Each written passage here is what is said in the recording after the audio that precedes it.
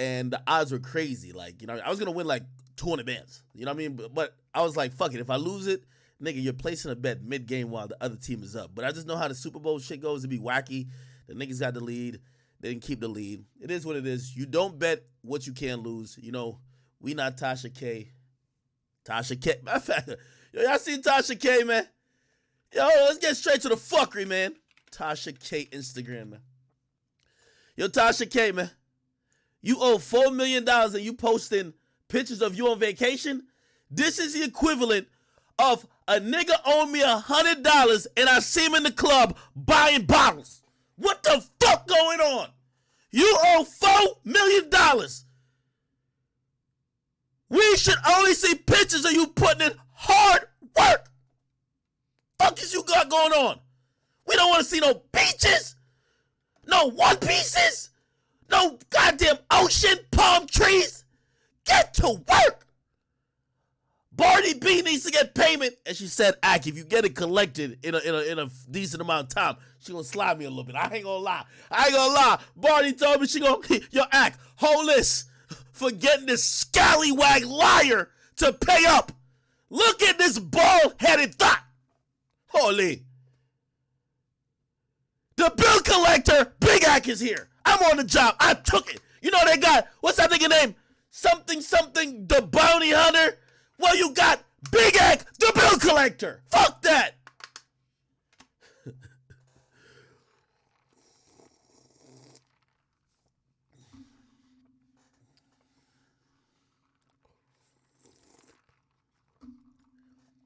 This chick about 50 been growing her hair all her life. And look what she fucking got, nigga.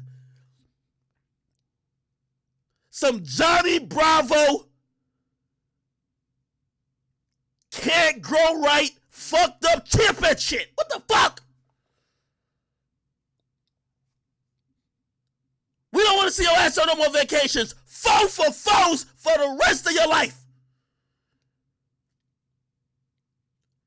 You know why that nigga looking at you like that? You broke. Bitch, how the fuck you fumble a bag? That nigga don't want to be with you. He thought he was getting with a chick that got the bag. You fumbled it. He on vacation like, I'll pay for this now.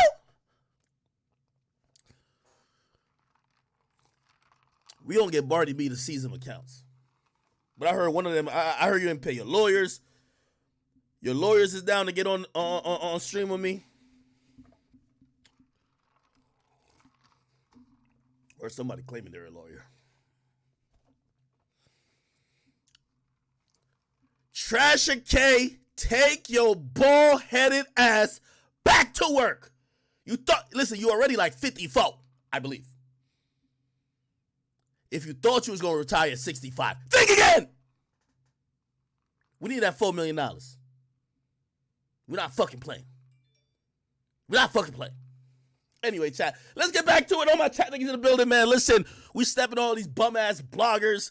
Anybody who come at the chat niggas, they will catch L's and L's and L's. We're doing good. We're winning. You know what I mean? Listen, man, it's good things coming to us. I ain't gonna lie, I lost the bet with a little Super Bowl shit, but it happens. By the way, for my people in LA right now, go to, what they tell me was that? There's something called the Reef Building.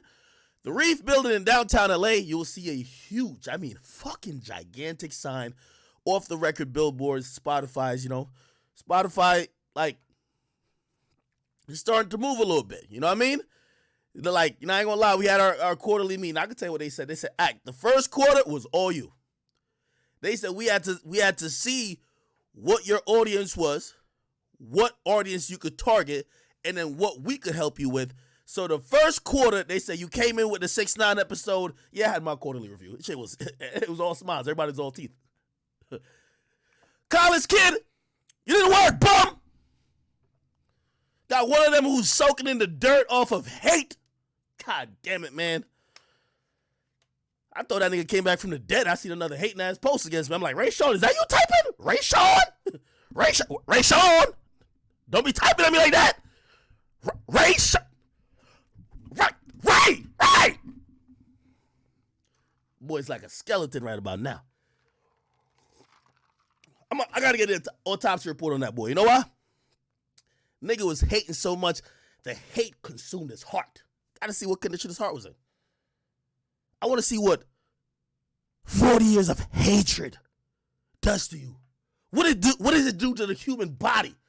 40 years of hatred. Anyway, Ray Sean, man. Listen, no more posting the dead about me. It's over, brother. It's like, I see you still trying to infiltrate Nick Thompson dub. Okay?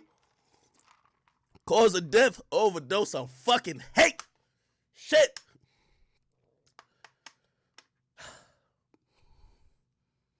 Chat. We chilling, man. Let's enjoy this time, chat. I'll be back to talk to y'all. Listen, I'm getting a little lit. Finally back home. Yo. I tried to corner.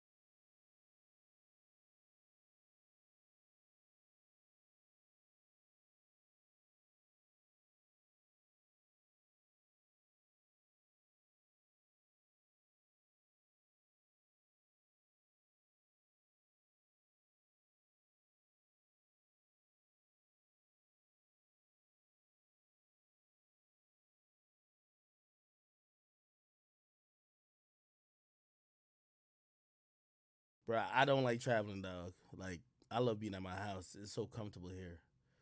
I ain't spend these millions just to fucking just be in hotels. That's just not the wave. I don't like it. Anyway, yo, chat. Yo, real quick. Oh man, I put this picture on the screen. Chat. Yo, chat. Real talk. Here we go. Bang. Wait. What the fuck? YNW Melly. Oh my god.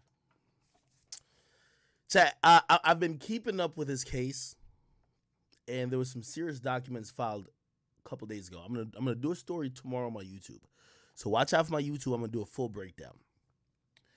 It's looking worse and worse for my man YNW Melly. He's one of my favorite artists. I love his music. I adore his music. I literally believe that what's the name of the album? Is it We All Shine or whatever? No, it wasn't. Which one that came out that year? Hold on. Why am I forgetting this? I feel like a bum. Y'all should remember there was a year that Melly dominated my fucking just like listening experience. What year was it? It was We All Shine 2019, man. I really thought he had the best album in 2019. I was on Everyday Struggle. I said it. Like, bro, I'm not saying it because I'm like, bro, I really love Melly's music. I just think it's so real, so authentic. I think he's so talented. I think he's a better form. Y'all could kill me for this. Yeah, but I think he's a better form melodically than Young Thug. I'm sorry. I think because he's more naturally talented vocally than Young Thug. Now, Young Thug is great with melodies, but this guy, when it comes to melodies, he's a singer. I could tell. His creation process has been so great, so amazing.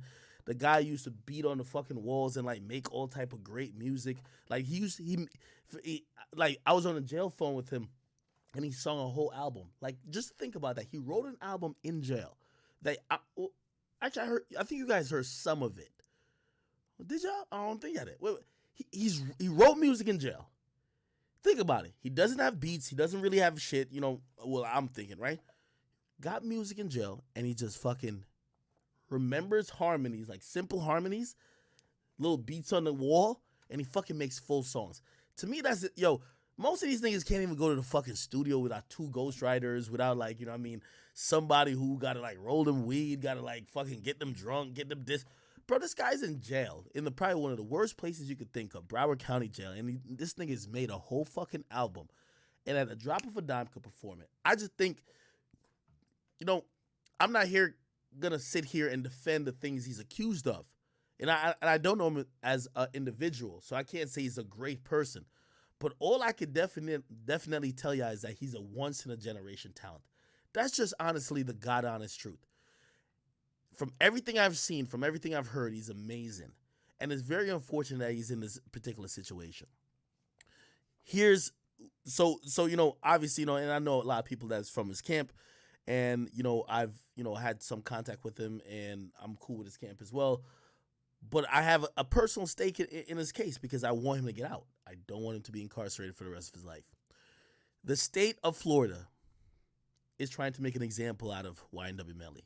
They want to put him in the chair for the death penalty. They're not. They've made it abundantly clear they don't and won't be happy with life imprisonment, despite how his trial goes. They want him to die. And you know, I've been following this case. You know, I see everything that gets filed in court. And everything that is telling me is like, man, they have a vendetta against him.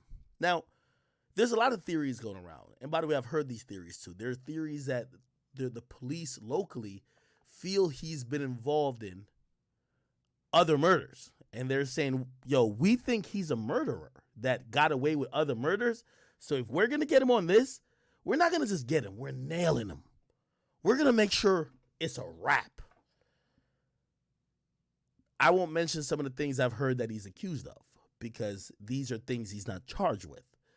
But I've heard that the police from Broward, from where he's from, the local police, not just the county, they've felt that he's got away with things that they have tried to pin to him, but they couldn't. But they finally have something. And they are not going to let up. The thing for him is that he's not going to take a plea. A plea in this particular case is going to equal to him to do at least 25 years in jail. Prison, actually. He's a fairly young dude. But there is no rap career. There's no music career. There's no life after coming out 25 years later. He's fighting for his life. He's rolling the dice. He's trying to take it to trial. And what I can say is that the people around him, they're optimistic.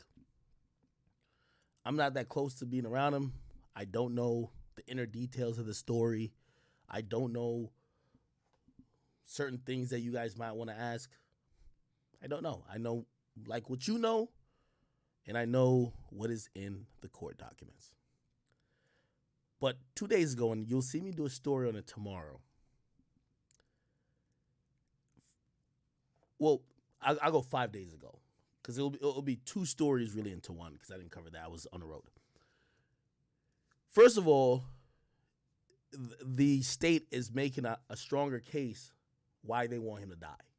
They're saying he's a gang member. So they're using things like facial tattoos. They're using all that stacking shit. All of this. There's a couple videos. Like, I ain't gonna lie to you. It looks good.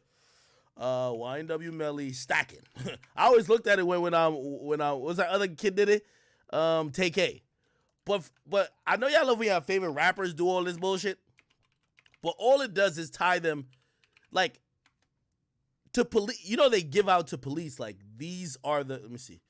What is that? YNW Melly stacking. Yeah. They give out to police. They teach police what the fuck gang signs are. Like, it's not some secret shit. But look at this. He gets shown on, I think he was at an NBA game, and this is what he did. They put him up on the big screen. Someone was recording him, like, close to him. This is what he did.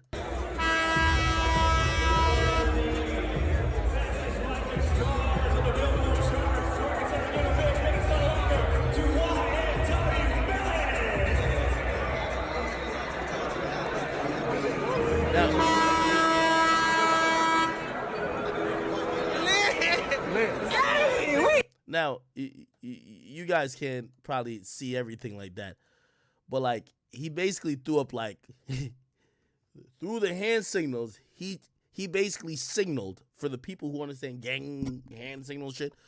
He told you what the fuck he's claiming. You know what I mean? It's not like this is some random dance he practiced. This is him basically letting you know this is who I am, what I rep.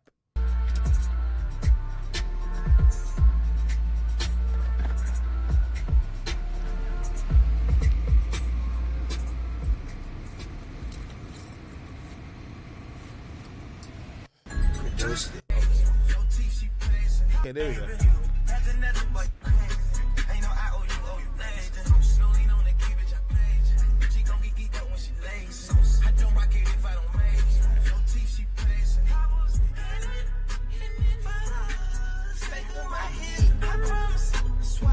All right, anyway, he keeps going, but I'll probably assume this might even be the girlfriend that they're trying not to get to testify.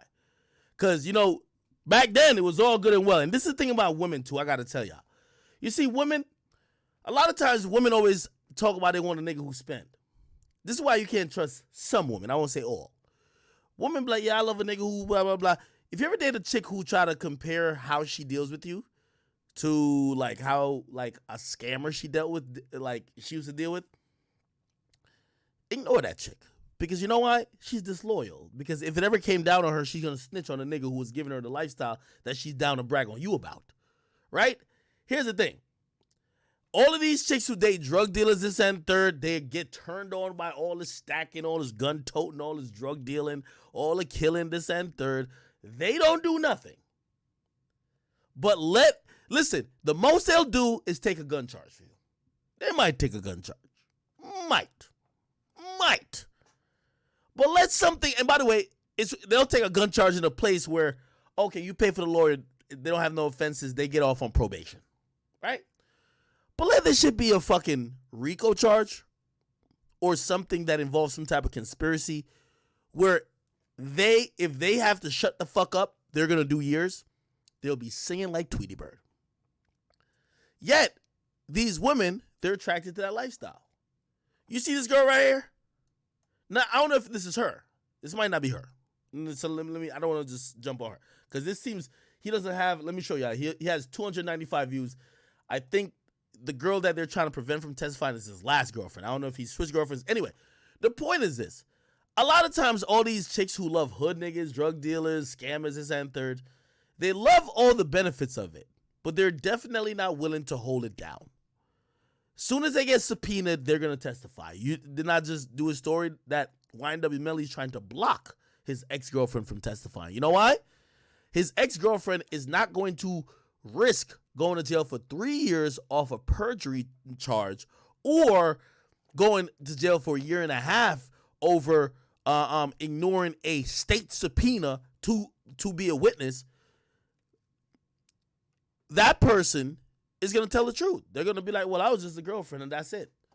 Now, when YNW Melly was going to all of the designer stores, was probably doing all the great shit he was doing, that was getting everything lit, You think these chicks is like, nah, I don't want that. Like, you got that from like doing some shit that's elite. Nah, I don't want that. It's always the case. It's always the case. Anyway, see all that stacking shit? All right, bet. Okay, anyway. So that's one thing. Oh, my bad. That's one thing that the cops are saying. Well, we need to get him the death penalty because this guy is a drug dealer. Not a drug dealer, but a gang member who repeatedly has, gone about getting people killed or contributed to violence. Okay? This is what got filed. So that got filed 5 days ago. 2 days ago. Or 3 days ago. What just got filed is that YNW Melly, like, this is late. Like, you can tell. The state is trying to bury this nigga. The state comes in 3 days ago. And I'm reading the document on my lower screen right here. They said, please take notice. Listen. No. Actually, no. That's of a deposition. Hold on, let me get that right. Oh, look. Right here. Well, I can't see it. Here's this. The state of Florida and through the undersigned assistant state attorney, according to whatever rule of criminal procedure, as supplementary to the state's previous submissions of discovery herein, submits the following amendments or additions. Now, you might not understand what that means. YNW Melly's team opted and agreed to have their trial in March. Remember, it's been lingering since 2019. He said, all right, March, let's do it. March. It's the 13th day of February. We're 2 weeks from March. The state just came in with a Hail Mary. They submitted something to the judge like, oh, judge, my bad. So if you don't know, discovery, you got to show the witness, you got to show the defendant what you're going to present.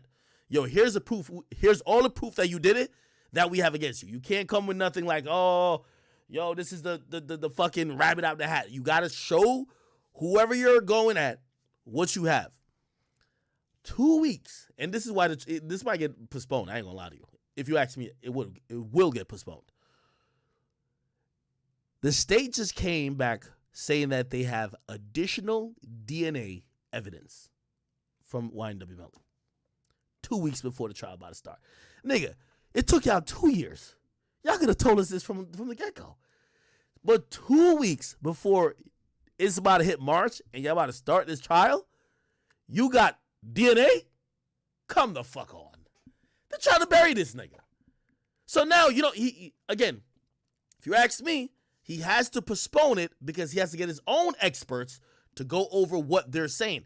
So they gave him a discovery folder. So they gave him the folder that says, or the info or file or whatever, or the file folder, whatever. It's going to say, okay, we got ballistic evidence that showed that the bullets went through there. It looked like it was fired from in the car. It looked like it was fired from the place that Melly was sitting. That's why we charged him. Melly, we got video of Melly getting in the car. We have GPS, blah, blah, blah, blah, blah. We got a lot of shit. This is why we are going at Melly, right? So he has to deal with that already. So they got to prepare all type of defense to like, you're duck and weave and everything. Be like, well, he left his cell phone. He left his cell phone on the chair that he dipped. Oh, what about this guy? Why this girl call me? Man, this is Bobby Valentine's Day. You better, you for the streets. Anyway, these chicks a while. Anyway, get back on topic. So he saw everything they got against him.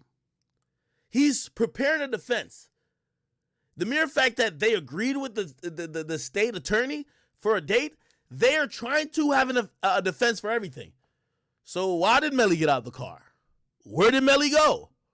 What was Melly talking about in those Snapchat messages? Why did GPS put him around this area? Why did we find bullets outside of the car like that? Why is the same count? So they're going to have to answer for all of that for him to beat the case. 2 weeks. And remember, that's been a 2-year thing. It's been a 2-year thing. 2 weeks before, they're like, oh, we found some DNA. Nigga, you found DNA? What you mean you found some DNA? Nigga, you had the car. They've had the car that the dudes were killed in for 2 years. 2 years. Let me keep reading. Broward Sheriff's Office Crime Lab, DNA section records production.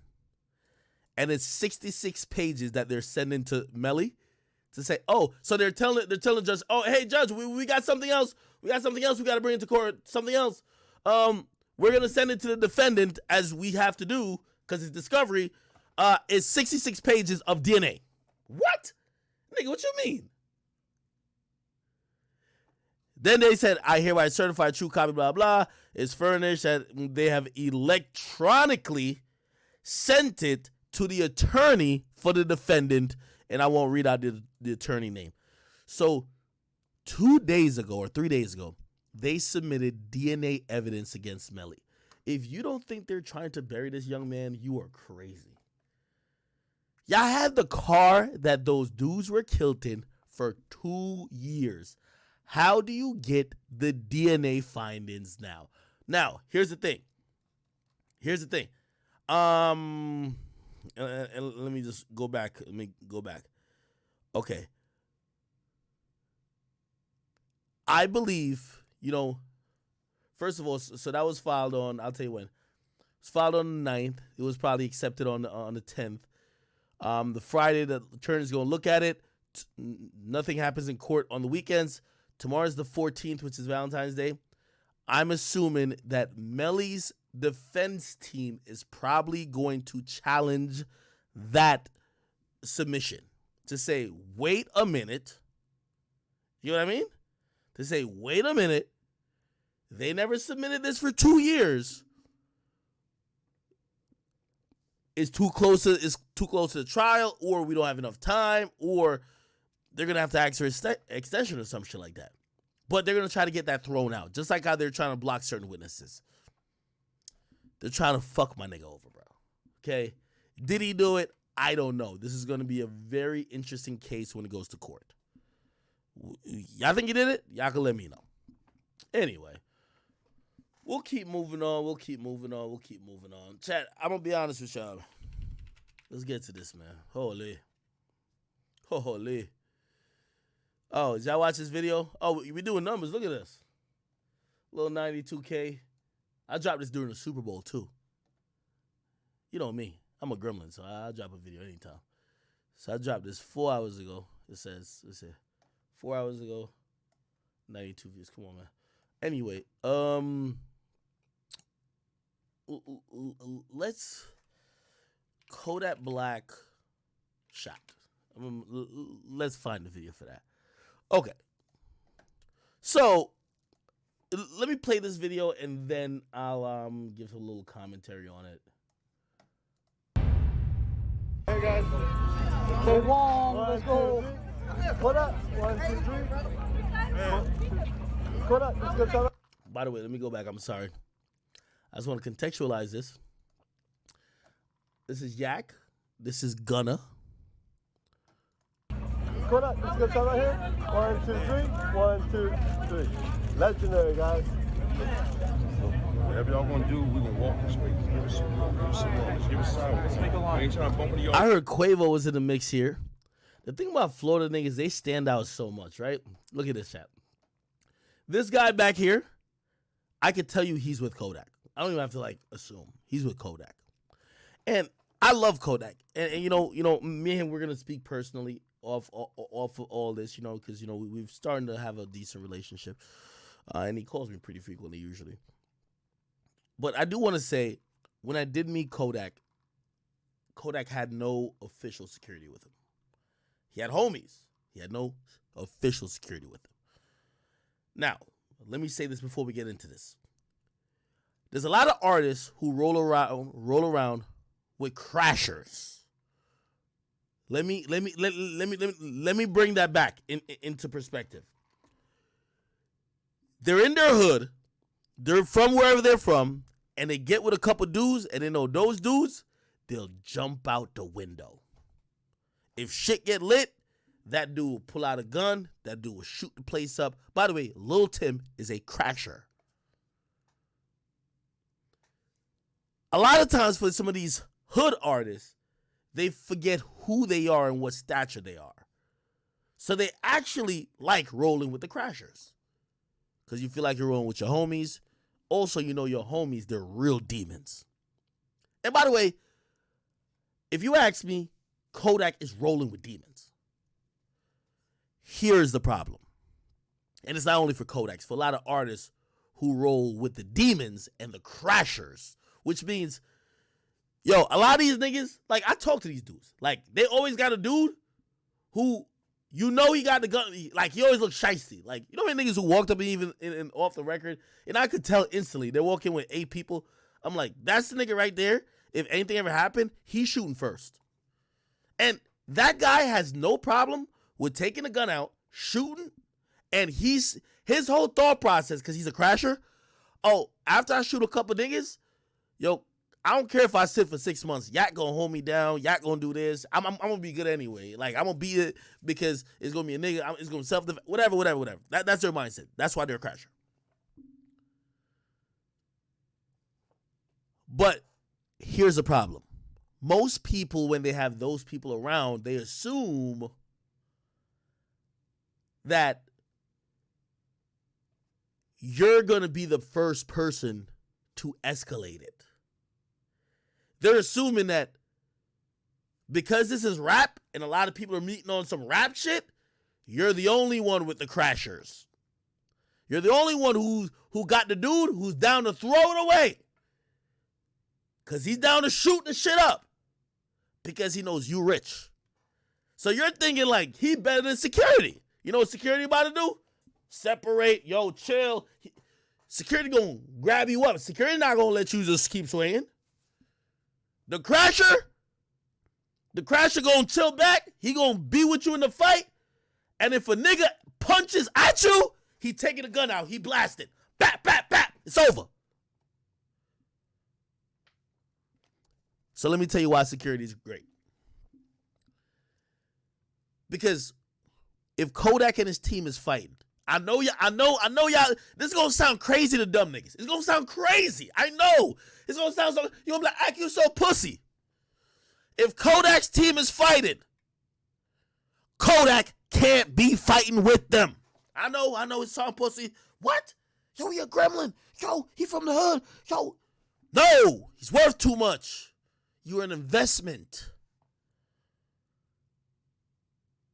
So a nigga like Kodak, if he's rolling with 3 or 4 people, that might be his homies, maybe one of his manager, he might go need 2 or 3 security, at least. And one should be armed, at least. One's job is gonna be grab up Kodak. Yes. Not, listen. And by the way, I could even get to this. I'm gonna talk about the Dababy situation too. You gotta grab the artist up too. You don't let the artist beat niggas up because the artist is being exposed. Your job, as soon as there's any altercation, ask any security guard. I'm gonna have to bring one of these really top tier security guards on here. You grab up your artist and remove them from the situation. Now, I ain't gonna lie, there's a lot of security guards, they're gonna get it in with the homies. So there's gonna be some security guards like, I bet, I'm gonna fight the niggas with the rest of the homies. But there's always a security guard that says, he pays all of us. He's not going to be doing shit. You grab him up and you move him away. Kodak is shorter than me. Grab him up, move him away. He could shout, he could spit. Fuck you niggas, I beat the shit out of y'all. If y'all come to Broward, y'all dead. So he can say whatever. But he ain't going to be there wilding, just running like a loose cannon, because if any real security team will admit, you have to be responsible for your client. The homies, oh, well, who cares? Your client, all the way important. So this started off wrong already. And I don't know if it's going to show the fight. Here we go. Y'all bumping us. It's about to get to the fight. Here we go. This is when he was chilling. So I guess, by the way, so Gunna leaves. Gunna got to go home to Chloe Bailey. You think Gunna about to be scrapping in the streets? That ain't P. You think Gunna about to scrap in the streets? That ain't P! That's not P! No way! Wait, I think that's Chloe Bailey right there! You know what's P? Going home with the chick that you trying to get lit on the shit. He about to be, when he's done playing this relationship shit, you gonna be like, this nigga clouded up. Good job. Is it Chloe Bailey or the other one? I don't know. It's Bailey something. Is it Chloe? Whatever. Or Haley? I don't know what the fuck they name. No disrespect to them. No disrespect to them. Oh shit! Got. Look, as soon as the door closes. Okay. Here's the thing. So Kodak's people rush down on somebody. Kodak is there, which, by the way, Kodak's a hood nigga. That's a fact. Kodak's a hood nigga. He's there. What's up? Yo, what up? And by the way, here's the thing. This is why you need security, because it's in Kodak's nature to jump in. He's never been the person to be like, remember when he got caught and got sent to federal prison? Nigga, he was driving the car. He drove the car to another country. The nigga took one, he was going to Detroit, ended up in Canada. Like, he don't know directions. So, like, he's just like his squad. Like, he a hood nigga. He not going to be on some bougie. There's certain rappers, they wouldn't bust a goddamn grape in a fruit fight. And by the way, there's certain people like that too. If I got security, I can not throw a hand. I would stand by security and just laugh at you and take pictures. Click. Click. But there's some hood niggas that like, they want to. It's part of why Pac got killed. They jump in one nigga. You think Pac had to be there? No. But Pac wanted to feel like them other niggas. Death Row had niggas for the pack outs. They had niggas for the jumpings. They had niggas for the shootings. But of course, a lot of these artists, they forget they're the bag, the commodity. You are the product. They want to get it. Let me stop that nigga out. It's one of the reasons I'm going to tell Baby, you need to cool. I've been telling y'all, the Baby is giving an advertisement to say, I don't do fair ones. I have mad people with me, and I've killed somebody. The only way you're going to be able to beat the Baby, if you come in there shooting. And trust me, these niggas ain't got shit to live for. They will do it. That's what I'm going to tell the Baby when we get to his shit. Because the Baby, and by the way, I do think the way the Baby move is because they're in a bowling alley and they checked everybody. They did the whole shit. But the Baby is giving an example. I'm telling you, the next nigga running to the Baby, you fucking stupid if you put your hand up. He got 10 people with him. You don't got 10 people. He got security, this and third. If you not coming blasting, you tripping. So that's why the Baby got to cool out. These days we seen it with King Von. We seen it with, nigga, it was a one-on-one. K flocking another nigga. Bruh, it's a shooting. Like, niggas is, what do you think this is? Niggas is not fighting like none of these dudes can fight. You ever seen some of these rappers, bruh? They're skinny as shit. So anyway, so back to security. Kodak, if Kodak had security, you put Kodak in a full Nelson. You know what's gangster? Okay, he got 2 punches in and he talking shit. Fuck y'all bitch ass. Full Nelson, security put on full Nelson and move and turn around and walk him to the car. No, Kodak is right there. Look. Look, already, this dude right here, he got the gun. He got a gun. Look, it's not even like, bruh, niggas on that Lil Tim shit quick. Look.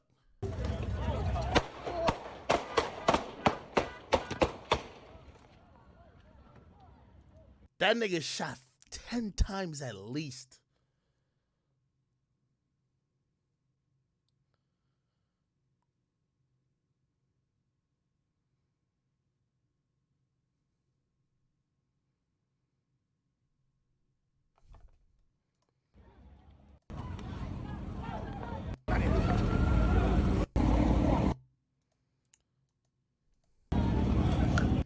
Oh, Kodak is really lucky. It's the reason why homie security will never be real security. A real security would never let you get in a fight. And it's not on some homie back shit. It's because this shit happens all the time. You know why when the King Von thing happened, people were like, yo, where was the security? You know why I tracked the interview with me?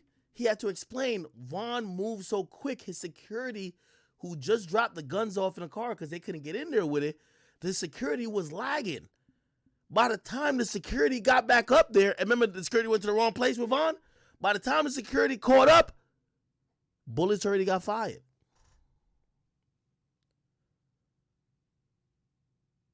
That's the thing about this homie security. Let me click on this video. Look. It's another video. Look, Kodak rushes in. Look, this guy right here. And by the way, this guy's gonna get locked up like tomorrow. Like, I'm gonna be honest with you. Whoever this guy is, he's getting locked up like probably tomorrow. Like, bro, like you gotta realize. Look, nigga, they got you on video. Like it's like 4K right here. Like, look, he keeps shooting and like he's running away. By the way, you know, these days, and honestly, you know, I was talking to Hassan Campbell. If you haven't watched the episode of Off the Record, you got to. But this is why, like, you know, he was saying, man, deaths was rare 20 years ago when hip hop is going on. Of course, we had some big deaths, like, for example, Tupac and Biggie. But it wasn't as much shootings and killings as we see now. And one of the things is that a lot of people these days, it's not the gangsters who have like, niggas walk around with a gun in a Dior purse. Think about it. Niggas get a Dior purse to wear their gun. Everybody has a gun. The guy who's shooting right here, he has Off-White on. Like, what Hassan was really trying to say is that gangsters who are down to kill people, they were almost like niggas who you could easily identify, like, oh, that guy is willing to throw his life away. This guy left the crib thinking he was drippy. This guy here, he's drippy. Off-White on the back, rest in peace, Virgil. You never know, he might have their Mary jeans on, the scary Marys. He might have had some custom sneaks on. He's not thinking about going to jail or throwing his life away, but he got it on him now. Everybody has a gun. I was telling a story of, like, you know, when I was even explaining to people, even like when they were like, oh shit, like, yo, I got a gun pulled on him by some chick in Florida. Bro, let me tell you what Florida is. And it's sad I even got to say this. Everybody has a gun. Everybody has a gun. What I mean, everybody? Everybody has a gun. The nerd has a gun on him.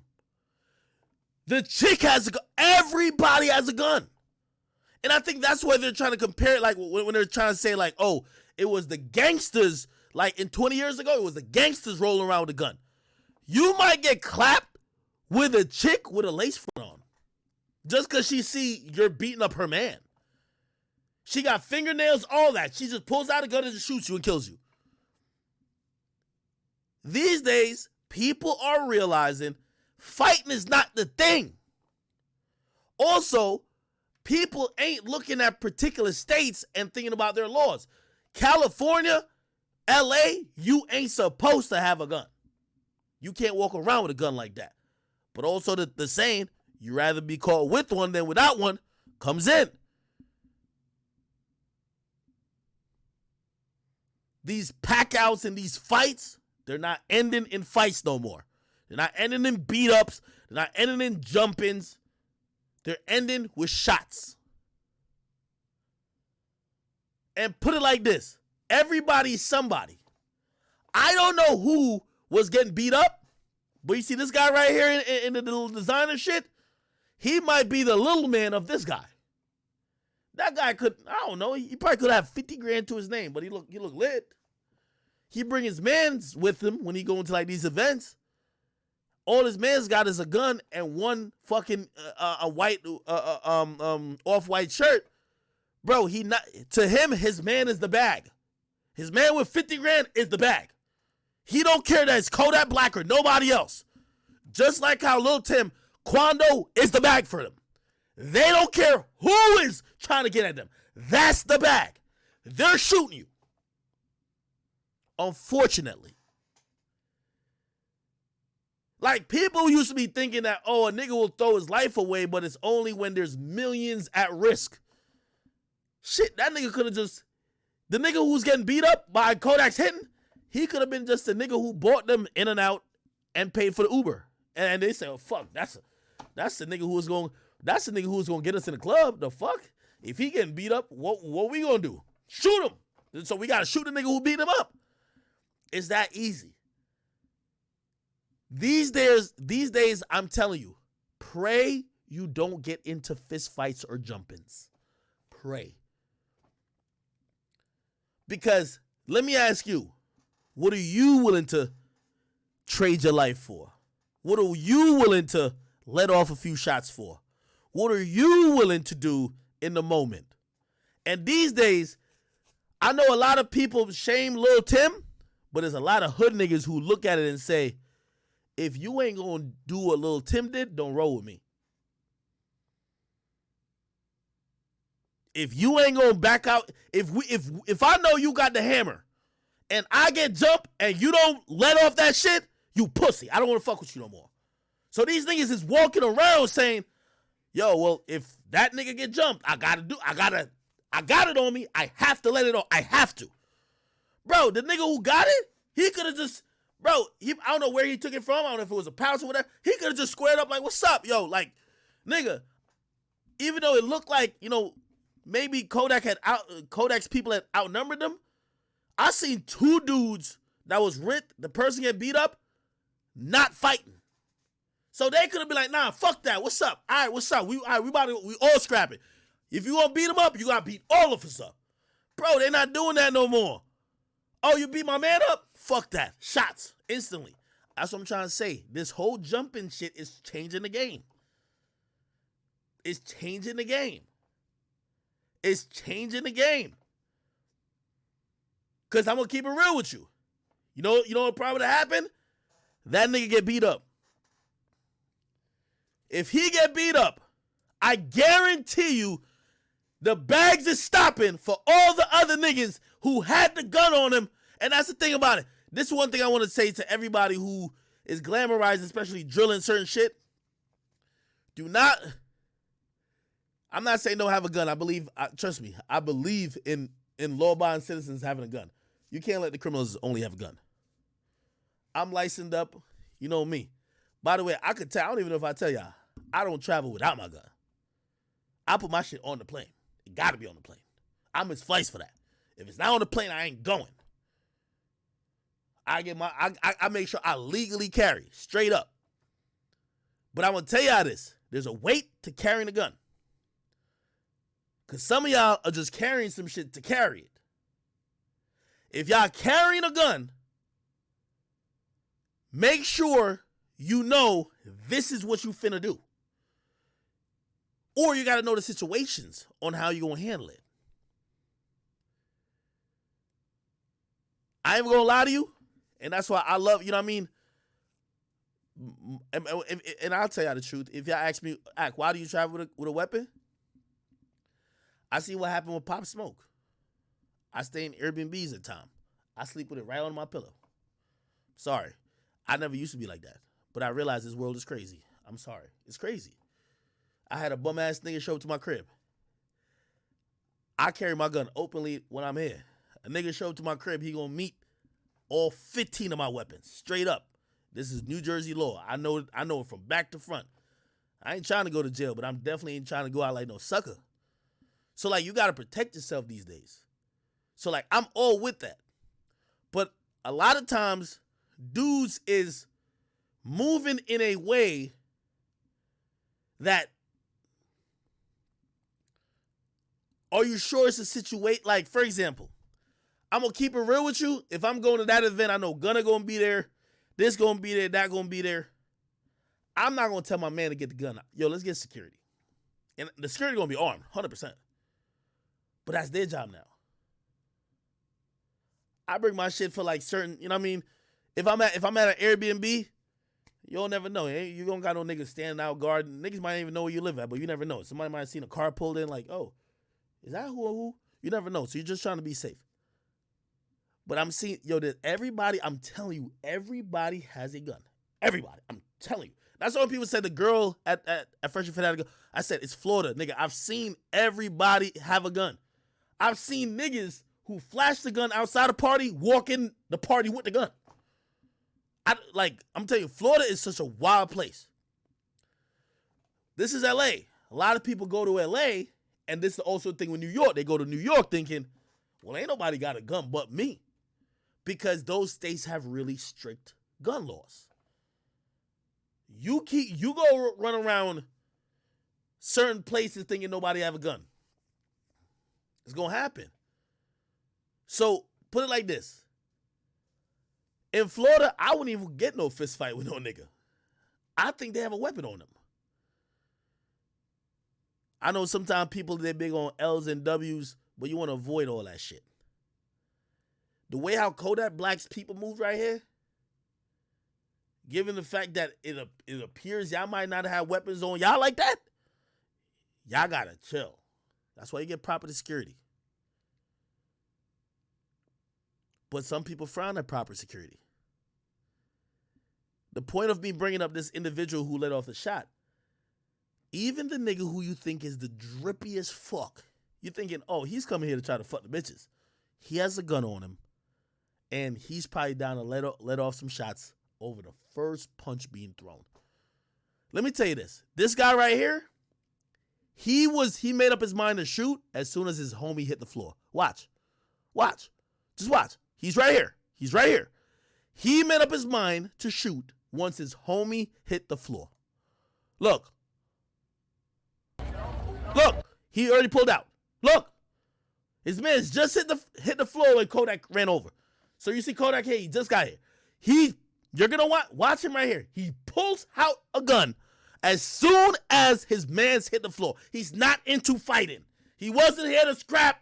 He's not here to this is not Jake Paul versus motherfucking whoever the fuck he be fighting, Tyron Woodley. As soon as his man's hit the floor, he said, all right, this is time. I'm clapping one nigga today. Look. You already pulled it out. Pull it out right now. Now he's looking like, all right, let me get the perfect shot. Which I ain't gonna lie. I think he shot a couple times right, but he emptied out the clip while he was running backwards. Look, here we go. He holds this guy, which is, I ain't gonna lie, he's slick. This guy's white. He holds him as a human shield. This is hilarious. No, it's not hilarious. We try to, He holds this guy as a human shield, puts the gun right here. So he holds him here, so if somebody was shooting back at him, this nigga getting fried. This white dude right here getting fried. He's catching all the bullets back. Look. So he shoots once, twice, everybody starts scattering. I'll tell you another thing about if you ever do any type of weapon exercise or whatever the case is, when you're at a range and you're shooting controlled bullets, it's whatever. Once you start kind of just squeezing randomly on a street, I'm going to tell you why this guy starts to run. Because he's the only one firing.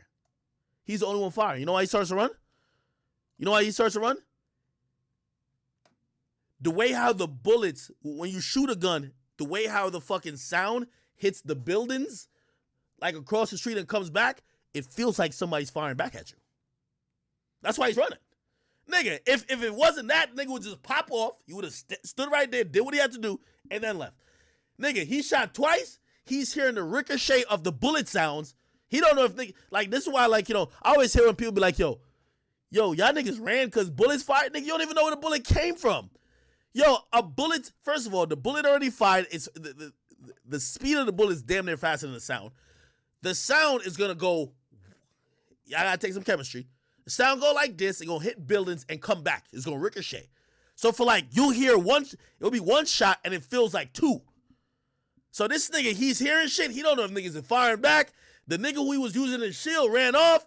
He's like, fuck this, I'm out of here too. So he just started shooting behind him. Like, fuck it. I'm telling you. Okay, you hear those sounds? Tell me it don't sound like it's two people shooting at each other. It's one gun. But the bullets are like the sound is ricocheting off buildings. Look.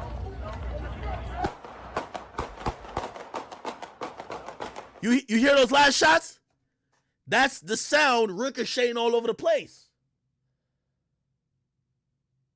Somebody's. I'm over here giving y'all chemistry. I'm giving y'all physics, ain't it? I'm just trying to be honest with y'all. Hold on. Oh, who's left on the ground?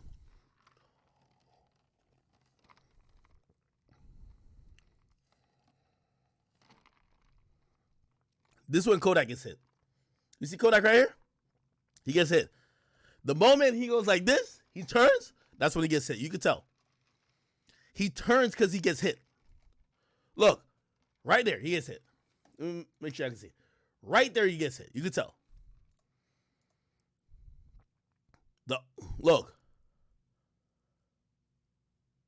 Right there. Bang. He gets hit. Look, and you see him kind of stumble out. You'll see he stumbles out of the frame. Look, he stumbles out of the frame. Good thing, thank God for adrenaline, because like if you get shot in the leg, even if your leg is severely injured, you'll be able to still use it for a little bit because adrenaline is kicking in. Like your adrenaline is gonna make sure you survive. You know, thank God, you know, God armed us with a certain type of shit that, you know, not because you get shot in the leg, your legs just don't move. You know what I mean? So he gets shot and he's still running, like he's not limping or instantly. Like it's adrenaline. Look, see? But you can see a little, okay, whatever. This guy right here, I don't know if y'all can see him. He looks like he gets shots too. He gets shot too right here. Look.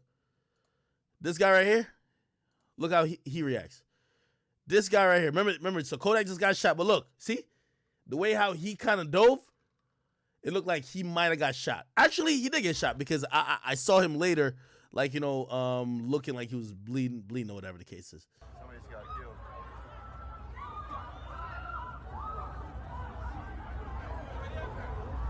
Okay, and by the way, I think they threw Kodak in a vehicle, which is very smart and dope of his homies. Yeah, I think when people were thinking about Von, you know, people were saying, yo, when Von got shot, like he was kind of on the road and like Quando was holding him up for like a long time. And, you know, like those are very integral moments of his life where like he needs to be on the way to the hospital. He needs pressure on the wounds, this and third. When there's another angle where a nigga was coming over, like, oh, niggas got shot and there were certain people still laying on the road, Kodak was not there. I mean, somebody threw Kodak in a car like, let's fucking go to the hospital. You get me? Let's go to the fucking hospital, which is good. Which, you know, again, I'm not knocking the homie protection, but whatever homie who did that, that's good. That's good. But I'm still saying security ain't letting Kodak fight, man. Now, I ain't gonna say, like, they don't have a leash around him, so he might have jumped in real quick, but one of them would have jumped in and grabbed up Kodak. Grabbed him up. You feel me? So, we don't see Kodak on the ground. You see somebody here. There's somebody here laid out. And then there was somebody here.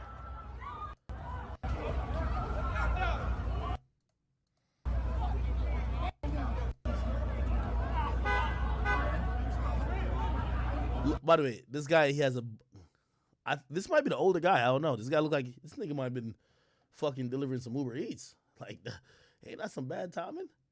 They got a bike helmet on and look like he's hit. Yo, the cop is ruthless. The cop like, yo, I just stay down, nigga. Fuck you. God damn, the cop is ruthless. He look hurt. Look at the cop. Just stay down. Oh no, maybe not hurt. He getting up. Oh no, maybe he's not.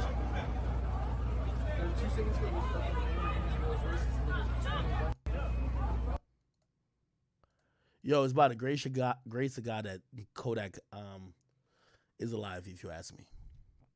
Let me also say this. It's the same reason why Shadi only got 15 years. It's the same reason why 6ix9ine is actually free now. Like, a lot of times with these judges, they say to these dudes who get caught for shootings, and by the way, like, for example, Trayvon did a bunch of shooting, but even this, whoever the shooter is when they get locked up, and I'll talk about self-defense in a second. When this shooter get locked up, what's gonna save their ass is that they're a bad shot. Because if they had killed somebody, and by the way, this is a reckless shooting. You shot 4 people. But like one of these bullets had fucking hit and killed a bystander. You get what I mean? Let this hit and kill a bystander. You're cooked. They don't want to hear it. You're cooked. You're going to jail. You're cooked. You're done. You're going to get aggravated assault with a deadly weapon because your aim ain't that good. But if you had shot a nigga and killed him, that's murder. They don't give a fuck. It's murder. Second or third degree, definitely. And all of those carry 25. You not getting out before that.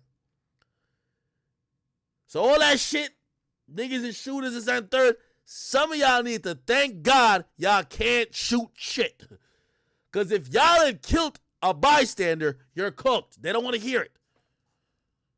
This is LA. This is not Florida. This is not Georgia. Self-defense, as some people are trying to say, oh, it's self-defense. Somebody's getting jumped. By the way, in Florida, in Florida and Georgia, if your man's is getting jumped, if you feel, and here's the thing that people don't really like think about when it's self-defense. You could use self-defense even if you're not getting your ass whooped, right? But you have to prove in court that you feel that the nigga who you were defending, his life was at risk. It's not that somebody punch your friend and you shoot him. No. Now, if you feel somebody's about to kill your friend, kill your family member, kill your child, kill your mother, kill somebody, if you feel that's where it's at, you could kill that person. Facts. That's how it goes. That's in those states because they have a stand your ground state. And it's not only for yourself.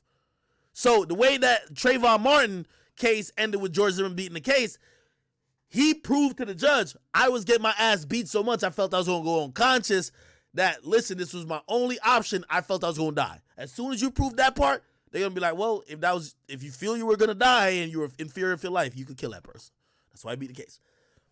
With these type of situations, not because a nigga punch you, you know what I mean? Like, and I'm not, it's kind of a, you could have a case go to court because, you know what I mean? That nigga could have, whoever who was getting jumped could go to court and be like, yeah, Your Honor, like, I don't remember anything after the first punch. I was basically knocked out, and I did think they were going to kill me, right? To support whoever who shoots story. But it's not like that. And by the way, that's only for those southern states with stand your ground. Let's go back to K-Flock. Let's go back to, because that's New York. Let's go back to this. This is L.A., California, L.A., even Jersey. You cannot just kill niggas because you feel they was beating you up. Matter of fact, you shouldn't even have the gun out there, right? But here's the thing. The moment Kodak turns around, every shot you fired is attempted murder. See, that's the difference between California and Georgia. In Georgia, as long as you could prove that the nigga they were beating, he was in fear of his life, you kill everybody on the scene. You kill everybody. It's cool. You kill everybody, just turn your gun in. They give it back to you in like 2 weeks to like a few months. It's done. In Cali and LA, the moment a nigga shows they're not a threat, so really, like, and this is why if you ask certain legal attorneys, they hope there's no video, and then they hope you kill everybody. I'm going to tell you why they hope you kill everybody. Because a dead man tell no tales. Because if you kill somebody, right, the nigga you kill, he ain't going to get a chance to testify to say, yeah, I was beating up his mans, but after I heard the shot, I turned around and started running, and he shot me 5 more times. That's not self-defense no more. That's attempted murder. It's weird. It's the reason why Taxstone's case with Troy Ave is gonna get very interesting. Because, okay, cool. Taxstone actually allegedly pulled the trigger and killed the bodyguard of Troy Ave. Troy Ave gets shot by Taxstone, punches him, wrestles away the gun, gets the gun in his hand, and then chases Taxstone out the club, firing at Taxstone. Hear how it works in New York. In New York, once you get the gun and once you're chasing him, it's not self-defense no more, even though he killed your mans and shot you. It's not self-defense. At that point, it's attempted murder, which is weird. It's weird because in Florida, the stand your ground rule is the don't start none, won't be none rule. Which means if a nigga come to you and start some issue, you could chase that nigga down and clap him. And the cops gonna be like, okay, as long as you can prove that he was about to kill you at first, we don't give a fuck if you chased him. We don't care what you did to that nigga. Tell that nigga to rest in peace with Ray Sean. Sorry, that's what I'm gonna tell you. That's why stand your ground rules are very important. They just did this, and listen, by the way, I'm up on all these rules. They just a few years ago they just clarified a new rule when it comes to your crib. So here are the rules used to go when it comes to your crib. If someone breaks into your crib in New York, New Jersey, and a lot of these upper states, nigga, they could say you had $1 million in your crib. They have the bag of the $1 million. They got all your jewelry. They got everything you care about in life, and they're walking out the house with it, right? If you pull up on them and you like, yo, give me my shit, and the nigga looks at you and say, nigga, fuck you, and he's walking towards the door with all your money, and if you shoot him, that's attempted murder. You have to let that person go because they're not a threat to your life. You can't do nothing to them. They just changed it recently. Now in Florida, you kill that person. You should clap him. You clap him. You know what I mean. You do a little dance over their body, piss on them. It's all good. Call the cops. They don't give a fuck. You could bury that nigga in the backyard. They don't care. They just changed. It was basically a court case. Nowadays, they have what's called, I don't know if it was in Virginia. There was another state that kind of adopted it first because they proved something, which is, hey, listen, people in America, according to the Constitution, have a right to defend their home, which if you could Google it, it's called the Castle Doctrine, which basically means if you're in your house and a nigga pulls up in your house, you have the right to use whatever force you may deem necessary that you think is protecting your residence, which means protecting your property, protecting other family members, or protecting yourself. Which, again, this is all technicality shit because, like, literally before the law was if a nigga steal your shit and they're in your house, you can't clap them because they're walking out and they ain't threaten you. Now it's like you catch a nigga in your house,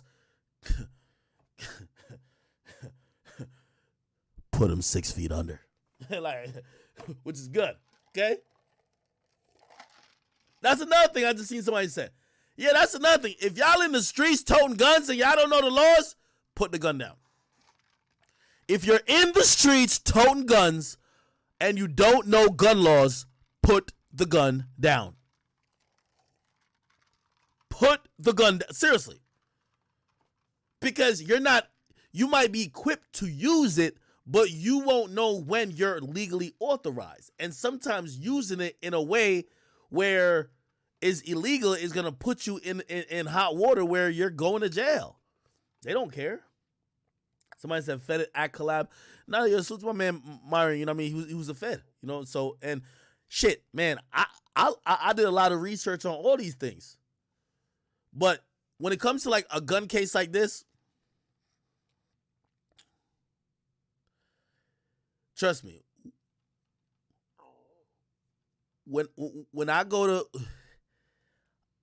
as I said, I'm a legal weapon owner. I have over 50 weapons. I'm going to tell you this right now. I don't know if y'all know. Like, they're all over the fucking place. I got 3 in here. Like, I'm sorry. It's all over the place. You know what I mean? It's a big-ass fucking house. You never knew when Riri's coming through the window. We got to get that nigga 15 to the gut. You heard me? And again, this is all if he's coming in here. So, here's the point. I travel with them. Like today, so I got on a plane today from Miami Airport. I always got to show up early. I got to check in my weapons. You feel me? All are legally licensed in my name. New York is like anal. One time I flew through New York. What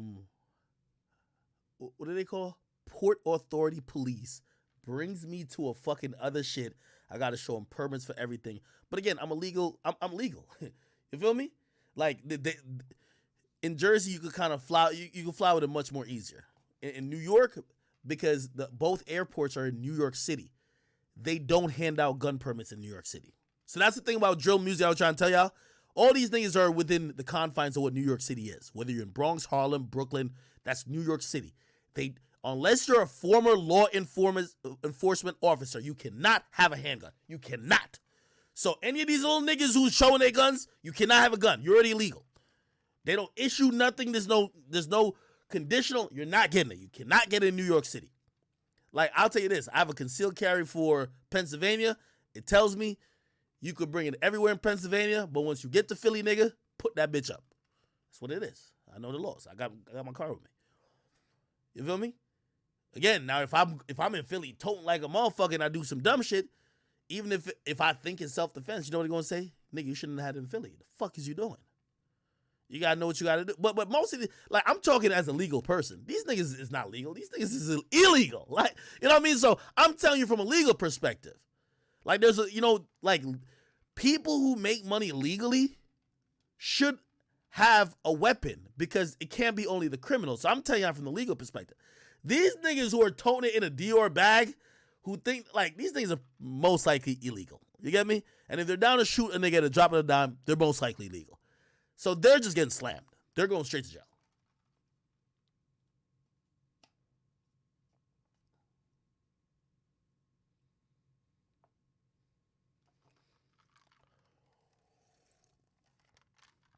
So yeah. Hold on. Wait, who's calling me? Yo, who the fuck? Why is Kanye West still posting this nigga Pete Davis?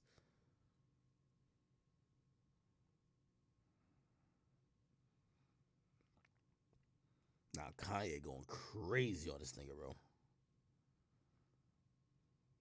Damn. All right, we'll get to that.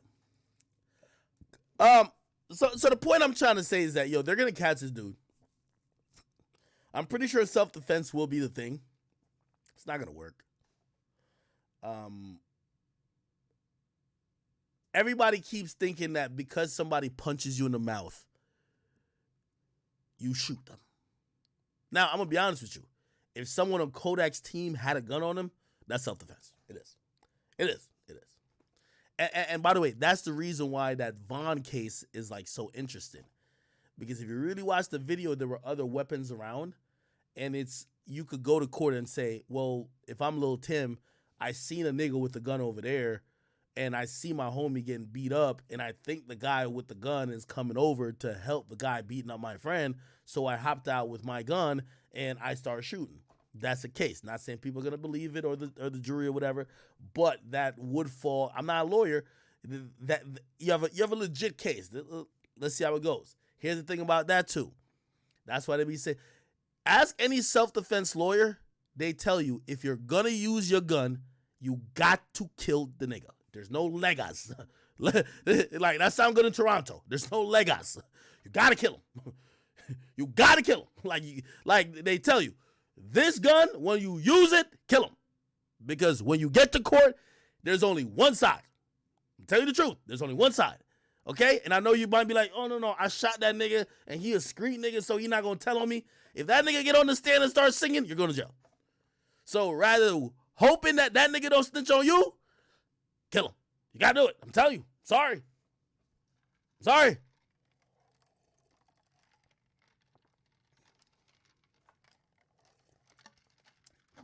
Listen, ask any defense attorney. I'm telling you. They always said, also, like, if somebody break into your house, you got to kill them too. I'm serious. They always say if you're going to engage them with a gun, try to kill them because you don't want another side of the story. When you kill them, let their body rot, let the cops come get them. You talk to your attorney, don't talk to cops. You give your gun up. If you're legal, this is for legal people. If you're illegal, I don't know what type of rules I play by. I'm talking about legal people. You and your lawyer get the story straight. Remember, the other nigga dead as fuck, and then you're going to tell your lawyer, and there's going to be one side. So the cop got to create the side of the dead nigga, and you just tell him exactly what you did. Be like, yeah, that dead nigga. Be like, I know y'all ain't see it, but that dead nigga, he raised his gun. You know what I mean? Like, he reached for something. That nigga, like, he flashes. He lifted his shirt like he was flashing some shit. I thought it was a gun. You cry a little bit in court. Look at that nigga Kyle Rittenhouse. Even though the people he shot was, I think they're alive. Well, one died. You cry a little bit in court. If it gets to court, beat the case. Beat the case. Telling you. That's what my lawyer told me, man. He said, pussy nigga start playing with you like that, you ain't get these licenses for no reason. Just don't make sure that if we got to go to court, we only hear one side of the story. You know what I mean? Hey, you ever hear the saying? The only way to keep a secret between two people is if one is dead. You ever hear that one? Oh, yeah, I ain't hear that one yet. You ain't hear that one. They say they said the only way two people keep a secret is if one gets killed. Remember that. So when you get to court, you tell a whole different story. Yeah, I ain't gonna lie. That nigga kicked my door with his hand in the air. Like, I didn't know he was making a finger cut. A nigga black as fuck. I thought it was a weapon. Holy. You know what I mean? I was just firing back. Chat, the whole point of me saying that is that salute to the legal gun owners. These things in the videos is fucked. Kodak needs real security too. Shit. I'm telling you, real security is supposed to get you out of the way. But that's not the gangster way. Like, I don't know why people celebrate that so much. It don't end well. All right? Yeah, I hear y'all be like, by the way, Reddit, to everybody on Reddit, Torontology. Okay. The Kodak Black Reddit. Listen, could y'all calm down? Like, you know what's so funny? Y'all love gangster rappers so much these days, but as soon as some shit happened, y'all saw the crime before. Like, niggas was still shocked. They're like, oh my God, there was a girl that solved Young Dolph's murder like 2 hours later. But y'all the same person that if I went on YouTube and just tell y'all what happened, y'all be like, why you snitching? Do y'all like y'all want people to talk about who did it, but y'all like selective snitching. Y'all like selective snitching. I guarantee y'all wouldn't mind if somebody snitched in a Pop Smoke case. You know why? Y'all love Pop Smoke. But let it be a nigga y'all don't like. Yo, chill, stop snitching, bro. Leave it in the streets. This is why when people play into the internet shit, I be like, y'all are dumb. The internet is like, yo, it's who you like. It's not, there's no fucking code. It's the internet. Keep it 100. If there was somebody who could snitch in a Pop Smoke case, wouldn't you want him to snitch? Of course. We want to know the tea. We want to know what the fuck happened. Like, a lot of y'all be acting like y'all some street niggas. It doesn't even matter.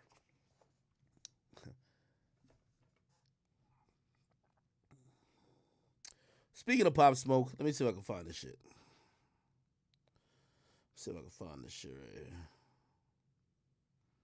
By the way, are we calling Pete Davidson Skeet Davidson now? Y'all gotta let me know.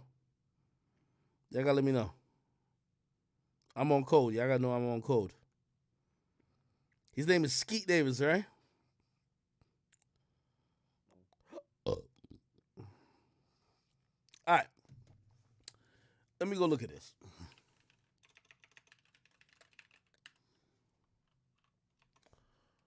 All right. So there's a young woman who was in the fucking house when Pop Smoke died.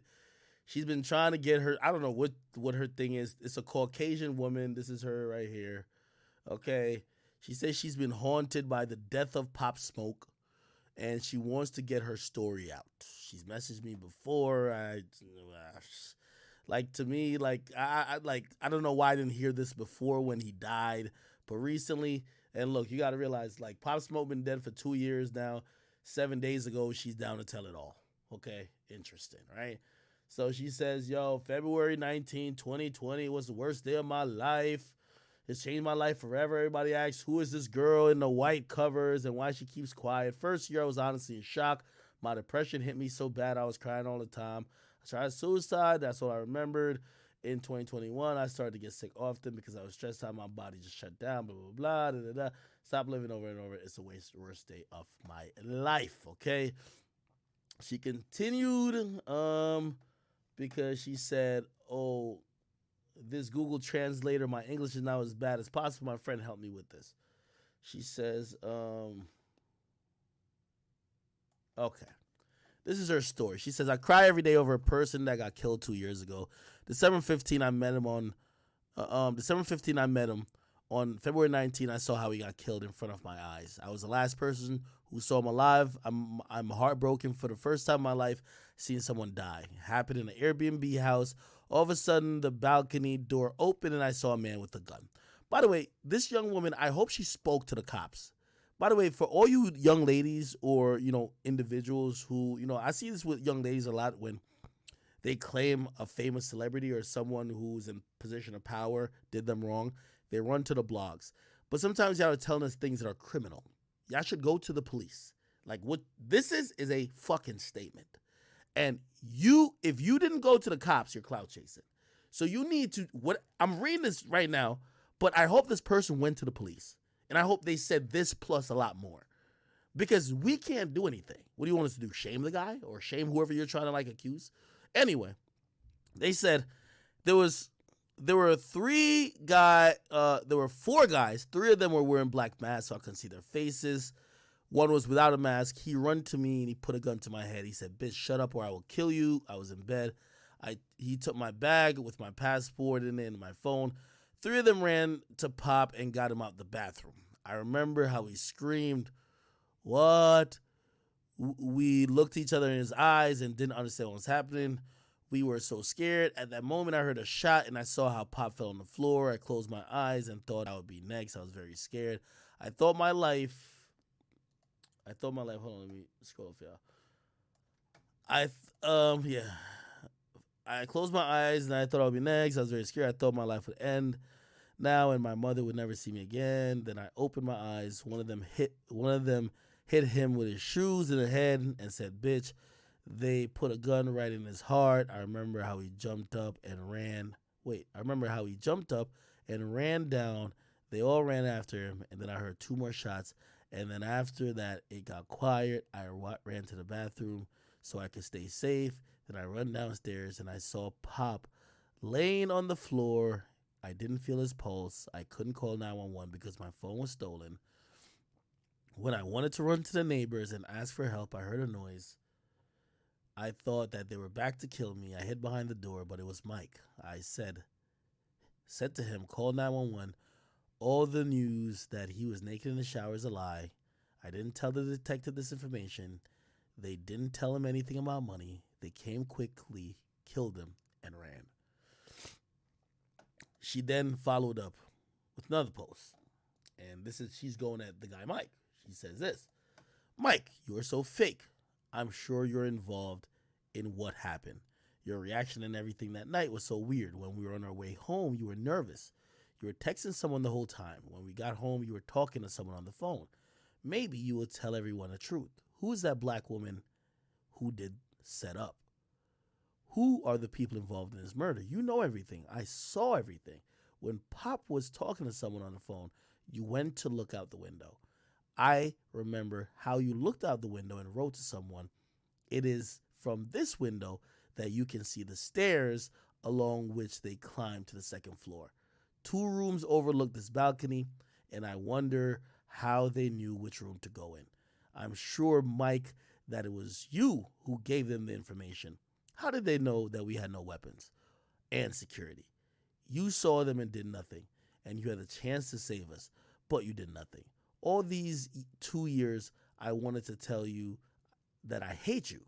You ruined my life with these people a few minutes before the murder. You went outside and turned on the alarm. Turned on or off? You turned on the alarm.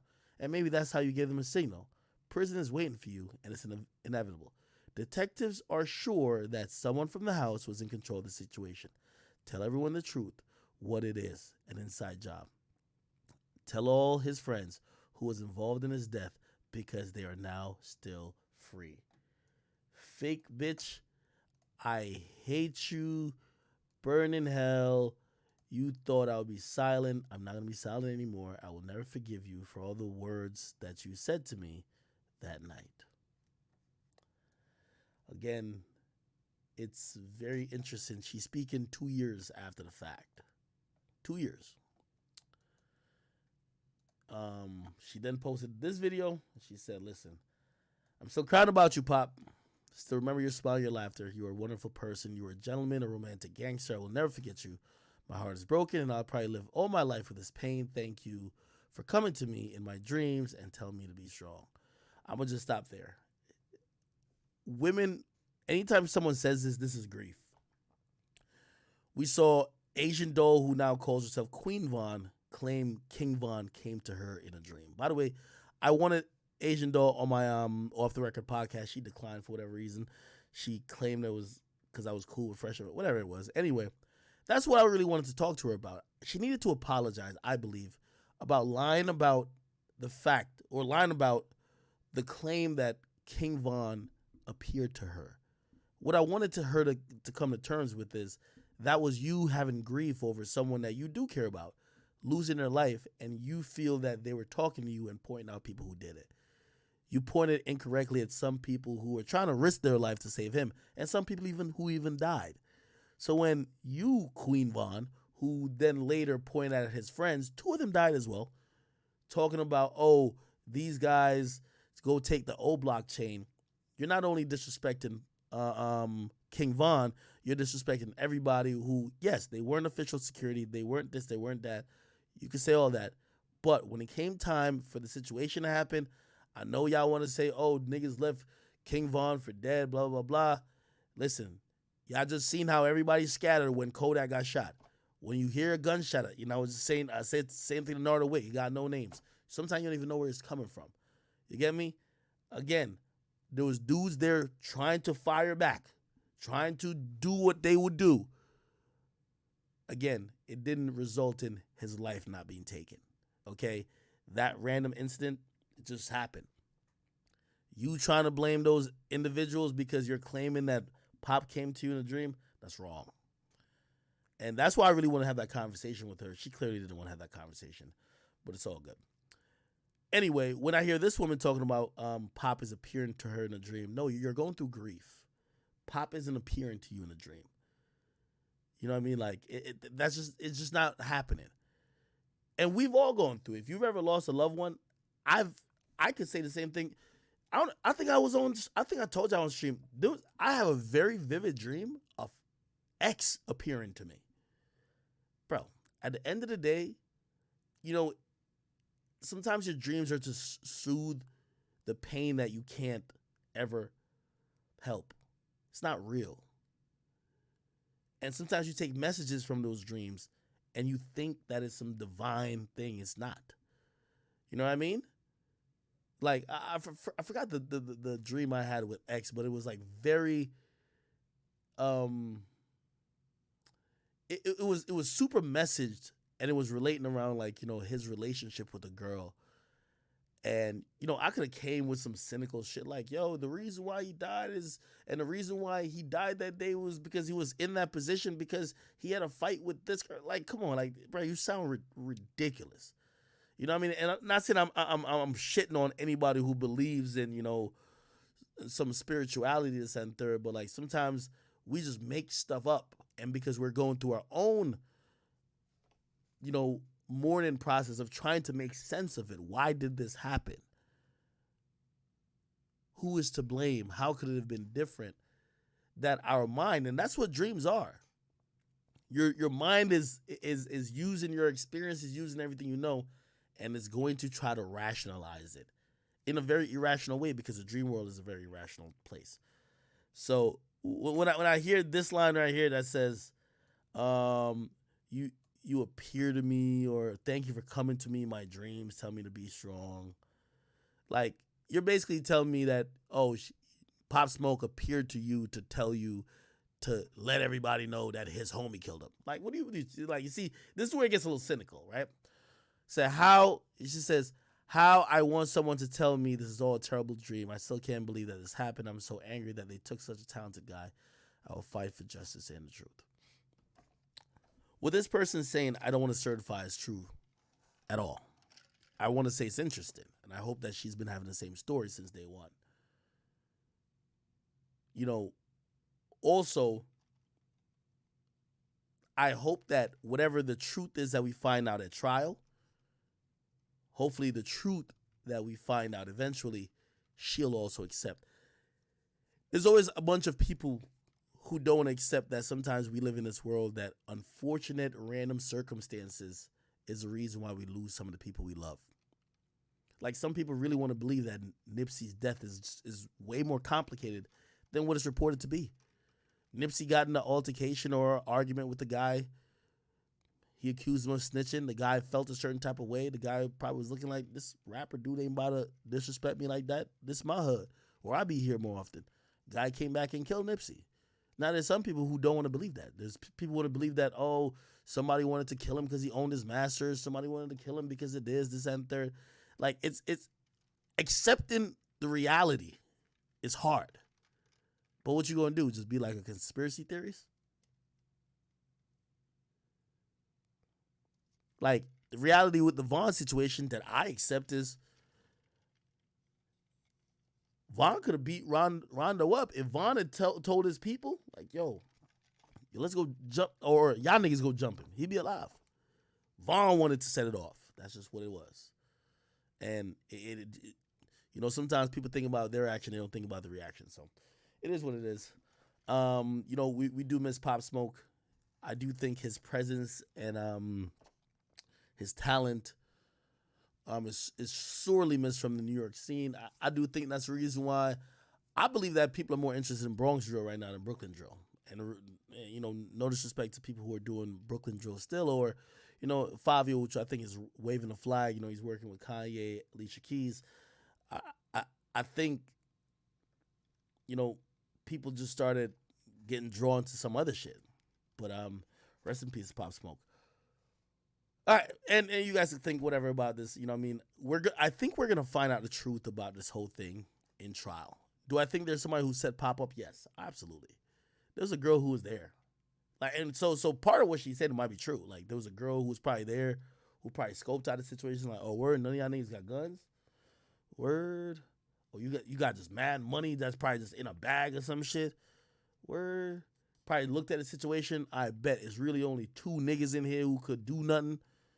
Like, I bet. So if I tell the homies that, yo, it's only 2 niggas in there who even on shit, who could probably scrap or something like that, and the rest is bitches. Mean women, obviously. All right, cool. Let 4 of them run in. They tooled up. They not tooled up. It's 4 versus 2 anyway.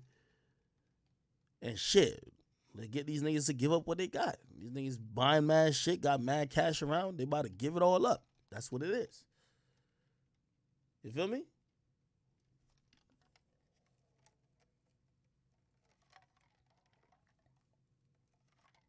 Somebody say it wasn't for money.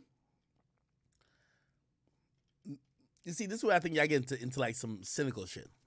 Bro, I think it was for money, bro. It's a robbery. It's a breaking and entering, bro. Pop just wasn't going. If you really ask me the truth, Pop just wasn't going, bro. Like, I know y'all want to think like, oh, this is assassination, bro. Like, no. Bro, look at the bum-ass niggas they arrested for his murder, my nigga. Like, you think like them niggas literally, they would have, those are the type of niggas would have robbed you for $800.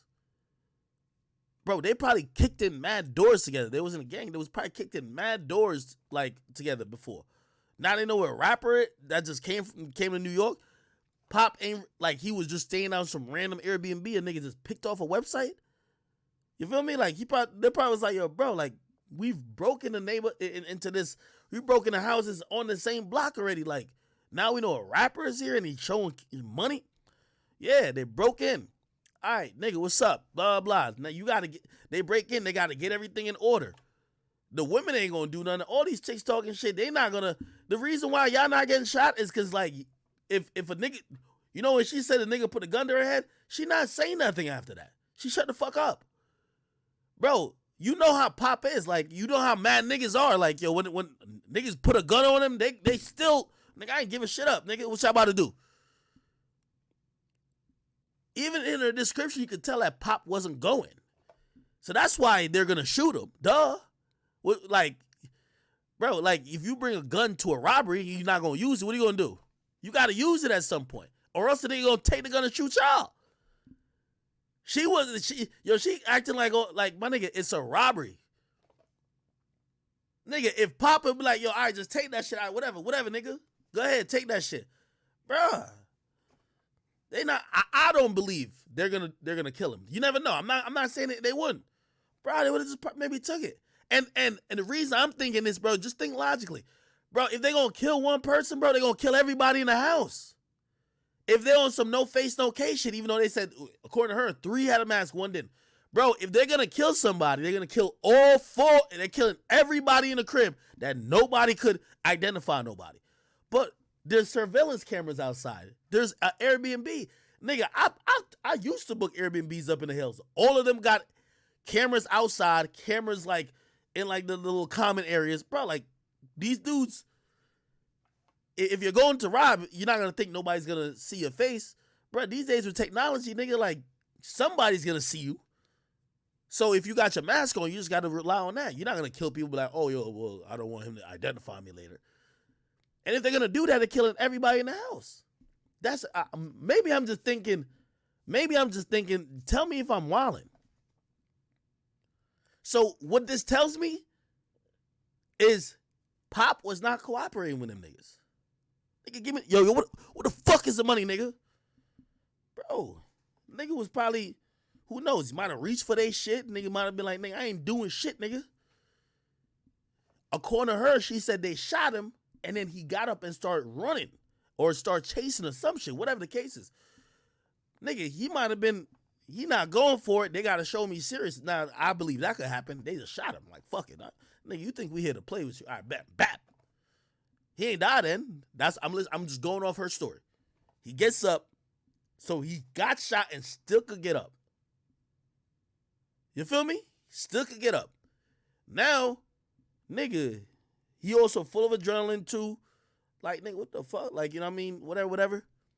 You shot him again, bro. It's the same thing with X, bro. We gotta, like, I know we love this conspiracy theory shit. Like, when they was talking about, oh, Drake set this shit up. Nigga, what you think this is a hit? Like, what do you think? What do y'all think this is? Like, did Drake rap about it? He probably did. I ain't gonna lie. I mean, it was probably, and was it tasteless? If he did, yes, 100%. Drake set it up? No, nigga. It was a nigga who saw a bag, bro. Nigga who seen a bag. They scoped the nigga out early. He probably was on the phone when he walked in the shit into the bike shop. Like, all right, bet I'm about to go get the cash for this and third. Them niggas is like, all right, bet. We about to lay weight this nigga and we about to take that money from this nigga. That's it. They trying to take the money from him. X is not giving it up. Nigga, knowing X, he probably call him niggas pussy right there. What you gonna do? Now you're a gangster robbing a nigga with a gun. He's not going for it. He's disrespecting you, calling you a bitch. What are you gonna do? You're gonna put your gun away and fight him?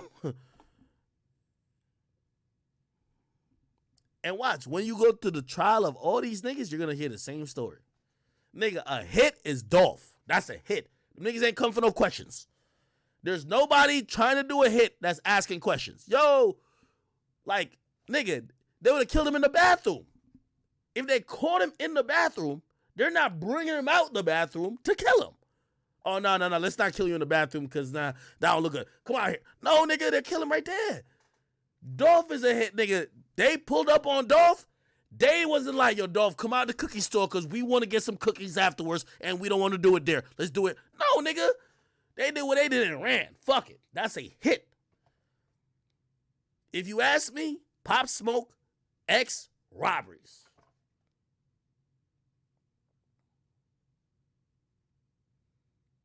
Y'all tell me if I'm wrong. I might be wrong.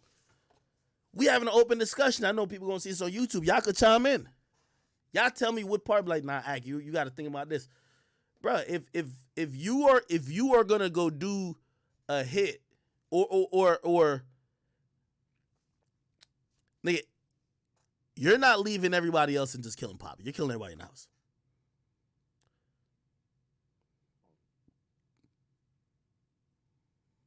Somebody says Pop got set up. I believe he got set up. Yes. Nigga, there's mad women who line niggas. That's a fact. When you invite women to places, they line niggas. Yes. Everybody cool with a Jack boy be like, yeah, nah, I ain't gonna lie, yo. Yeah. Bro, that chick probably came from the strip club like, damn, yeah, I ain't gonna lie, I'm here. Bro, I ain't gonna lie, it's only 3 dudes in here. They got 5 bitches and I think 2 of them don't even stay here. So they gonna leave, or they might be like, they got 10 bitches, but like most of it, and I'm one of them, we all came from the club, only 2 girls is staying here. It's 3 niggas and 1 is some white boy who's a cameraman. So it's him and his mans. And I don't think they got no weapons on them. Cause they literally got off the plane, came here. I heard how they was talking. They don't got no guns. Niggas be like, oh, word? They don't got nothing? I bet. Yeah, that's the setup. Yeah, of course it's a setup. Because them niggas ran in mad confident.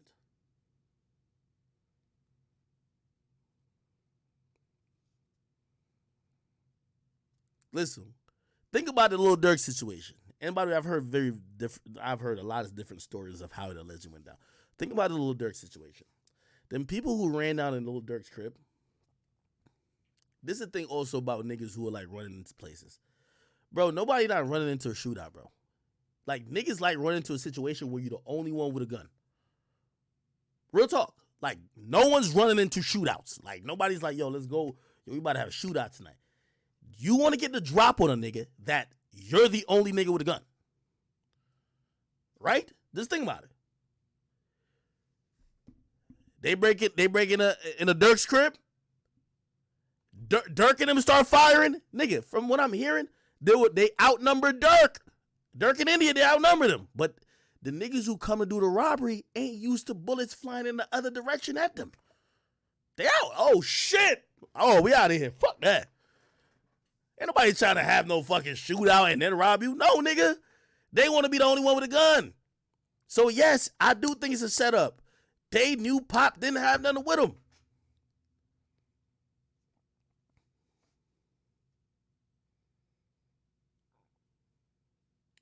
Somebody said, waiting for the shower. Somebody let them know to come inside.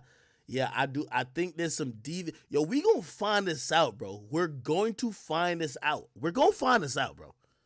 We gonna find out what happened with a Pop situation. Nigga, we know what happened with the X situation. We know that.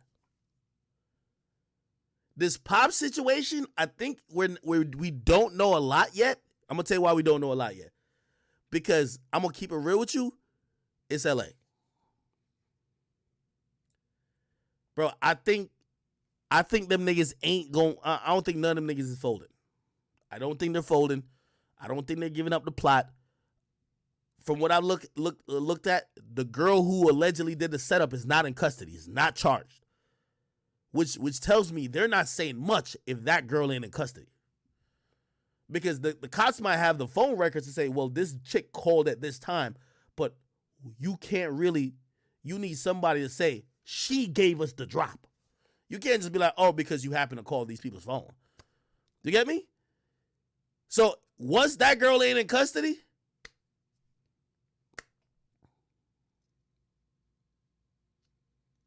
just like, let's go to Mo 3's case. They said Mo 3 got killed after he went to a girl's crib. Went to the girl's crib. And then the girl gave a nigga the drop on him. And when he was leaving, a nigga pulled up and they caught him on the highway.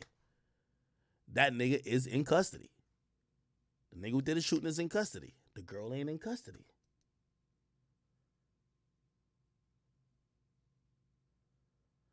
The girl ain't in custody for Mo 3. Why the girl ain't in custody? That nigga, he holding it firm. He probably played it dumb. I don't know. You're like, yo, why did so and so call you at this time? And when she called you, you was here.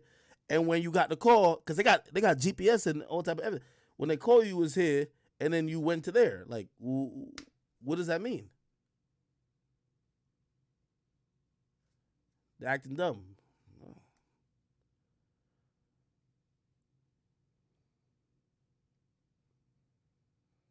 Somebody said somebody gave duck location. Who is that person that gave duck location? And I'm gonna keep it on it. It's probably a female. It's probably a female. I know it could be a nigga, but I think it's a female. Somebody said, what about his Addy being leaked on designer bags? Bro, you know, you're right about that. No, listen, I'm not saying niggas might have not been on him because of that, but bro, I'm trying to tell you, there's certain niggas that move a certain way. I just don't want to incriminate no artists. So I want to say certain artists. Nigga, I know certain artists when they're in LA, nigga, they got more guns than ammunition, nigga. You run up in that crib, you getting shot. Nigga, every nigga got a gun up in that crib. They don't give a... There's certain niggas, and that's why I was talking about even the Kodak shit. Bro, there's certain niggas that don't give a fuck about Cali laws, don't give a fuck about New York laws. Because either they've been shot before, they homies been shot, or they just street niggas like that. You literally... Bro, all I'm gonna just say this. If you come from like Chicago or Jacksonville or places like that where like niggas is... You're not putting your gun down because you come to New York. You're not. You're not. Trust me, you're not. Them niggas got a gun everywhere. So, yeah, you know the address to where them niggas is at. But, nigga, when you kick that door down, you got to know you're going into a gunfight. With certain shit, you're going into a gunfight. That's a fact.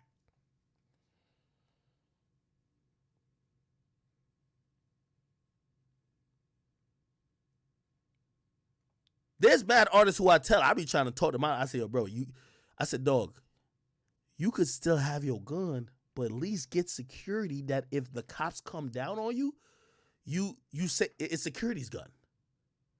But you still toting. The security just happen to have 10 guns with him. Who knows? He got 10 guns with him. He's legal. He could bring any amount. He got 10 guns with him, and it's 9 of y'all. All of y'all got a gun. When the cops come, it'd be like, oh, all those are his guns. What y'all talking about? It's his guns. The only thing is you gotta make sure it's not the feds, because the feds gonna check for DNA. The feds gonna see if you loaded the clip in there. And if you're a felon, you can't load no fucking clip. That's how they got Youngboy. Shit. That's how they got even Troy Ave. They got Taxstone. Taxstone can't have a gun. They caught his fingerprints in the inside of a clip. I was about to show you some shit. Caught his fingerprints on the inside of a clip in the gun, which means you loaded it, nigga. So we caught you with a gun. You know what I mean? But at the end of the day, you could be like, well, it's his gun. It's, you know what I mean? Whatever. And yeah, the cops might give you a bullshit charge because that's what cops do. They're going to, you know? Like, we seen Blueface. Is it Blueface just got a gun charge? I reported on it. Let me go to my page. I just reported on somebody getting a gun charge. This is how it goes. You know what I mean? Like the cops are smart too. Like they understand how hip hop niggas move and why niggas is carrying guns. And they understand that the star is never allegedly gonna have the gun. But to get other niggas to start moving a little bit different, they charge the star always. Like, for example, you know what I heard? I heard with Tory Lanez, the whole situation with Meg. I heard the gun that they allegedly found belongs to Tory Lanez security and is licensed. But they knew something fishy, or they thought something fishy was going on, they charged it to Tory. But that gun belongs to the security. You know what I mean? So they're going to play those games. Where is it? No, it was yesterday. When was it? Let me see if I can find that. What post was it? Yeah, I seen that nigga Lil Wop. I don't even know if we should talk about it. Let me find it. Oh, rapper Blueface. Rapper Blueface busted for gun possession in Hollywood. All right, let's read this. Remember, you can't really have a gun in the LA, ladies. Let's read it. By the way, security guards, they usually have special permits that allow them to carry, right? Watch this story, and you ever wonder why some of these artists get caught with guns and nothing comes out of it? Because by the time their lawyer gets on it, it gets thrown out. It's going to get thrown out. You know what I mean? Because just listen to this bullshit right here. Rapper Blueface arrested Saturday on gun charges. Law enforcement tell TMZ Blueface was driving with a few people. Already, it tells me somebody's taking that charge. Unless he's driving with 3 famous people or just mad other famous people, it's no way that Blueface is riding with his people and they're letting him take the gun charge. That's the cops literally saying, you're not going, I don't care who you say the gun is, you're the driver, I'm giving it to you. I guarantee people are in the car saying, it's mine, it is mine. I used to think that, like, what type of crew are you with if you're not taking it? Till I realized there's at times when people want to take the gun that the cop will assign it to whoever they want to. And they're usually going to assign it to the name. Okay, Blueface is driving with a few people. That's the thing about driving too. When you drive, sometimes they could make it seem like you're responsible for all the belongings in the car, even though you don't. You know, they say possession is 9/10 of the law. Okay, Blueface was driving with a few people around 315 while was stopped by the cops in the heart of Hollywood at the intersection, blah, blah, blah, right? Police said Blueface was pulled over because he was driving with a car that had expired registration. That's another thing too, man. Like, I don't know why rappers always have suspended license, expired registrations, and no insurance. If you know you got to move a certain way, at least have that right. Like, Jesus Christ. But, you know, rappers really don't care. Cops run a computer check. And by the way, with expired registration, they don't even got to pull you over. They just get behind your car, they type in your license plate, it's going to pop up expired. They have a reason to pull you over and search you, right? He was found driving on his suspended license. That wasn't worse of it. He was ordered out the vehicle. Okay? You see, this is why you got to learn the laws of what's probable cause to search it. Probable cause sometimes might be because it's expired registration, right? Even though I don't think it should be that, they usually go with the weed thing, right? Like, oh, we smell weed, but like weed is legal in LA, right? So I'm wondering what the probable cause is for them to search the car. So they ordered him out the car. They clearly had probable cause because they searched the car and they found a loaded firearm in the center console. Now, this is what usually is probably gonna happen. They're gonna say, "Oh, we found a gun." They'll be like, "All right, whose is it?" Blueface's people should say, "Oh, it's mine." Look, he was arrested for possession of the concealed firearm in a vehicle. The others were not arrested. That alone tells me the cops just gave him the charge. They just gave it to him. So I'm pretty sure he's gonna go to court. One of the homies or somebody, might be a girl. She don't got no fucking like charges to her name. She probably like clean. You pay her like 10, 15,000, or Bluefaces act like it's his girlfriend, and she'll just take the charge. She'll go to court, says it was mine. She gets probation. The statutes for gun possession, or the penalties, isn't like New York.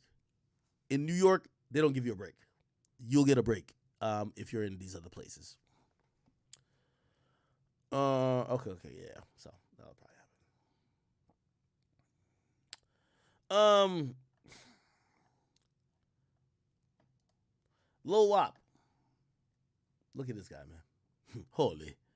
He says, "I'm bisexual, guys. I like guys and girls. It's whatever." Anyway, Lil Wop, let me give you some advice. You're 3 years too late, okay? Don't wait till you're irrelevant to tell people you gay. Look at Lil Nas. He told people from the get-go, okay? Nobody gives a fuck about you now, bro. Like, to keep it real, like, it's a wrap. You get me? Like, this is what y'all niggas don't, like, you gotta lead with the bullshit. And now, is he bisexual? I don't know. I really don't care. But clearly he's announcing it for, number one, it to be news. Number two, maybe it could possibly help his career. But here's the thing that he should have done. Bro, announce it while people care about you, okay? And by the way, if you don't know, Lil Wop said he named himself Lil Wop because he was inspired by Gucci Man or Guap. So I wonder how Gucci Man feels about this, but I don't know if I believe this. You know, I think it's just a ploy for attention, but this is a sad case about the 2017 babies right here, or 2018 babies. Man, y'all are down bad, man. Y'all are down bad a lot. You got this guy coming out to say he's bisexual. This is why I try to get on 6ix9ine and tell him like, yo, bro, you're my homie, but trust and believe, I do have to tell people the truth if you fell off and you're now a bum. Okay, so it just is what it is. You see this guy, he probably haven't made $1 off music in a long time. Probably just said he's bisexual. The thing is, he should have came out in 2017 saying he's bisexual. It would have get more attention. We won't talk about him beyond today. He's the topic of the hour. We're moving on. Trippy's found a lane. He's cool. But I don't know if this is, I don't know if we're in the Trippy era anymore. And some people might say 6ix9ine's done. So, nigga, hey, it is what it is. Bro, I'm just telling the truth about these guys. Now, again, do I think all of them, well, not this guy, but do I think 6ix9ine and Trippy has an opportunity to be super mainstream and take shit over whenever they want? Yeah. However, we're talking about what's happening at the current moment, okay? What y'all think? What y'all think? Oh, some people say 6ix9ine should do Latin rap.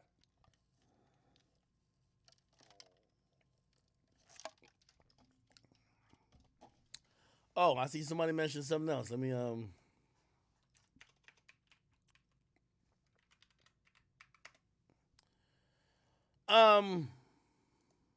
so let me just put this on the table right here. No. Since y'all want to talk about this type of stuff.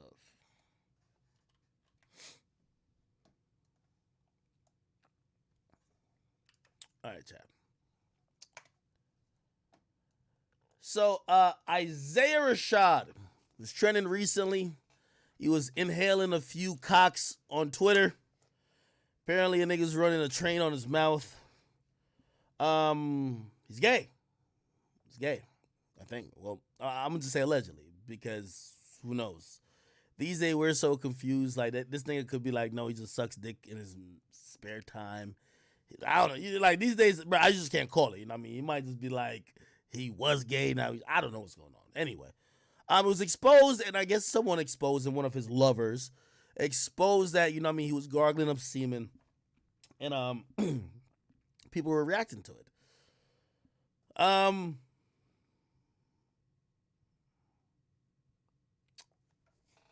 Should I be politically correct, or should I just, like, be real? Let me be politically correct first.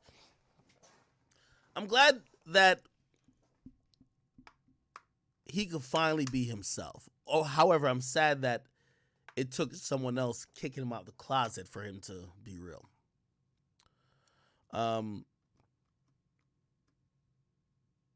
Yeah, that's so I could say to be politically correct. I'll be real now, though. Let me just be honest with y'all.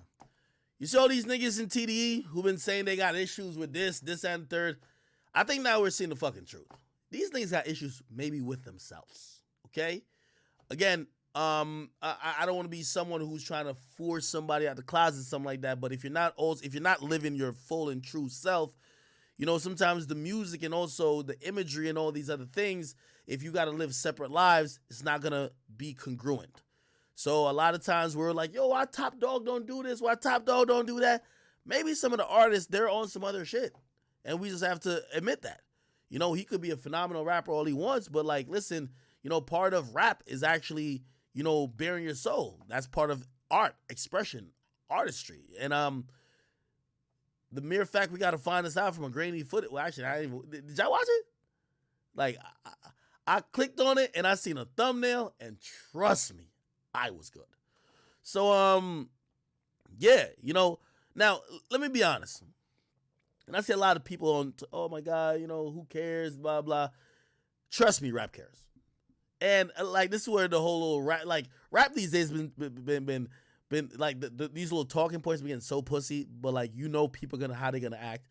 Bro, like, I get it. He's not like a gangster rapper, nothing like that. But trust me, bro, Lil Nas X didn't fucking break the mold that everybody loves homosexual rappers. Okay? That nigga is funny enough. He's charismatic enough. He's singing. He has this whole other audience that's just not urban people that usually like rap. And he's winning. Congrats to him. Isaiah Rashad, again, this is not me saying I'm not going to fucking support him or whatever the case is. This is me just speaking on the current climate. I just don't think that people are going to give him the fair shot that he should be afforded based on his rapping skills now. Okay? Y'all could sit in this fairy tale world and be like, oh my God, no, you shouldn't be judging him off a video of him sucking some cocks. You know what I mean? Who cares if he was inhaling some semen? Who cares if he was guzzling some, you know, like, listen, I get it. Y'all want this ideal world, but rap is still based off certain shit. The mere fact that rap embraces the streets that have fucked up ideals and usually is based on doing violence and peddling poison to a community. The mere fact that rap and hip hop embraces that, don't act like rap is some holistic thing that because now that you have been exposed to suck some penises, it's going to exalt you and give you the same respect or more to succeed. No. If this nigga not funny enough to turn this storyline around, I don't see a lot of people rocking with them as they will. Okay? I'm sorry to say. Gotta just be honest. All right? Now y'all can live in this fairy tale world and be like, no, it's just all about the music. Yeah, all right.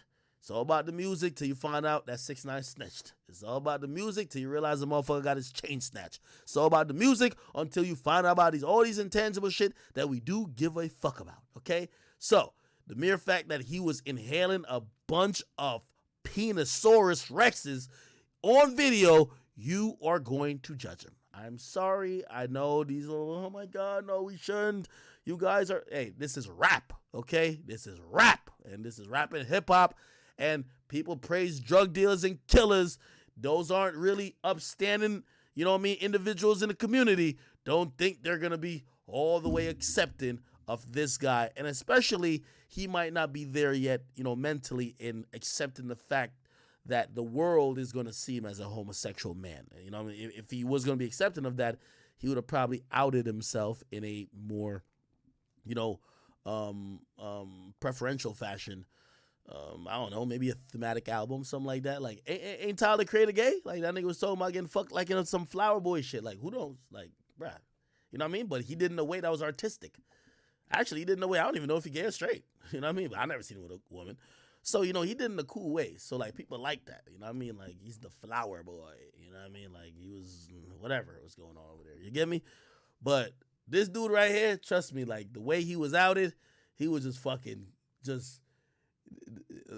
This nigga just got a fucking RKO and just tossed out the fucking closet like Jazzy Jeff out the Fresh Prince Mansion. So I don't think a lot of people are gonna feel that sympathy unless maybe he has like a personality who could be like, yo, nah, fuck it, and like, yo, I'm not forcing anything or that's not my agenda, this and third. I don't know, maybe he could flip it around, but I don't know. Okay?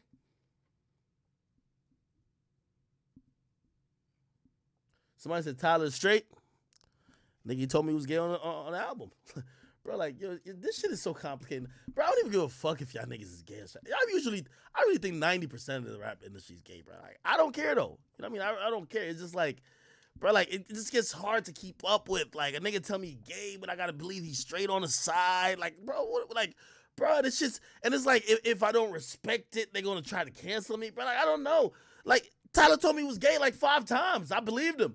Now y'all tell me he's not? Like, bro, it's not that big of a deal, bro. Whatever you do, bro, just do it. You get me? Again, I don't care. Let me get over this fucking topic.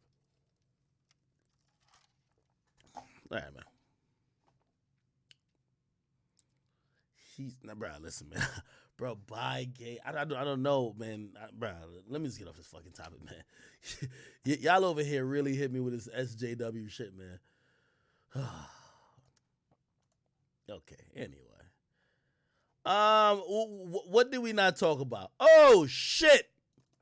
Make sure I follow this page also Everything is it's DJ Akademiks TV on Instagram. You know, I post there as well. And we gotta review this. I've very, very distinct thoughts about this. All right. Matter of fact, let's go to the main video. Is it this? I think this is it. Okay. So Dababy is at this event. It's at a bowling alley. He's cooling out. He was chilling with Sway Lee. He was talking to some other celebrities. He's there. I believe it's a paid appearance. So he's there kicking it. Now, here's the reason why I'm mentioning this. Because I see so many guys or so many people who keep saying shit that don't matter. Now, I don't respect this. They jumping them. Let me give you an example. For example, if I go out to Miami, LA, or anywhere, and I'm there on business, I'm there to protect my business interests. I should have securities. I should have homies. I should have managers. I should have assistants. I should have people who are working all a part of the Akademiks brand. Now, if I see Frederick Gibbs and he pulls up with a bald head and a chicken chest demanding a 1v1 fade while I'm doing business, I should be able to snap a finger like, get that bum. That's the point I'm trying to say. These are entertainers. So to ever expect an entertainer to catch a 1v1, or if you believe that they were going to catch a 1v1, despite what they may have said, you're an idiot. You're a fucking idiot. He's handling business. You think security was like, nah, let's chill back. Let Dababy catch this one. Are you fucking stupid? So here's the point I'm trying to say. Brandon Bills, the brother of Danny Lay, who already said it's on site when he sees Dababy. Because he don't like how Dababy been treating his sister. You don't like that shit. So it's on site. Here's my point.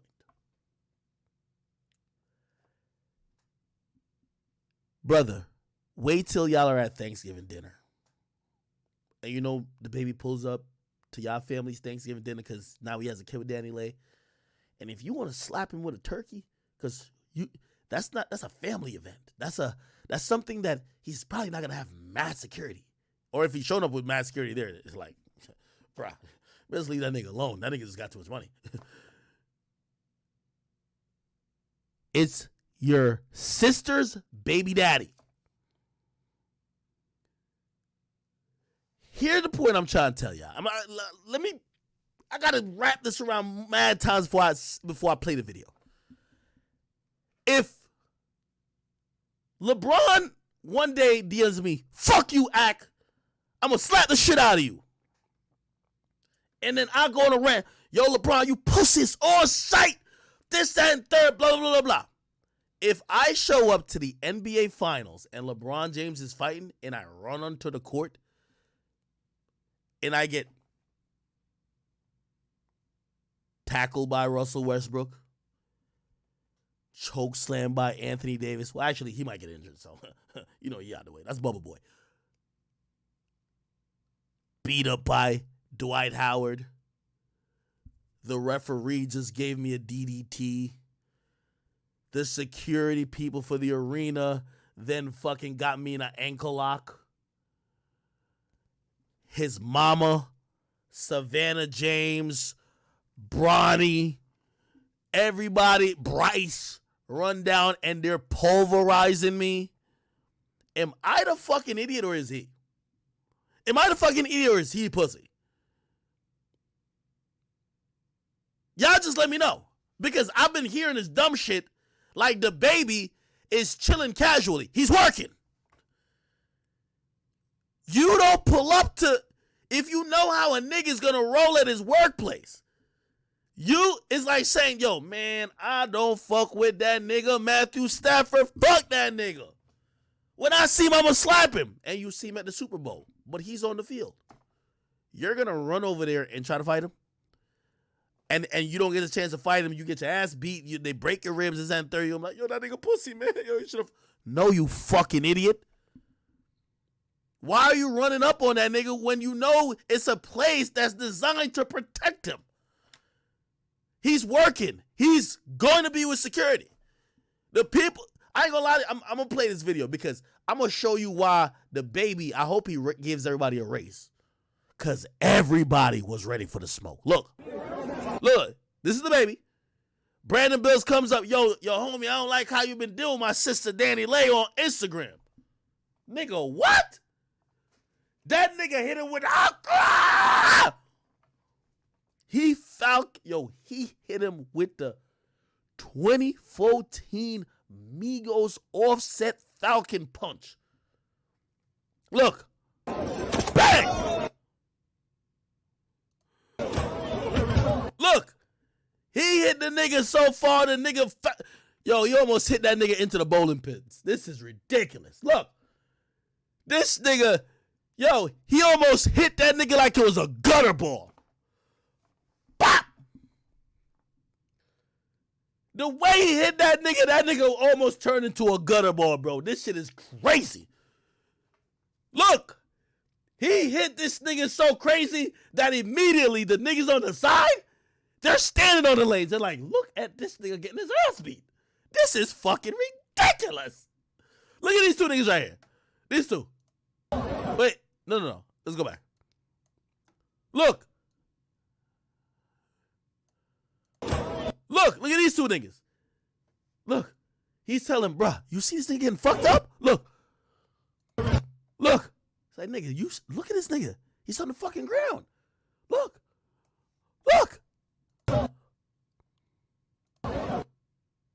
First of all, the nigga hit him once, his jacket came off.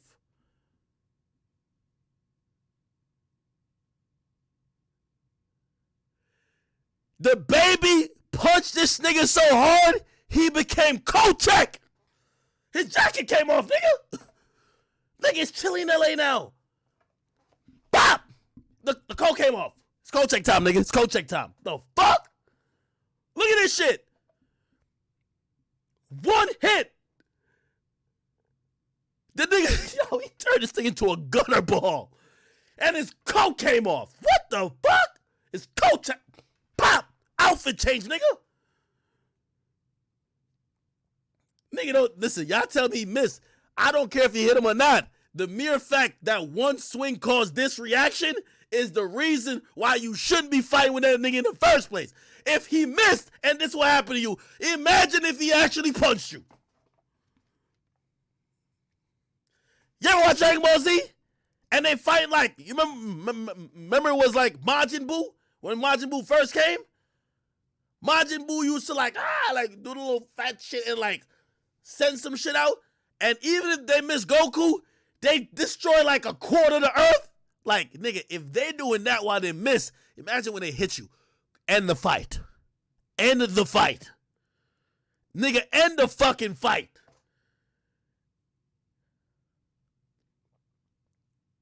That nigga just hit you with him like, you can, like that nigga just turned your ass into a gutter ball.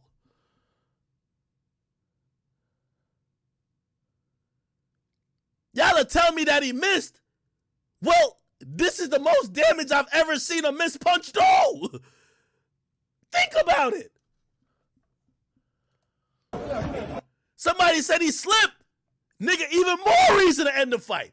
You showed up to a fight at a bowling alley and your shoes don't got no grip. What type of shoes he got on, chat? Stop telling me bullshit, chat. Stop. Look, these two niggas are standing here perfectly fine. They're pointing. They're chilling. Why is this nigga unable to stand? What kicks are these? Chat, hold on. We gonna find what kicks are these. What kicks are these, chat? Hold on. What kicks are these? They're right here, chat. Chat, they're right here. What kicks are these? Chat, what kicks are these?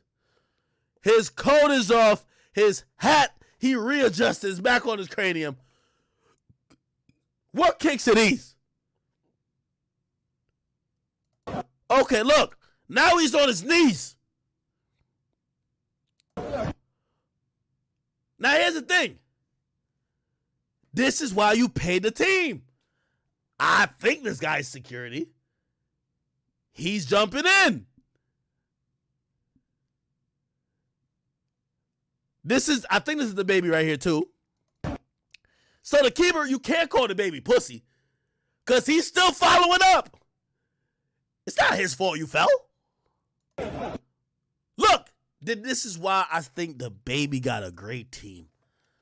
The nigga already gonna get his ass whooped by a bunch of niggas. Guess who comes right here?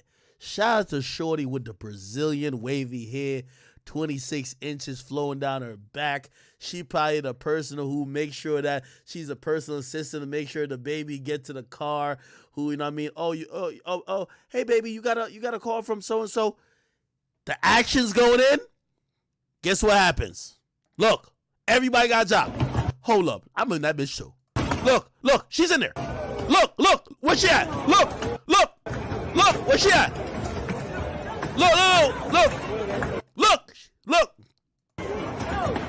Look, she right here. This is a beautiful black queen right here, people. This a beautiful black queen. You know what she never did? Leave the baby's side. The baby's scrapping, she's with that nigga. That's how you keep your job. That's how you secure the bag. That's how you assist. Sometimes you gotta assist picking up the phone. Sometimes you gotta assist giving a beat down. That's the keeper. Also, she knows her job because she knows she got nails. She probably can scratch a nigga eyes out. But she see they're delivering the beats. The beats getting delivered. Swiftly, expeditiously, viciously. This is severe. You know what her job is? See, I bet you ass niggas ain't even realize the play. Look. Her job, because the security and everybody, they probably got cell phones, this and third. You never know if somebody put some jewelry, some money in the pockets. She gonna make sure whatever falls out of the pocket. Watch her the whole time. Watch her the whole time. She gonna make sure anything that dropped, she picked up. Look at her. Look, you see her right here? See her right here? She picking something up. All right, good. Okay, there we go. Look, you see? See her again? Let me pick this up. Keep beating his ass, but I'm gonna make sure that when we need to run out of here, we got everything. She's the chick when y'all get to the car, when the baby said, fuck, I dropped my phone. No, you didn't. It's right here. We don't got to go back. She's there to pick up the evidence. Somebody said, she's his artist, K Kilo. Holy, we need to bump her song. That's good. Everybody got a job. Yo, the reason why I like the baby is that the beats that he delivers is structured. There's one nigga who's making sure the baby, because I think his team at this point knows the baby gotta deliver it. I know I said that, yo, with Kodak, somebody should have held Kodak back. And I'm gonna tell you why this is a little bit different. If this is a whole event, it's no way you have a couple of rappers and people like that without you doing some type of metal detector, so you kind of know they ain't guns like that. Especially for artists like this. You get me? So in this situation, it's kind of a little bit controlled. By the way, you see the bowling, like the bowling alley security not even jumping in. So it's something that tells me that the baby might be the only person who is in there with like extra fluff amount of people. So they're giving this nigga the beats. If this was in the streets, I would say, y'all got to get baby out of there. Because there's mad people that's there watching. Somebody could have shot him. In the real world, if you're not in a bowling alley or an enclosed environment, and even this is still a little bit dicey. Because I'm telling you, they're giving a walk-in open advertisement that the baby is not going to fight y'all one-on-one. The baby's always going to beat you up. The narrative is always going to be in his favor. And you're going to take a L. There's going to be niggas who say if they're getting an altercation with baby, they're going to start shooting. I'm telling you. I'm telling you this right now. Bro, this is 2022. Niggas don't want to, like, I give this Brandon Bills nigga a lot of credit. Salute to him. I'm going to bring him on my next Twitch. Should I bring him on my next Twitch? I bring him on next Twitch. You can talk about it. I should have brought him on today. He follows me too. I should have brought him on today.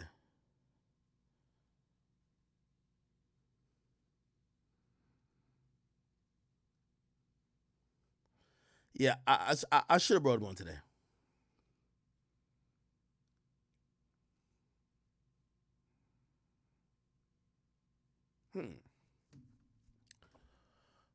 But anyway, the whole point is this. Everybody's playing their job and doing their role here. The only thing I'm saying with the baby, bro, he gotta chill because these days niggas ain't really into the bunch of boxing and bunch of jumping.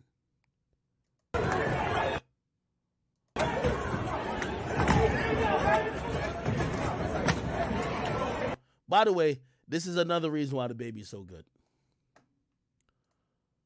Look at this. Everybody's slipping all over the place. You know what the cameraman never does? Put the camera down. This nigga's ass whooping going to be in a vlog or an interlude to his next music video. Look at the cameraman right here. Look at him. He almost fell. Look, he almost fell. But one thing he never fucking did is drop the fucking camera. Look. Oh, actually, he kind of dropped it. Pick that bitch up though. Look, and he's still pointing at the direction though. Now this guy right here, this hooligan right here, you could tell he's a nigga who, like, the baby already knew the plan. The baby not fighting nobody. This nigga right here was the one who's gonna give the beats. So, like, the baby knows when he holds him, the baby's supposed to run in and punch him up for the cameras. This nigga is gonna hold that nigga that he can't do shit. Like, and I know for some, oh, that's not fair. You ran up at a nigga at his job. I'm sorry. If you run up at a nigga at his job and he's the boss of his job, at least bring enough people to fight his employees. Sorry. The whole plan is this nigga here, hold the nigga in place, the baby gonna come up. Yo, hold that pussy. Hold that.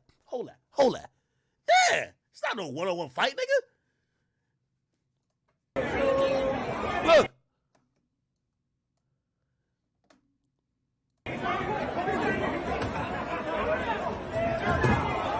Yo, he slung this.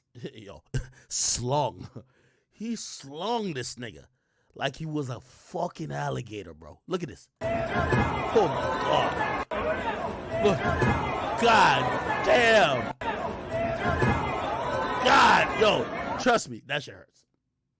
And it wasn't even a full flat surface. It had one of them joints where, like, you got the middle section and two fucking gutters.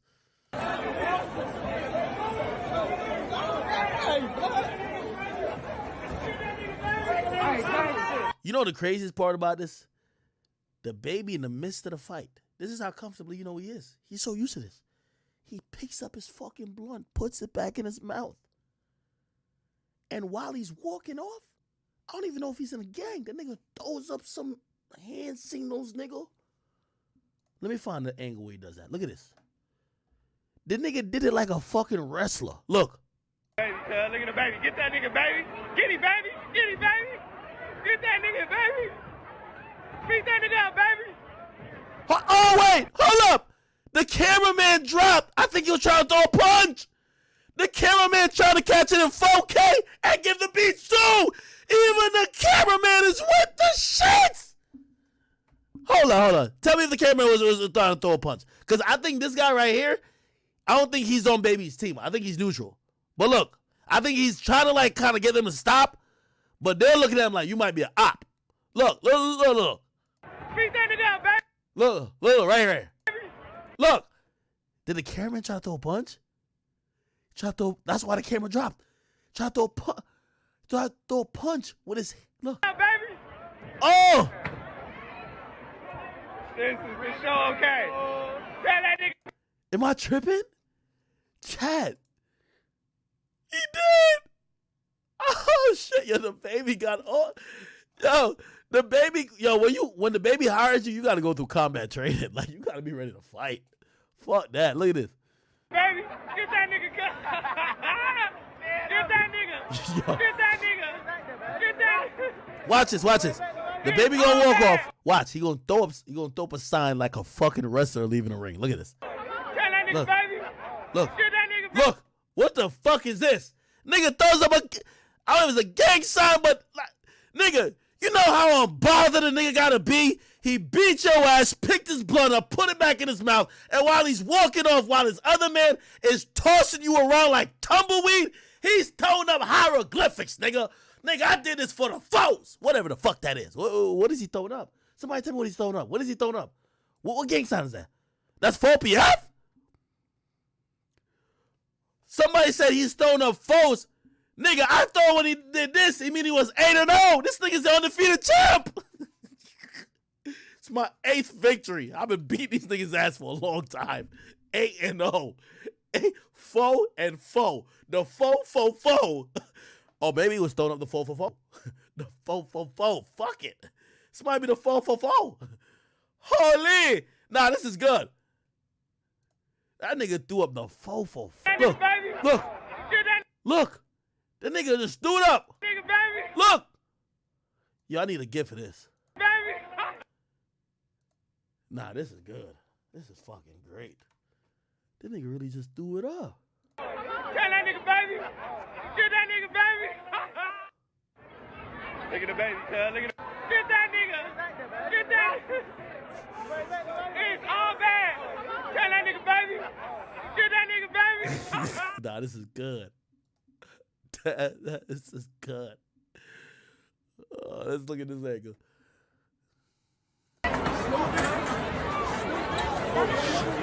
Look.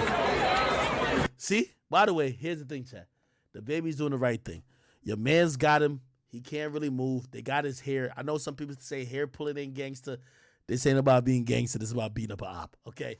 They're holding this nigga. They're wrestling him to the ground. One nigga gonna put him in a chokehold. One nigga grabbing his head. One nigga probably pinching his ears. One nigga probably tickling his belly button. We don't give a fuck what's happening. They gotta just keep this bum ass nigga distracted that the baby could get a couple good hits in to keep his gangster image up. Not that he needed. He already clapped the nigga in real life. And he beat up about 4 or 5 of them. We just gotta make sure this is good. You tickle his fucking belly button and one of y'all tickle the bottom of his feet while the baby put his spliff back in his mouth and starts swinging like a wild maniac. Look at this. Look at this. Look at this. Look at the baby. He waits until, and by the way, he's smart. He waited until 2 niggas got that nigga on. Yo, the nigga didn't even notice the baby was swinging at him. That's how distracted the nigga was. Look. All right, here you go punch. Look at this. Did the baby connect? All right, hold on. We gonna be CompuBox right now. You ever seen that CompuBox shit when Floyd fight? Here we go. 1. Okay. Nah, he got that. He hit. Did he land it? Bang! Oh, now he hit. Now he landed again. Bang! Nah, he landed. Nah, he landed punches. I ain't gonna hold you. He landed punches. I ain't gonna hold you. We gotta keep it 100. Chat, we gonna have to keep it 100 though. Oh, bang!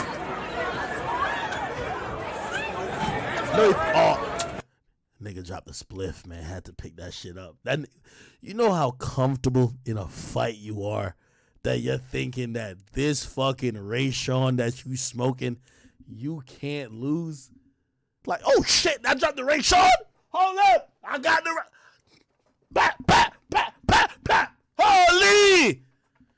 This mid-fight, the nigga is in a fucking 4-for-4 combo he's hitting the nigga with. He just dropped. Did you just drop the Ray Sean in the wood? Oh, hell nah. Go get that. Get it. Nigga look like, what the fuck? Ray Sean the new Reggie, chat. If you didn't hear about it. Look. Oh my God, did I drop that shit? Oh, hell no. Pick him out. Look. You gonna put it back in his mouth. Yo, chat, for all my smokers, what's the rules on that? Is there a 2-second rule for the blunt? He dropped the blunt. He picked it back up. That's a dirty lane, I ain't gonna lie to you. He didn't even wipe it, he didn't go like this or shaking it like he just put it right back in his mouth. Pause. Is there a... Somebody say it's still good. G-Nack says still. Yeah, that's good money. You're right. Is it safe to say he ain't get high yet? Because if you high, you'd have left it, right?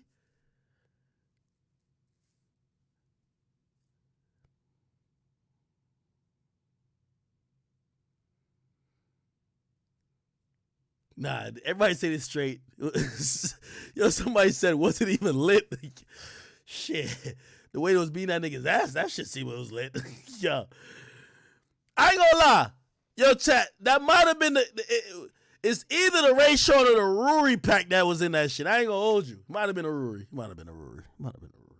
Might have been a Riri. Might have been a Riri right there. I ain't gonna lie to you.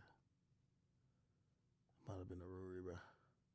This nigga really put the blunt back in his mouth, bro. Look. The nigga was mid-swing and realized he dropped the shit. Oh, shit. Yo, this nigga. Yo, as soon as it drops, he picks it up. What the fuck? That shit dropped? Yo, who the fuck says stupid?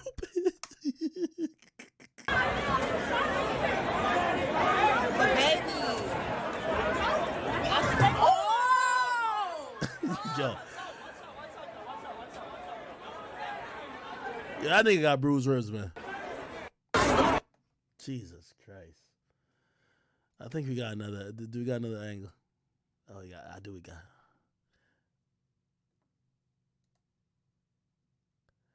Is it? Wait, this one play? Let me just make sure I can play.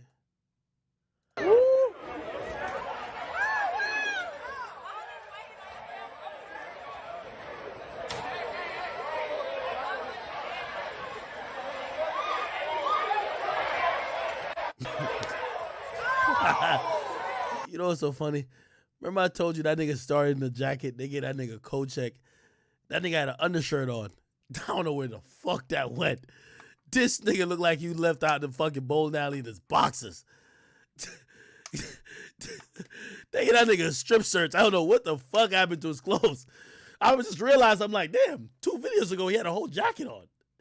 Yo, why is this nigga shirtless right now? Like, yo, they beat this nigga out of his clothes.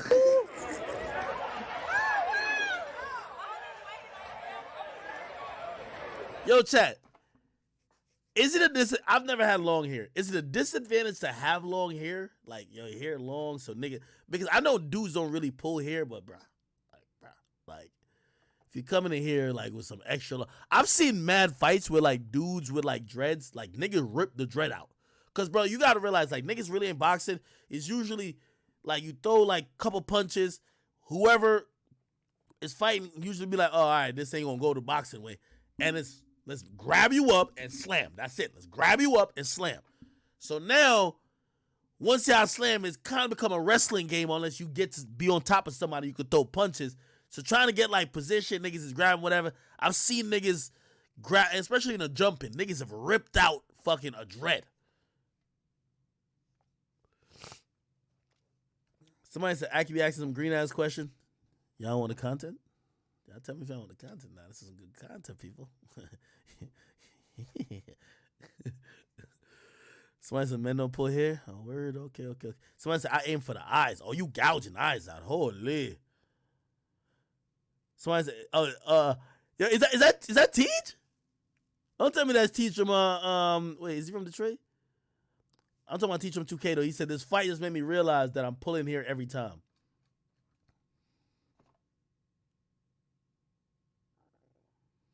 Somebody said, Ak, you underestimate yourself. You could probably drop off 90% of these rappers. Nigga, you talking about some shit in a ring. This is why I keep trying. Y'all keep acting like these fights are in a ring. Bro, nigga, you know what I realized? Remember I told you, like, remember the whole thing with, like, Vic Mensa and everything, right? The Migos shit. No, Vic, yeah, Vic Mensa, right? So that was LA when we went to BET Awards. A couple months later, we go to fucking, what do you call it again? We go to, Complex Con. And we went to Complex Con, bro, literally, like, I realized Complex, like, their security just wasn't, like, they don't even understand what music is. Bro, when I tell you the Migos, these are 3 niggas. They came through that bitch. They came through Complex Con with 30 people, my nigga. So it's 10 security per Migo. So that's why all y'all be talking about is fight and shit. It just sounds so ridiculous to me. And it's exactly why niggas do shoot. You know why? Bro, the Migos is rolling with 30 niggas. Do you think you're going to catch a... This is a height of they're lit as fuck. You think you're going to catch a fade with one of them. They're rolling with 30 niggas. Bro, I was looking like, what the fuck? Who's these mountain of niggas? It's all security, bro. So, like you talking about dropping off a rapper. There is no dropping off a rapper. Like, maybe you catch a broke, bum-ass nigga like Freddie Gibbs and he got one person with him. That's why he was in Prime on 12 with one person. The majority of these rappers, they got dozens of people with them, bro. Most of these niggas, they're rolling at least 6 deep. At least. So how you think you about to fight the rapper? So that's why if I ever be like, yo, I think I could take so and such in a fight, it's like, if we get in the ring. Bro, if you're not in a ring with these niggas, they're not about to be like, okay, all 30 of y'all chill back. I got to catch a fade with this nigga because no, nigga. Yo, let's jump this fool right now. Nigga, no matter, niggas was clowning Safari for dancing gay. When Meek pulled up on him, Meek hopped out the fucking Escalade like the Undertaker just coming out the fucking casket. And as soon as he did that, he ain't do nothing. He looked at his homies like, get him. Bro, that's how it is. Like, what rapper you ever seen call off the entree? Like, nah, y'all good. Y'all niggas good. Hold up. I need to catch this fade for myself. Y'all good. I got to catch this for myself. No. I'm going to be honest. I wouldn't be surprised if Dababy didn't have a nigga over there on the sidelines saying if this shit get a little bit too far, they're ready to shoot this nigga.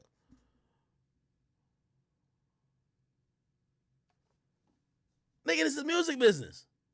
You'll never fight a rapper one-on-one unless they're broke. Or too arrogant enough to get security. Like, Dababy's the nigga, he don't gotta prove nothing to nobody. He killed somebody already. Nigga, you know how much Dababy probably spends on security a year? Because he know niggas gonna try him. You know how much he probably spends? Mad money. But nobody gonna ever call him soft. He killed somebody already. That's the thing about like a lot of gangster rap. Most of these gangster rappers roll with security. Like Gucci Man rolls with security. Like these days, Gucci Man don't roll with homies. He rolls with security. But you think you gonna call Gucci Man pussy? He killed a nigga. Which, that's just what it is. Meek Mill not rolling with homies. Meek Mill rolls with off-duty cops. Most of these artists just assume like, oh yeah, you've been through it already. You did your shit, so whatever. So running up on a rapper, I don't think it's a smart idea. I don't think so at all. Somebody said, act forget. I seen Trippy fight one-on-one on video. Seen the game fight one-on-one. Who you seen the game fight one-on-one? Vingtoon. Who you seen the game fight one-on-one? And then who you seen Trippy fight one-on-one? Y'all tell me this. Who y'all seen Trippy and the game fight one-on-one? I want to hear this. Man, the game was with like 10 people when he fought 40 Glock. And according to 40 Glock, niggas had guns on him. So really, I do think the game beat him up, but it's like, bruh, it's not like it was just him in the game. It's like he's looking at it like, damn, I'm about to get packed out either way.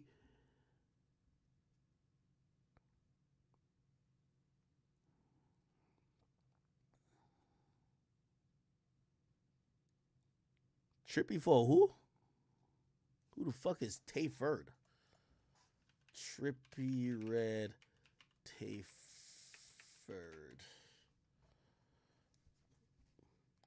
Nigga said Uzi ran down on Rich. To be fair, this shit was in Philly though, bro. This shit was in Philly, bro.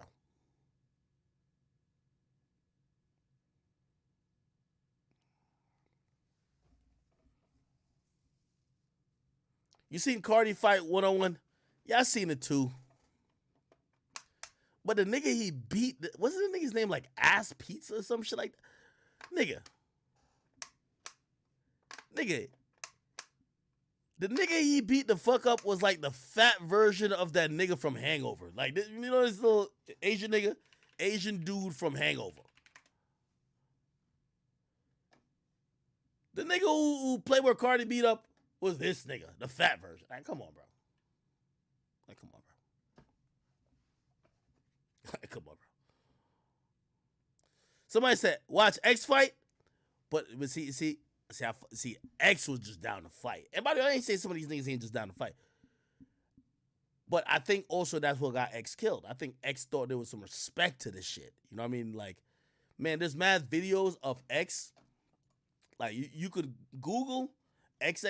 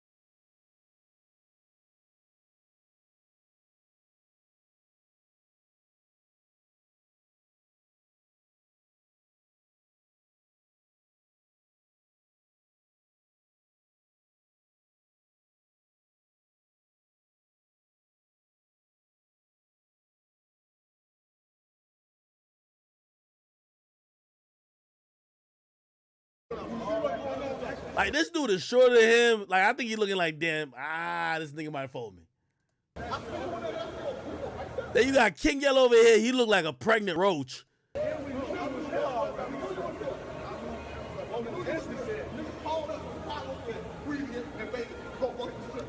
Nah, this is crazy. Yeah.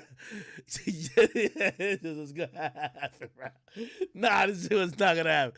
This nigga Kimye, this nigga like he got the itis, bro. Like, yo, nah, man.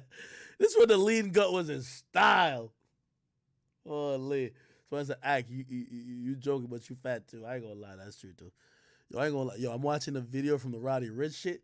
Nigga, it looked like my clothes are taped on me. I ain't even gonna hold you. That hoodie look tight on me. I gotta check the size on it again. That hoodie look tight on me. Y'all gonna see. I'll be like, damn, Hack.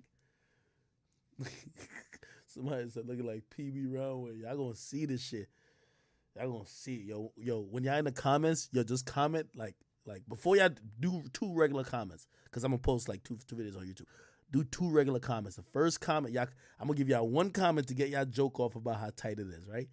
And then at the end of it, just put from the stream. That I could know like you watch the stream and like you got instructed to get your jokes off on me from the stream. And then you can make a regular comment about what he's saying and shit like that. But yo, I ain't gonna lie, nigga. Like usually, like, I be having, you know, I got gut definitely. I usually wear like big enough hoodie to cover this shit. Man, that shit was just shit. I might look like a pregnant roach. Holy. All that fuck shit, bro. That shit out, bro. I'm saying, bro. All that fuck shit with. The funny thing about this guy right here, I think this is Billionaire Black. He walking all over the place, but I think he want to press him, but like he don't know, like, yo, is this the time for me to do it? I don't know. This is hilarious, and I'm glad this is water under the bridge. This is like 5 years ago. That's why I said we right here. That shit out, bro. All that. Yo, the whole time, this nigga 600 Breezy looking at Kimye looking at this nigga Billionaire Black like, nigga, I thought you said we came over here to press him. Like, yo, you know the nigga look disappointed? Look how he looking at him like, nigga, you ain't say we came over here to be talking. You say we finna press him. And then you're gonna see 600 Breezy point at the camera. Look. He looking at his man like, yo, I'm so fucking disappointed in you, nigga. Look, and then he look at him like, yo, is this what y'all doing? What the fuck? Wait. Look. And then this thing, he points at the camera. And then, look. Then this nigga said, man, fuck the camera.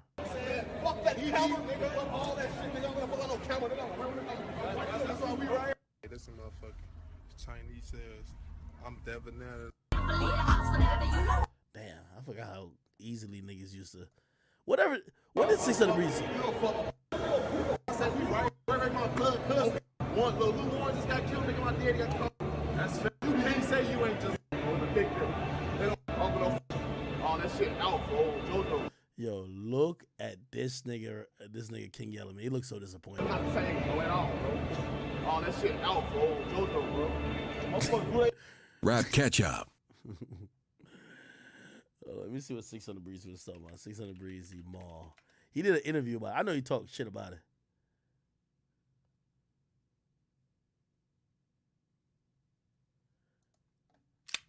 Your cousin drinking shot right. This is Zach TV shit. Rest in peace, Zach TV. Back on the plane. Woo, man. I told him, man, we ain't had no. Yo, why this nigga looking at Kimye like? Yo, why this nigga look like that?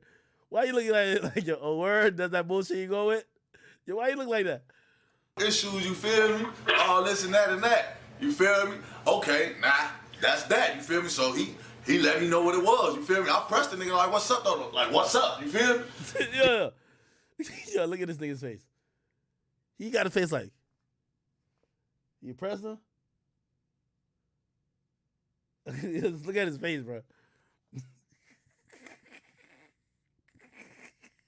He wasn't no shit, you feel me? He ain't getting no bad vibe or he wanted some smoke or his own or anything, you feel me? Look at that nigga I don't know face. the man personally anyway, man. You know, this fake rap into a shit, you feel me? But you know, a lot of that shit fuck with phone number, but you know how that shit go. So Billy pressed the nigga. They get to having their conversation about what they talking about. They get to talking about all the shit they talking about. You feel me? Billy so was this really your first time seeing 600 Breezy in person? Yeah, that's my first time ever seeing him. Billionaire, first time ever seeing this man in life. Damn, that's crazy, man. I thought y'all seen each other before, man. Hell no, motherfucker ain't never saw that man, man. That shit through, all this shit through mutual motherfuckers, you know? Folks and them, you know? Motherfuckers that fuck with motherfuckers, folks and them in tour with niggas. You feel me? They just put the whole GDBD thing together. You feel me? Yeah, okay, you fuck with him, now that's your op, this your op, you feel me? Well, on the internet, that's what it looked like. But in real life, nobody never even saw these guys in real life, you feel me? But Billy tell a nigga keep KI name out his mouth, you feel me? Shit like that. Tell him to keep motherfucker's name out his mouth, you feel me? He ain't get tough or none of that shit. He said, okay, and y'all do the same thing, you feel me? It was back and forth, like. So what Billy said, keep KI name, the people think that, but what we did see was Breezy's demeanor. Did Breezy try to, like, scoop back and ball up his fist a little bit, or no? How did he ball his fist up when he got bags in his hand? He never dropped it. If a nigga wants to smoke, if I see a nigga and I know it's that, I'm fuck these bags, what's up? Put my back on that wall on phone, now what's up? You feel me? If a nigga run up on me like, what's up? Nigga, it's that on my mama. I'm thinking it's that. Nigga, 3, 4 niggas, whatever. I'm gonna get my back. Well, a nigga can't get on my back, nigga. Get me from the back of my mama and I'm just swinging. I'm punching the closest nigga to me. Bam! Get your goof ass away from me, you feel me? Y'all gonna have to roll me. That's just what it is. But that's what I'm telling you, like, it wasn't nothing where, that made, you feel me? Personally, I don't know the man personally for real, so I didn't have that feeling as if I saw a nigga that shot my homie or shot at me or something. You feel me? Now that would have been a different story if it was like that. You feel me? That man never did nothing to me per se. You feel me? I don't think he did nothing to anybody, did he? So with that being said, man, y'all think it would have went different without social media taking the clip? Like, just say if y'all would have retitled it like here. Yeah. At the end of the day, I ain't gonna front or flodge. The description and the title of the way the video got put out made everything look a certain different way. That was my fault. I did that. If it would have came out, what? A nigga off Ada gotta say, a nigga from on God, niggas back songs, niggas, you know, niggas know what's going on, man. Niggas salute the city, niggas know what's going on out in Vegas, boy. Why were they in Vegas?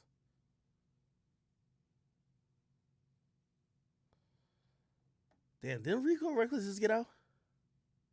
Oh, shit. Nigga, I don't give a fuck, nigga. I'm GDK, BDK, that foul, whatever, nigga. Everybody smoke everybody, and niggas really stay by each other. That's why we want to take pictures and shit, nigga. Nigga, fuck that car. Nigga, trying to get the fucking money, nigga. I like blue cheese, no red.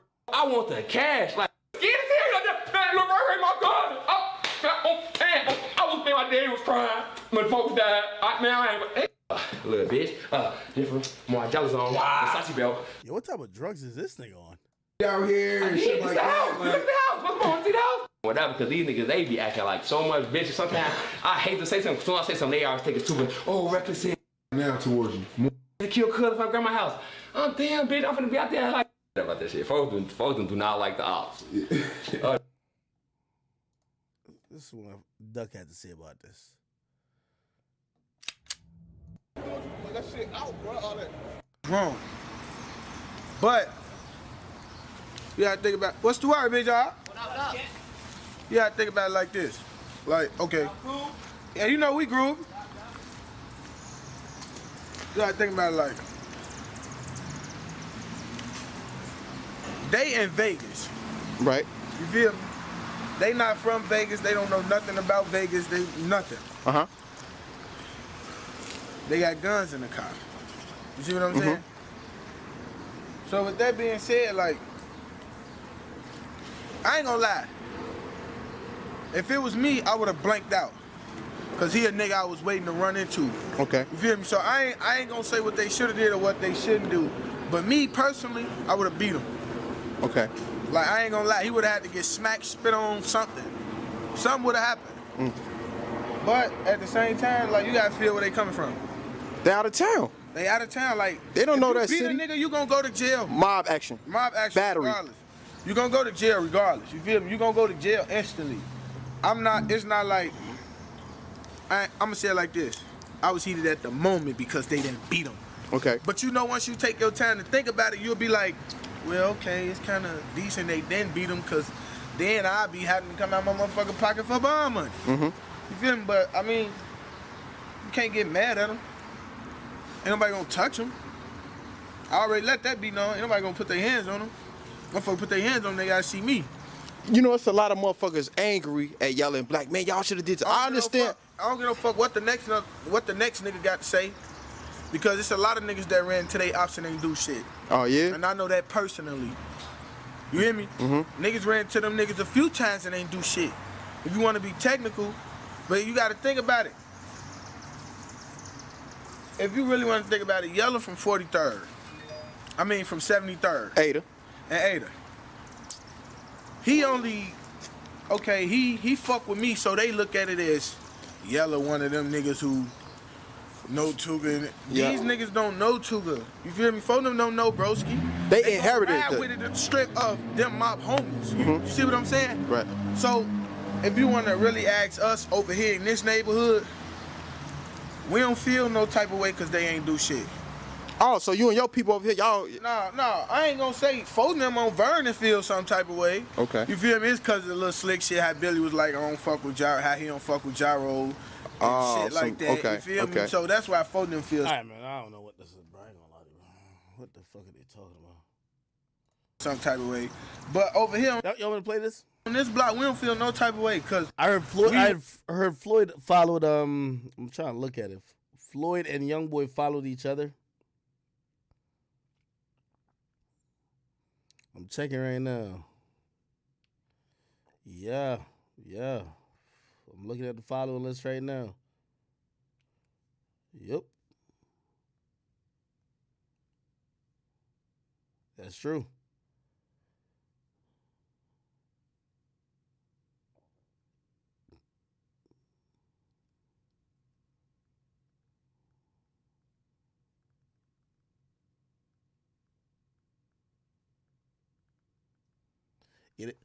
I mean, honestly, like, to keep it real, I always thought it was Youngboy, like, ego, like, that allowed him to, like, disrespect Floyd like that, I think it was a power struggle a little bit.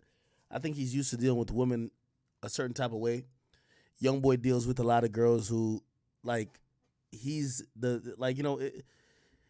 people never understand this, but celebrities and rich and famous people create their own world. And the world that Youngboy is in and the women he deals with, one of the reasons he don't deal with, like, famous women, because famous chicks hit him up. It's like he likes to deal with females a certain type of way. And when you get women who ain't up, who ain't in this industry, or you're the only thing they got going on, shit, you could talk to them a certain way. You could expect certain shit. You could do that. That's how it goes. And I think when he started dealing with this Yaya individual, she's Floyd Mayweather's daughter. She's infatuated with him, like most young women are in this new generation. They look at Youngboy like he's a fucking rock star, right? Especially like a hood rock star, right? So she's down to, get down with the program, that how he used to deal with the regular females he deal with, except it's probably something that's a little, it's behind the scenes.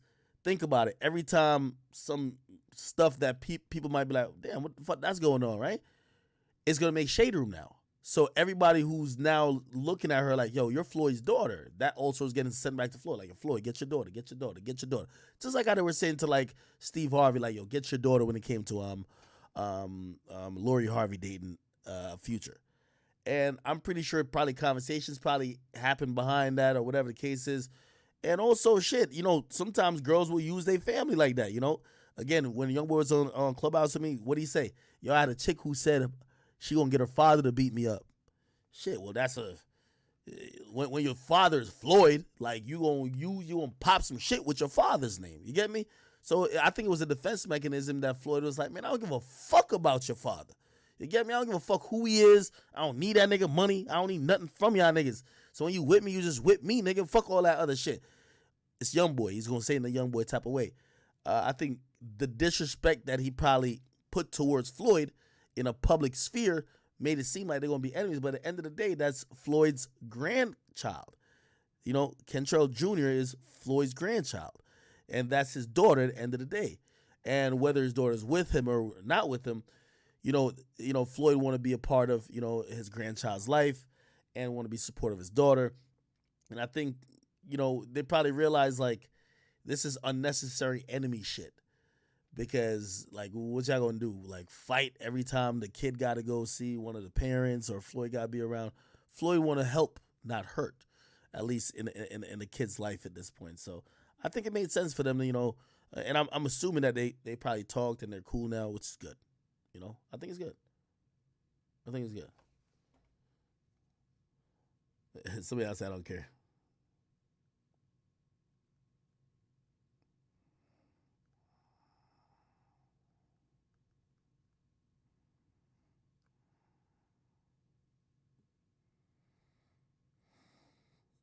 Yeah.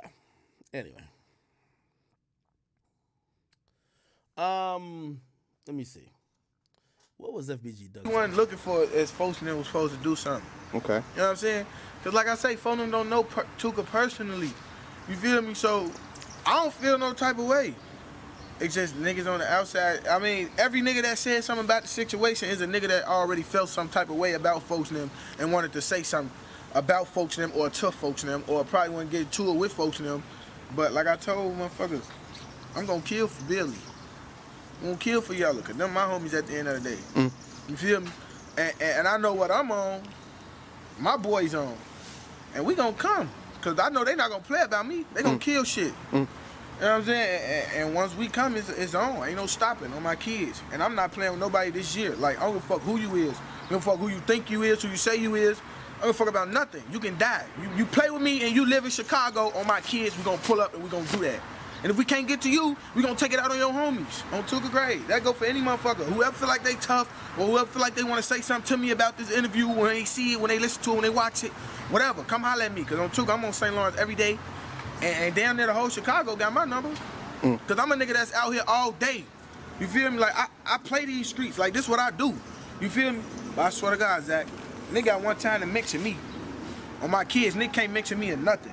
Nigga better not say duck. I'm gonna be honest with you. I felt like, y'all tell me if I'm wrong. I feel like a lot of Chicago, like, I feel like Duck was one of them niggas who, I know when I did the war in Chirac, I probably didn't focus on him a lot, but like, I feel like he had a lot of niggas scared of him. Am I wrong? I might be wrong. I might be wrong. But I feel like Duck was one of them niggas who had a lot of people scared of him. And the reason why I'm saying that is, like, I feel like ever since he died, like, people disrespect him more now, but when he was alive, everybody seemed to ignore him. Like, I didn't know he was that big of a deal. You get me? I didn't know he was that big of a deal because everybody, a lot of people who he was supposedly had problems with, they wouldn't mention him. But then after he died, I see everybody dissing him or try to diss him. I don't say nothing. On my kid, nigga say my name, I'm not gonna do no internet talking. I let that shit be known. One time and one time only. I'm not doing no internet talking. I'm not gonna tweet you. I'm not gonna make no video about you. I'm not gonna comment under your shit. I'm not gonna do nothing. You just gonna hear about me slide on Tuka. Duck just came through and blew this bitch up on my kids. Duck and them just came through 6-7 guns and just fired this bitch up. That's all you gonna hear. Cause on my kids, I'm not playing. And we on St. Lawrence right now. Man, He got you got three, he got bro. 3 on him. He got 3. What the fuck is this, Inspector Gadget? That talking, I'm not gonna tweet you. I'm not gonna make no video about you. I'm not gonna comment under your shit. I'm not gonna do nothing. You just gonna hear about me slide on Tuka. Duck just came through and blew this bitch up on my kids. Duck and them just came through 6-7 guns and just fired this bitch up. That's all you gonna hear. Cause on my kids, I'm not playing. And we on St. Lawrence right now. He got 3 on him. He got 3 on him. Bro, You see what I'm saying, Zach? Like he got 3 on him. You feel? Always out here. Hold on. I got 3 of these bitches. Come slide down, say ours. Hold on, wait. You hear me? He got 3 on him. I got You know what I'm saying? And they know these 2 knuckleheads. You hear me? That's luck. That get right. They know them 2 knuckleheads. you know how we coming, man. This 63rd. 3 on him. He got 3 on him. Definitely 63rd. Hey Zach, when you pulled up, I said go get 3 guns. You Right? said go get 3. How many bro. more you want me to go get? And then that's it, man. I feel safe. I'm secure, and let's march. On this in block, peace. we always shit. got them. You hear me? Like, it's not a day we don't got them. We like Not a day we look. don't got 'em. I'm just saying, like, they know these two knuckleheads. They see them with me every day. Every day. I swear to God, them gonna be the two faces you gonna see if a nigga play with me. Them gonna be the faces you gonna have to see, cause they gonna pull. All right, we gonna stop that, man. This shit, yo, I ain't gonna lie. I watched some of the Chicago shit back like years later and be like, yo, man, this was all for nothing. Like it was like all for nothing, bro. Up on you, and they gonna. Man, I want y'all to stand. Oh, Wisco Disco. What the fuck? Oh, they pop up. What the fuck is? What the fuck? What the fuck is going on my Twitch right now?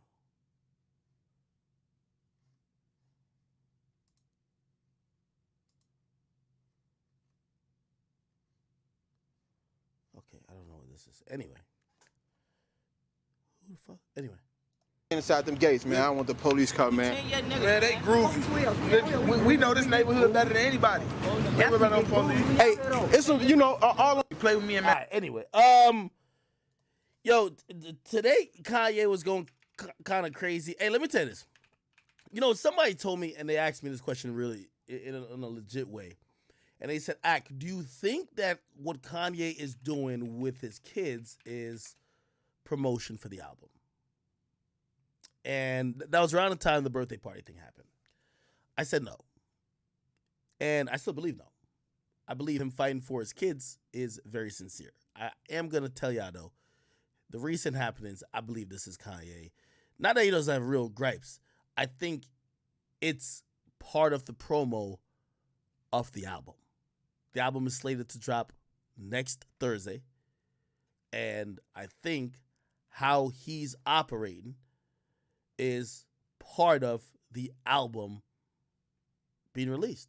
If you ask me, I think it's a promo. Now, again, I don't want to conflate the issues. I don't want to say that he's acting like he cares about his family for promo. I'm saying no. If you don't know how Kanye's been acting recently, if you go to my Instagram, Kanye is writing these long-ass messages. He's going at Pete. We all know he never liked Pete. But I think a lot of these things he's doing is because he knows right now his name is the hot button thing that everybody's talking about. So he's doing what a lot of what the 48 laws of power say: court attention at all costs. I think this post was a giveaway when this morning he was trending over the Super Bowl, and he said, "I didn't wake up to fight for my family and trend over the Super Bowl, but it happened." If your goal is just for your family, like, you wouldn't be pointing out that you're trending over the Super Bowl. You know what I mean? Again, I think there's a little part of it that he knows he has everyone's ear. And I think everyone, I want to say everyone, well, I support him on his plight to get his family back, to get his kids, to not be oppressed by the Kardashians. Yes, I support him. But I think he knows that him throwing these public fits is making it that people are always like looking at him at the moment. And I think Donda 2 is going to be a lot of give me my family back stuff, which is great promo if you ask me. So you could be like, oh no, the promo is accidental, but you can't ignore that it is promo at this point. Like what Kanye's doing right now is promo, 100% promo. So he's saying a bunch of stuff. I didn't wake up to blah blah. He's dissing. I think he's calling Pete Davidson Skeet Davidson. I don't know why he's calling him Skeet, but yeah, like, I don't know. I never really cared about Skeet Davidson anyway, so fuck it. Look at this one. He says, I guess this is Pete Davidson texting him, right? This nigga said, "No, you will never meet my children." Fuck it, man. Turn up, yay. You know what I mean? He's been doing this, like, at nights he's putting out shit like this. This nigga is having Avengers, like, Civil War shit going on. Here's his caption: "The internet still has not found a decent picture of Skeet." Today, while he was ranting, or at the end of the rant, look at his rant right here, right? "I wish my wife was with me and her children was sitting at the 50-yard line. Kim, always remember, West was your biggest win." A lot of this is like ego-based, where Kanye is just trying to let everybody know that he's the best. And us men, that's a coping mechanism when a woman leaves us. We try to let her know that we're the best she could ever get. And I mean, I think that's arguable for Kim. I think Kim is always, I think the Kardashian family has always judged the worth of their mate on how famous or how successful they are in their own field. And I'm sorry, once you get with Kanye, you can't get better. You can't get better. You can't get better. I'm sorry. Nigga said, remember West was your biggest win. I wonder if Kim K has, like, she hyphenated her last name when she got married. I wonder if she's still known as Kim Kardashian West, or during this whole thing with divorce, she's gonna drop the West. And recently, Kim Kardashian reason divorce. She did an interview recently because, and she spoke about why she divorced him. And that's the thing, we haven't heard her side in this. And let me see if I can read it.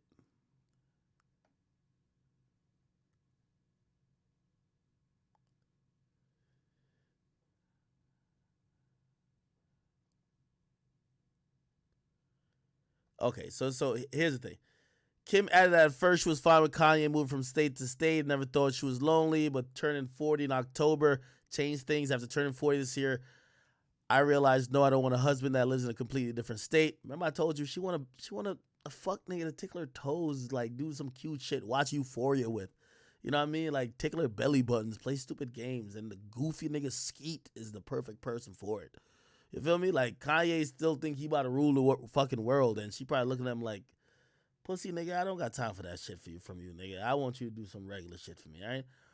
She said to me, I thought, oh my God, that's when we're getting along the best, but that is sad to me. So she says she gets along with this nigga when he's not around. And that's really what it is. I think she's just saying she just can't stand him. I mean, I could make a case to say, well, this was Kanye, this who Kanye was all along. And until you climb the totem pole to the success you got to now, you were willing to stand for it. But as soon as you didn't have to tolerate it anymore, you dropped that nigga, But again, somebody could say, well, Kanye also, may have used them. I don't know, in whatever weird way. I don't know if a point to make for that, but people might be able to say that, right? I want somebody that we can have the same shows in common. Exactly. She want a nigga who she watch Euphoria with, my nigga. Somebody who works out with me. Like, bitch, what's so funny about this whole thing? I think there's like a fucking clip where Kanye was talking about he bought a pool. Like, he built this whole pool for Kim, and Kim said she never been in it. Look. Kanye, Kim, questions. Let me see. Look. Here we go. Look at this. Okay. What was your favorite? He's the one that In the closet, and you have I was wrong. You guys need a bigger bathroom. I was like, oh, a bigger bathroom? And then it's like we had that, Gary. Minimal. There would be too much clutter, and I For the where yourself lay in. You were an inspiration for the skateboards around designs. Favorite thing to do with the kids at. Hold on, I'm gonna find it.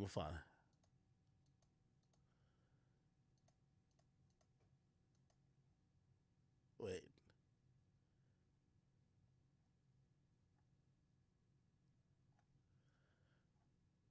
This, the whole shit is just hilarious. That we saw. You said no. Yeah, we did. Stair. Everyone wanted a jacuzzi, weird off to the side, but the kid was. Is it gonna be how you? Yeah. Yeah. Okay.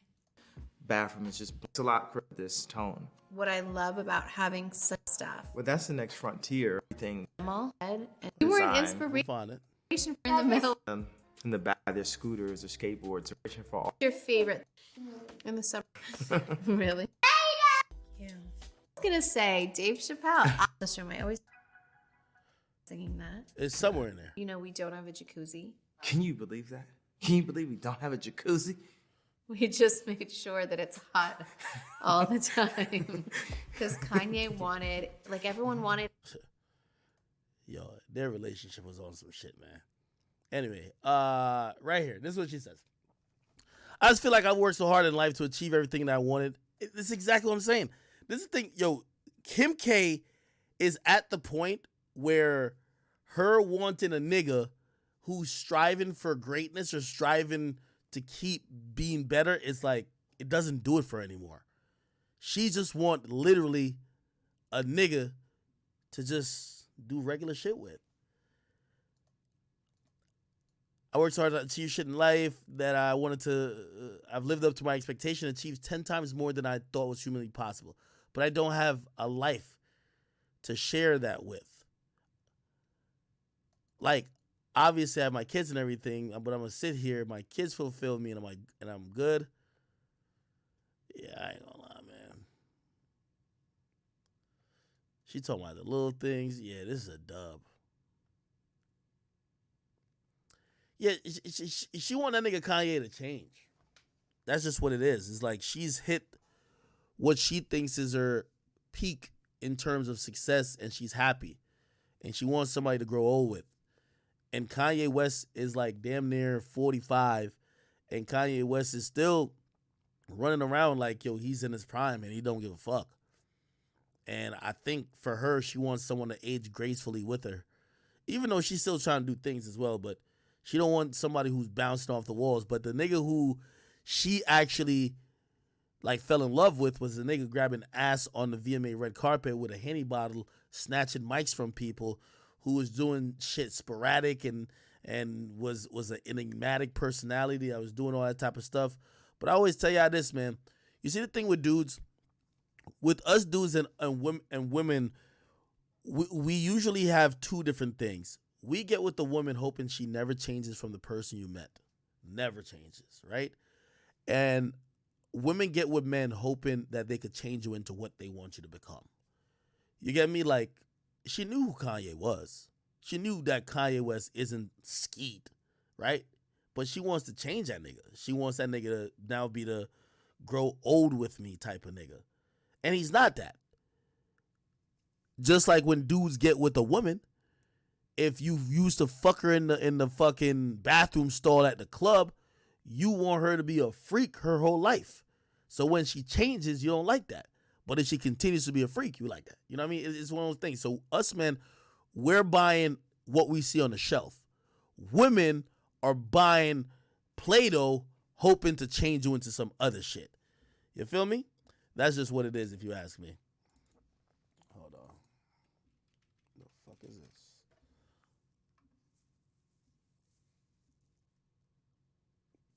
So yeah, you know, feel bad for them, but I think it's set in stone, man. I don't think Kanye is the person who wants to just. I think Kanye realizes his greatness, and I think he's on the cusp of changing, like, the world. And that fire burning in his gut paws is just not gonna allow him to just like be happy. And by the way, let me speak on relationships a little bit. A lot of times what relationships end up being one person compromising for the other person's happiness. And you hope that's a compromise that other person is willing to make, but a lot of times you realize it's not. So Kim, it feels, or I'm listening to her say she was compromising for his happiness, but now she wants to have a little bit of more of her happiness. And I don't think Kanye is down to compromise. That's the problem, if you ask me. I think if Kanye West really wants her, bro, she's telling you what she wants, my nigga. She don't want you running around doing a bunch of Donda concerts. She don't want you in Wyoming driving tractors. She don't want you to try to go to space. She don't want you to hang out with Elon. She don't want you to be over here like running around by Drake's crib to see if he got a bigger pool. She wants you to sit the fuck home, be there with her, laugh at her corny fucking jokes, watch Euphoria, fucking paint her toenails, tickle her back, like massage her fake ass, and just be like that, my nigga. Like, that's what she wants. Make her smile, not just think about and if you really love her and if that's what you want, you can't have her just submit to you. That's why you might just let her go. I guess she's the mother of your child, but nigga, if you really want her that bad, that you're beefing with the new nigga who's doing these things, nigga, the new nigga is hanging out with her in cabins, bro. The new nigga is taking her to Barnes and Nobles, my nigga. Like, that's what the new nigga's doing. And that's who she's really fucking with. You're not gonna shame her into now giving up what's making her happy. That's what she's telling you, what's making her happy, bro. Do it. Stop running around with AB. Stop running around with all these other niggas and go to your fucking wife and basically let her know, baby, I just want to spend time with you. But here's the thing, though. You can't fake it because it's not going to last long. And shit, do I feel like Kanye feels a little bit used? I won't say used, but I think he's still seen it in the scope of why she got with him. Because he's mentioning, because I trended today over the Super Bowl. Just know I'm the best you could ever have. It's clear Kim K not looking for a nigga who got clout no more. She's saying, nigga, I've had all the clout. I'm rich as fuck. I'm a billionaire. The man I want at this moment, which, by the way, this isn't the true reality for most women. Because most women are trying to social climb or fuck climb to the highest level man they could get. But this happens at times to men who are at the very top. Now they've got that and they feel they have the resources. I guarantee if Kim K thought that if she broke up or divorced Kanye, she'd be broke as shit and had to go back to the hood, she's not leaving that nigga. But she got her own now. She don't need to extract resources out of you. She got it. So now she's changed what she wants you to be. When Kanye was out there selfishly pushing it, by the way, you know how Kanye used to talk about, no disrespect, and I mean this with all due respect. I want to say super respectfully. I'm not trying to disrespect her. There was a time that Kim K's brand was that she's a famous slut. And Kanye helped purify that by saying, this is my wife, my wife dresses like this, she's so beautiful, she's the epitome of beauty. And Kanye used his equity in culture, in art, in the world to make Kim K look, to cleanse her of some of the smuttiness, and it worked. I don't think Kim K pre-Kanye could launch these makeup, cosmetics, lip liner lines that everybody wants. It would have been seen, that's the smut line. Now, she is just seen as beauty. Kanye definitely helped that. But now, Kanye's helped her build this empire. And again, I'm not saying build a company, but change the image that's now built this Kardashian empire of what her new businesses are. And now she's like, all right, yeah, I want him to stop now. I want him to stop being him. I want him to be the guy who I cuddle with every night. But he was going out there waging war for you. He was on Twitter going at it. His ex told him he needed to take 20 showers after he was with her to get with you. He was doing all this to purify your image.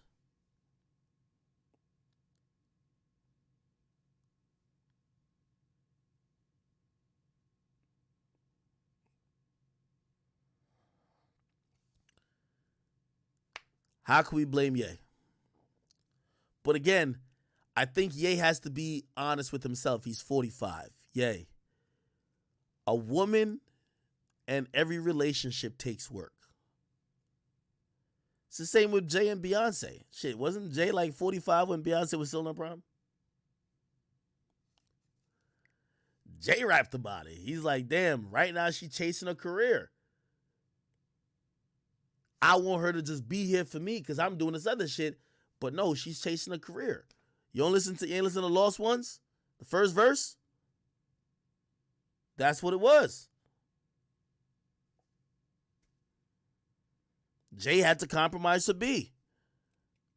He wanted to get to family life. B was like, nah, nigga, I'm still trying to get it.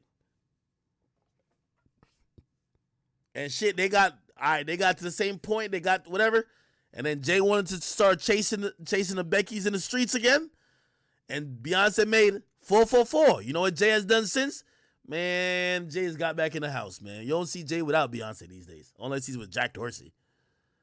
Kanye not willing to do that. Kanye out here still think he on a mission. And his mission ain't really... His mission is having Kim K being a trophy, just sitting there looking cute. While Kim K's like, nah, I'm done with that now. Like, y'all pop up once in a while to your little Donna shit, but like, I'm done with that now. Like, I'm older. I just want to hang out with my kids and play with our dogs and have family gossip. And hopefully me and you, we can have, like, watch these little corny shows. And Kanye ain't about to do that shit, if you ask me.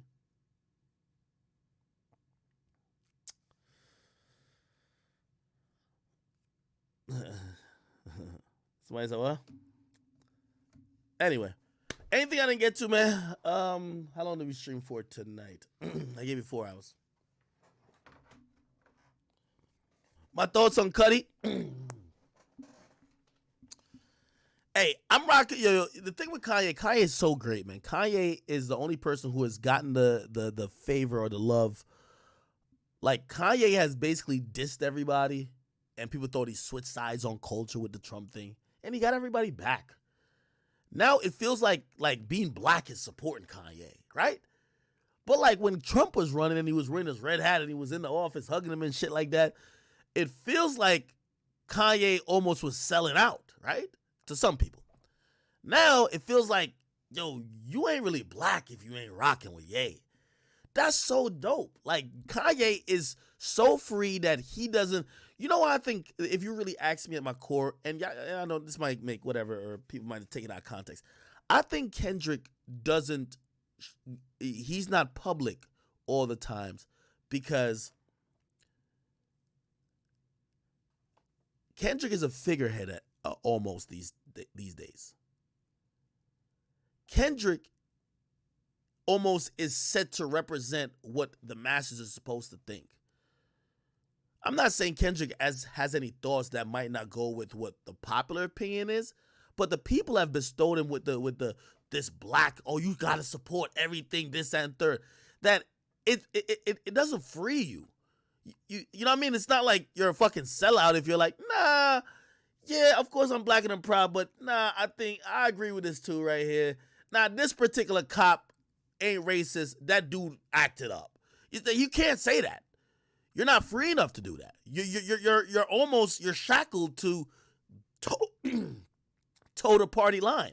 You gotta say the same shit. You gotta, and I think for people like that, you realize the lack of being free gets you to talk less. Like, you know what I mean? I think the same thing with Kaepernick, except I don't think Kaepernick is eloquent at all. Most of these people who you call leaders, they talk the least. Think about this. Kendrick is the guy who's black, this, that, and third. Has Kendrick ever said anything fucking profound about, like, you know, leading the black people? Fuck no. He don't want to say the wrong thing. And he's not even, like, he don't even want to take the chance of saying, hey, I don't know everything, but let me just give you my 2 cents. He don't even give his 2 cents. Let me just shut the fuck up and make music. It puts these shackles on you. They were trying to do it to Kanye with this whole, like, yo, you made Jesus Walks, you may never let us down. Bro, you did all of this. You're supposed to speak for black people. And Kanye just threw it out the window and said, nah, I'm the same guy who said George Bush don't care about black people, but I got my own thoughts. I'm sorry. We're not a monolith, and I might say some shit you agree with, and I might say some shit. Like, that's what fucks people up. Everybody think that, oh, Kanye snapped out to Get Out. You know what he still says now? Oh, I still got my red hat. He's the same person. He's just free. And I like that about him. He's mad free. He basically gave up public support, had everybody pretty much in the black community think that he switched on them, and he got them back. That's dope. You get me? Being free enough to speak your mind, even if it's not right all the time. And by the way, has he made mistakes? I think Kanye is such a dope person because he could, like, when he does an interview, he could be like, yeah, I was tripping, or yeah, I made a mistake. And we'll just be like, oh, it's Ye.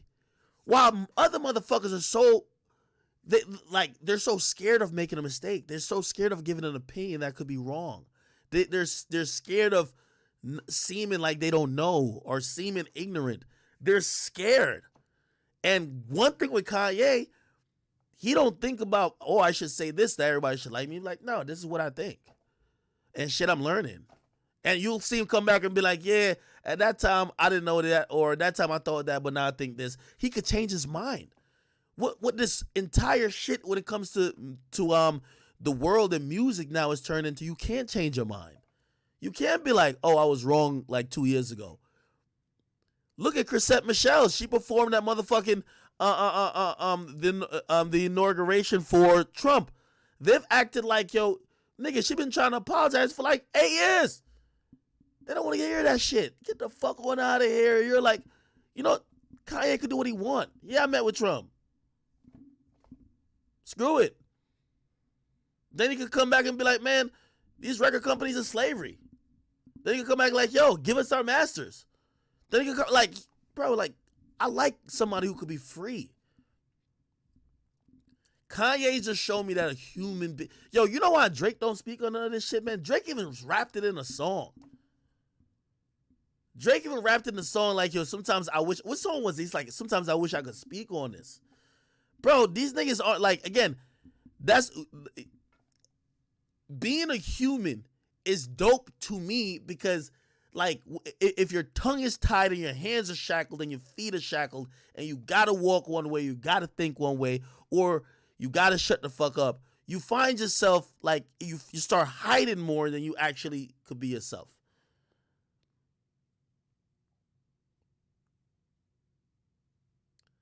I just like that about him.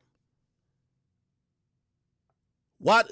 Like, a lot of these people you're talking about, they don't talk about shit. Like, that's why they don't address nothing. Somebody said, I'm projecting. I'm not projecting, bro. Like, think about, why doesn't, nigga, we call Drake the biggest musician. Why don't he speak on all this shit? You think he don't have feelings? Kanye not eloquent. Kanye just say some shit. Like, he's usually not that coherent, but he just say it. That's his thoughts. Why doesn't everybody else? Why doesn't Kendrick, in the midst of the George Floyd shit going down and riots and this and third, why don't he just get on Twitter and just say something? Yo, bro, listen, yo, keep fucking shit up. It could even be that. Why doesn't he do that? Why doesn't he pick a side? Well, obviously pick a side, but like, why doesn't he just tell you what he thinks? Even if it's like, no, like, listen, yo, I'm with y'all with 99 of these cases, but this case, nah, let's chill. Bro, these things don't tell you how they think, my nigga. They just basically, it almost seems like they're just of the establishment, which is good, which is, you know, they're on code. But I do like somebody who could be an individual. And Kanye, one of the only people who be an individual. A lot of time I disagree with him. But that's what being an individual is. You're not supposed to agree with everything for motherfuckers. That's another thing that people don't realize too. Even when it comes to politics, bro. Nigga, a lot of times niggas is yo, most of these niggas, they're not voting on social issues, my nigga. They're voting on taxes. You think a rich celebrity who Biden is hopping up in the office talking about he want to tax him 50 or 40% is voting on social issues? No, they're like, nigga, how could I not pay enough in tax? I'm trying to skate through this bitch. Are they going to say that to y'all? No, because if they say that to y'all, y'all going to call them a sellout. But they think that's their individual mindset, thinking about their own individual life. It just is what it is. Somebody say you're mistaken saying off the wall shit for being a leader. No, my nigga, I'm just saying, just speaking your mind. I like someone who speaks their mind. I don't care how it is. And you might think that's off the wall shit. But a lot of times, a lot of these niggas speak, I don't hear human thoughts, even if it's not all the way there in terms of it being a perfect thought. They're showing you that they're human. When these other motherfuckers talk, they talk in statements. Like, bro, when a nigga comes out with a prepared statement, that's not even, like, that's no human factor of that. I like when somebody's human. I'm sorry.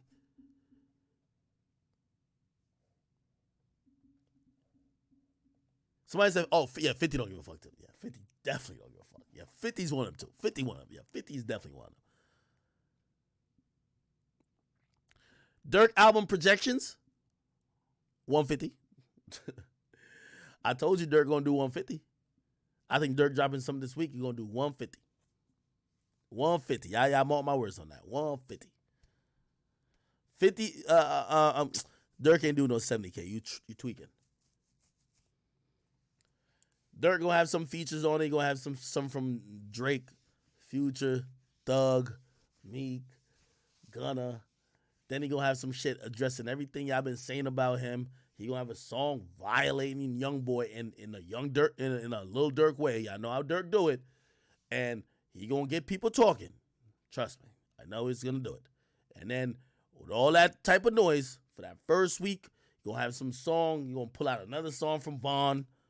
Feel me? You might even have Vaughn on the song dissing Young Boy. Nigga, I'm telling you, like, it's just gonna go crazy, bro. Just watch. Thoughts on 50 hanging out upside down. 50 is like so nostalgia. I think because 50, and credit to him because he's doing great work in the film space, but like I think 50 we love 50 so much because he stepped away from music too. There's a time when like he was just trying and people like, nah, bro, you're done. But like you get to realize when these niggas are legends, the more they don't do music, the more you miss them. Like, nigga, watching 50 in that tank top and the headband performing, bro, you want to root for him. That's dope. Like, you're like, damn, 50, that's fire. I want to see this more. Once I saw that, I was like, this is legendary, bro. But that's because, like, he fell back from it. You know what I mean? There's a time when people weren't appreciating 50. Like, you go back to, like, the 2011 to 2013, people like, yo, he washed. Yo, he keep doing these weird AO technology songs. Yo, like, his shit is flopping. Look at the Curtis album. Look at this. Look at that. You know what I mean? Or Before I Self-Destruct, whatever album that was. 50 knew it was going to be a meme. But here's the thing. You can't clown 50. You think about it. How you going to clown 50? 50 going to have the jokes with you. ASAP Rocky prediction and sale. That nigga might sell 3 babies. You know what I mean? How many kids y'all think Rihanna finna have? By the way, ASAP Rocky, he playing it right, man. That nigga's being an amazing baby daddy. Also, he understands the assignment. Nobody's taking the pictures of ASAP and Rihanna caring about ASAP. Let's keep it 100. Other than the hip-hop community, nobody cares about ASAP Rocky. I'm being very honest, okay?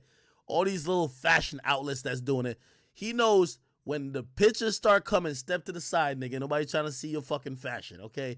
Everybody's trying to see that baby bump that your queen has. Just step to the side. Nobody want to see that. Nobody's trying to see them braids, my nigga. Like, get the fuck on out of here. So, like, you know what I mean? Like, he know what it is, bro. Like, everybody's down for Rihanna. He's been a good baby father so far. And to keep it real, if I'm him, I'm popping the question with a ring very soon. You get me? Like, you ever see these articles? Some of these articles, they don't even mention that nigga. Like, nigga, I seen them crop the nigga out. Like, they crop him out. Ace, no, let's search Rihanna. Let's look at it.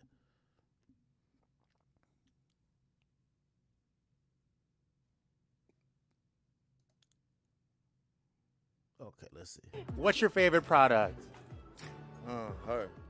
Rihanna flaunts her baby bump at an event. They only asked him questions that he could direct it back to her. Like, they don't, like, yo, you'll never hear one of these motherfuckers say, so ASAP Rocky, when's your next album? Fuck no. Like, no disrespect to Rocky, but come on, bro. Like, fuck no. In Hollywood, celebrating her Fenty Beauty and Fenty Skin brands. She's definitely showing skin in a sequin halter top, and this marks her... By the way, this is a come up for ASAP Rocky. You know what? That nigga was scuffling and scrapping in London not too long ago. Remember he was just scrapping with niggas in the middle of the street? Now he got Rihanna pregnant. Her first red carpet appearance since confirming that she's expecting her first child, and they definitely have the look of love while posing. By the way, you see all that little cool guy Rocky shit that he had going on? You know what I mean? All that, you know what I mean? What is it? Pretty boy Flacco shit? Fuck that. You know what I mean? That nigga got that loyal baby daddy swag. I'm gonna sit here, hug you like this. That nigga might as well be wearing a fucking Burberry shirt, nigga. He is baby shower ready, nigga. He ain't showing off no drip, nigga. He's making sure he could hug his girl. That's Simon, nigga. Nobody give a fuck about what else he got going on. Let's keep it on it. For photographers. When I was able to finally... He can't keep an eye. He can't keep an eye on me. I was not that close to her. I swear to God. I'm gay. I swear. I'm cool. We are good, bro. What's your favorite product? Her. You know what? If that was... He's a keeper. For more. I'm going to keep it real with you. This is the highlight of A$AP Rocky career. I'm going to keep it 1,000 with you. Remember they used to mistake that nigga for Travis Scott? I'm going to keep it 1,000. This is true, brother. Nigga, now they going to know. Oh, you're the baby daddy. Like, they're going to know. You're not Travis Scott. You're Rihanna's baby daddy. I'm telling you the truth. This is the biggest thing that ever happened to A$AP Rocky. And What's your favorite product? Like, I love all of his great songs. He's dope. He's dope. And y'all gonna think I'm dissing him. But, nigga, this is how big Rihanna is, my nigga. Rihanna's just a fucking megastar. You get me? The only nigga who could stand next to Rihanna and people legit care is Drake. Like, they look like this fool has no idea. Like, he can't name one bar A$AP Rocky ever spit.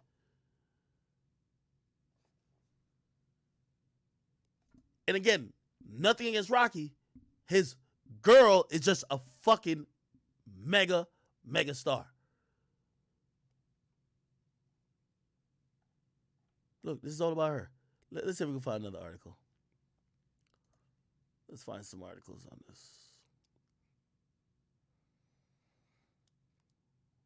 Okay. Rihanna and A$AP Rocky just continue to shock their fans in a good way. After hitting the Fenty Beauty red carpet together for the first time following they both showed up and more essentials for the... Oh, it's the same shit. Man, Rocky won, man. Yo, Rocky, you got to one-up on that nigga Drake, man. You got to one-up on Drake. I ain't gonna lie to you. Somebody said there are 2 designer brands. Nigga, what brand does A$AP Rocky got, nigga? Yo, don't have me over here, like, feel like a hater of Rocky. Like, come on, bro. Like, think it's Rihanna, nigga. It's like, stop the fucking bullshit, nigga. It's like you compare the nigga who sell Gildan shirts to, like, fucking Rihanna. Like, you stupid. What you gonna tell me?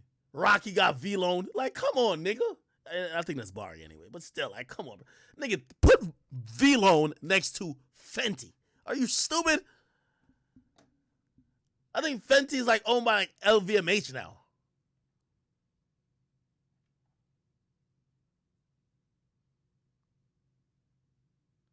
I should get Dirk for the podcast. Yeah, I've been told Dirk I'm trying to do a conversation with him.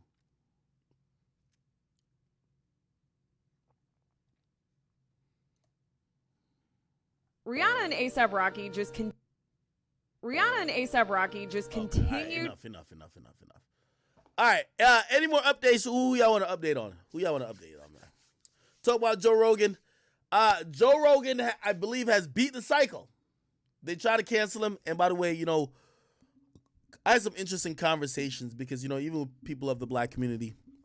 So there's a video that leaked that basically said, it was a compilation of Joe Rogan saying the N-word with a hard ER.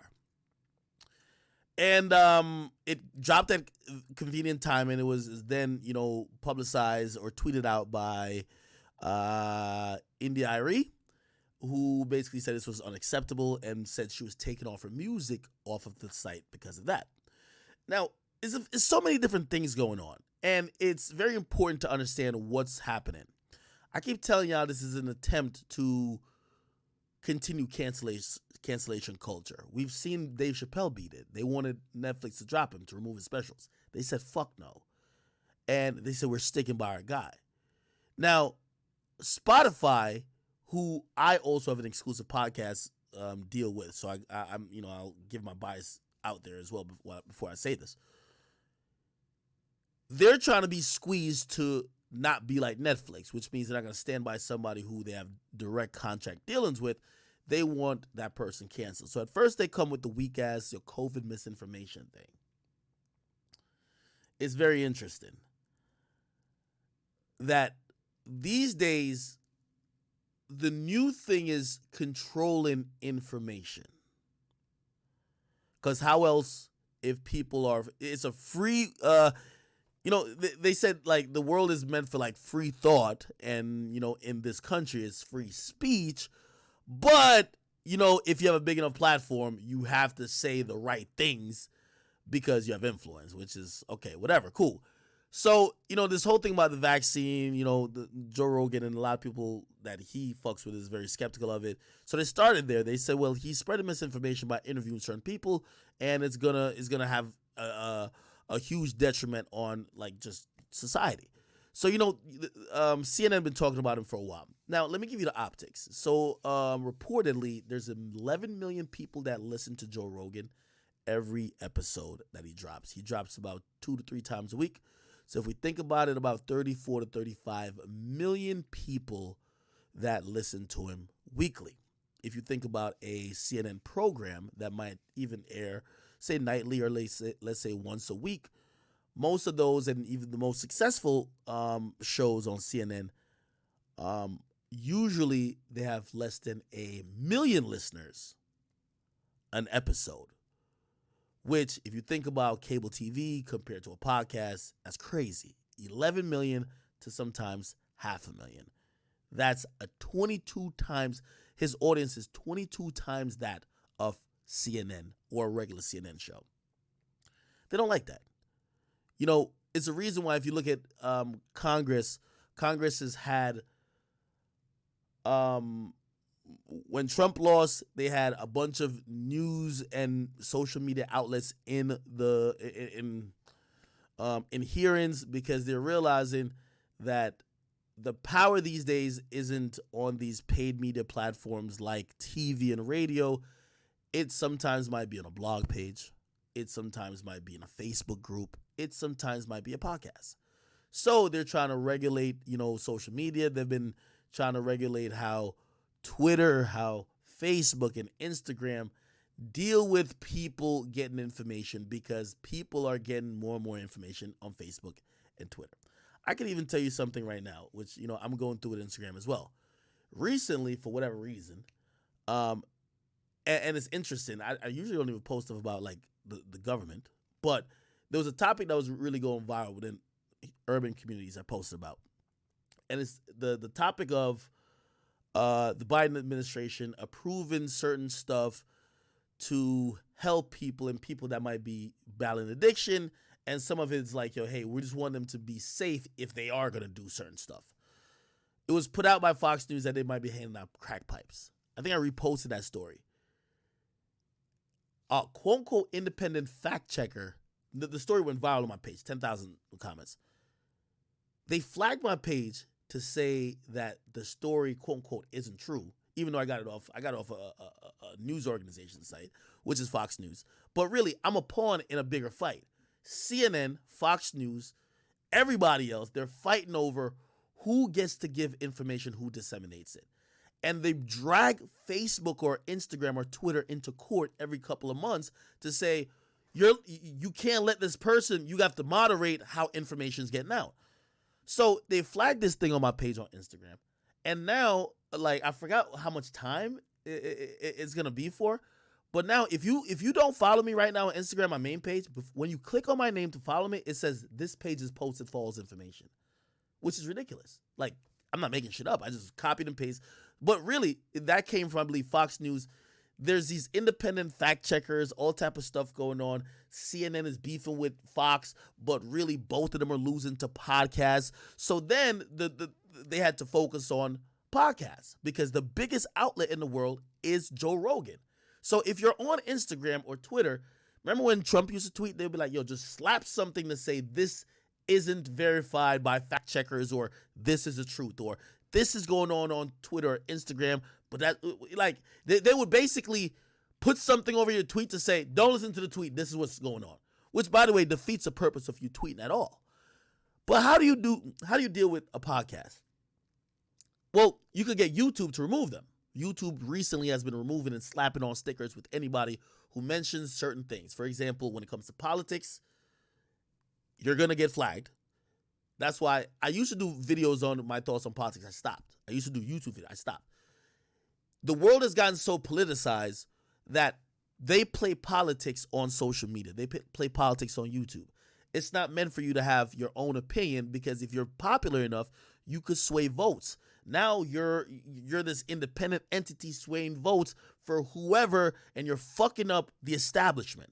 So they're pressuring YouTube and Google and all these places to control motherfuckers who have influence to do that. So here comes Joe Rogan. He's on Spotify. He's still interviewing the same people, getting crazy amount of views, but nobody could check him. The initiative right now is everybody got to get the vaccine, this and third. And even though they say it's a free country, really, they don't want to challenge. They don't want to, they don't want questions about it. They're like, hey, it's one of those things where the government always have up their back pocket. We scream that we're in a free country, but at the end of the day, at certain times, they could take your freedom away, right? Like, it's a free country. It's a free country. I got my right to privacy, but let a plane hit a tower, they take all your shit. They can look through your shit at any time, right? So they reserve the right to take it when they want. So this pandemic is a perfect time to take it. Yo, we don't want you motherfuckers to be questioning the shit that we say is going to fix everything. Now, again, some of the questions are bizarre. Like some people who believe like, yo, they're going to inject a chip. Okay, you motherfuckers are stupid, right? But there's certain people who have legit questions like, damn, y'all told us like the motherfucking vaccine was supposed to stop us from spreading it, or was supposed to stop us from getting reinfected, or we were supposed to have these less symptoms, or blah, blah, blah, you know what I mean? And really what's happening with this whole, pandemic shit is nobody really knows the answer. Like, we're kind of dealing with it day by day, because like when this whole vaccine thing came about, nobody was like, oh, you're going to need like 15 boosters. But now they come out with a new strain every week. They're like, oh, we might have to get a booster. And then so they're like, oh, well, actually, the new strains ain't as bad as the old strain, but you still got to wear masks, and you should still quarantine. Like, it's all type of shit. So really, we're learning day by day. But the government is realizing, because it's losing shit ton of money, and first of all, the government, inflation's at an all-time high. They're giving out money to people that people could still live and listen to their rules in terms of quarantining, or these jobs can't open. So now they just don't want people to fucking question what they got going on because they're too far in the hole, right? So along with that, and these other media outlets pretty much catching an L, they are mad that Joe Rogan pretty much is just asking a bunch of questions and also exploring these ideologies or these theories. I'm not saying I agree with any of them, but that's what he's doing, okay? His platform is too big, so they want it to be controlled. They basically told Spotify, they came to Spotify with 270 doctors or however many amount of doctors. They said Joe Rogan's show is spreading misinformation. You need to do something about it. And remember, I just say what happened to me on Instagram? If I leave for a certain amount of time, they slap a little thing. If you hit the follow button, try it, okay? Says, you sure want to follow this nigga? He posted something false recently. What was false that I posted? I posted something that was on a website. But for them, that's a politicized topic. I'm not a political outlet. I post music, I post news, I post rap beef, right? But because of that one post, they've now just categorized my page. Now I'm talking to a few people, trying to see if we can get it cleared up. But you see what information is coming to. The government is getting scared that the CNN, Fox News, and all these mainstream outlets is not what's controlling people's minds no more. It's podcasts, it's blogs, it's all these other things that, how do they control? So they're trying to put a squeeze on these things, and then when you get to Joe Rogan, you get to Spotify. So now they said to Spotify, yo, you got to fix this. You're like, what are you doing? Spotify is like, well, we kind of checked it out, and we don't want to silence free speech. So, he's open to say what he wants to say, and we don't think that he's purposely or have spread misinformation that could cause anyone to be hurt. Okay, so that comes down. That wasn't gaining no type of steam until an artist pulled their stuff off of Spotify, and that was Neil Young. Now, again, I'm not a conspiracy theorist, but some might be like, it's a very interesting timing. Some people might be like, he was in on it with whoever, the establishment or whatever, because the timing was good. That happened. Joni Mitchell started, and then kind of paused a bit, and people were like, well, no disrespect to Neil Young and Joni Mitchell, is like, well, is Drake gonna pull his music off? Now, here's the thing about that whole hysteria. Neil Young is an older artist who does have control of his catalog. I'm pretty sure he either negotiated or somehow got control of it later on. Drake cannot pull his catalog off of Spotify. Just cannot. He doesn't own it. Okay, it's owned by Republic, and after they've given you all them hundreds of millions of dollars, they reserve the right to monetize it how they see fit. Now, could they do what Chappelle did and kind of like make the labels look weird in not doing what they want to do in terms of like, yo, I want my music on Spotify. If Atlantic or Universal keep my music up there, please don't support them. They're racist, blah, blah, blah, blah. They could come in a narrative to force the hand of the company. But in essence, YoungBoy can't say take my music on Spotify.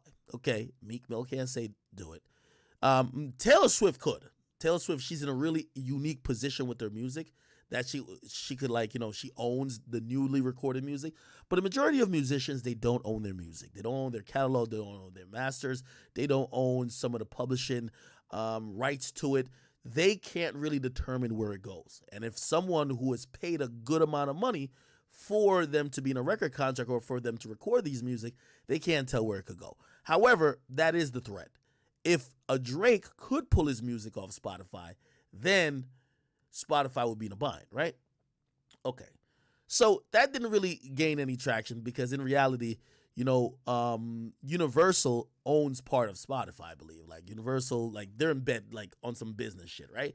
So it would be cutting off their nose to spite their face. Why would they take their top artists off of there when they're gaining money from the shit, right? So they're not really going to do it. It would take these random artists like a Taylor Swift or some other artist who has enough social clout currently and enough music clout currently to make an impact. So not Drake. Like, I ain't gonna lie, Jay-Z could, right? But I think Jay-Z didn't have his music on Spotify for a while anyway. Beyonce could. But Beyonce always had her music on Spotify, right? Cool. So it would need those people. So it's an actual threat, but it's not like, it's going to really happen because most of the artists that we care about, Billie Eilish, The Weeknd, Meg Thee Stallion, and the rest of them, they don't control their music. It's controlled by the companies assigned to them. So since that's not working, you know what this whole thing turned into? And this is what I realized, this is just about trying to silence Joe Rogan. This turned into, well, he's racist. Okay. Now, I'm black, and it's Black History Month. You ain't gonna catch me defending no motherfucker who is not black, who has made any comments about black people. I'm not that type of person, and I'm not no person who throw out there to be like, yo, coddle everybody by just saying, no.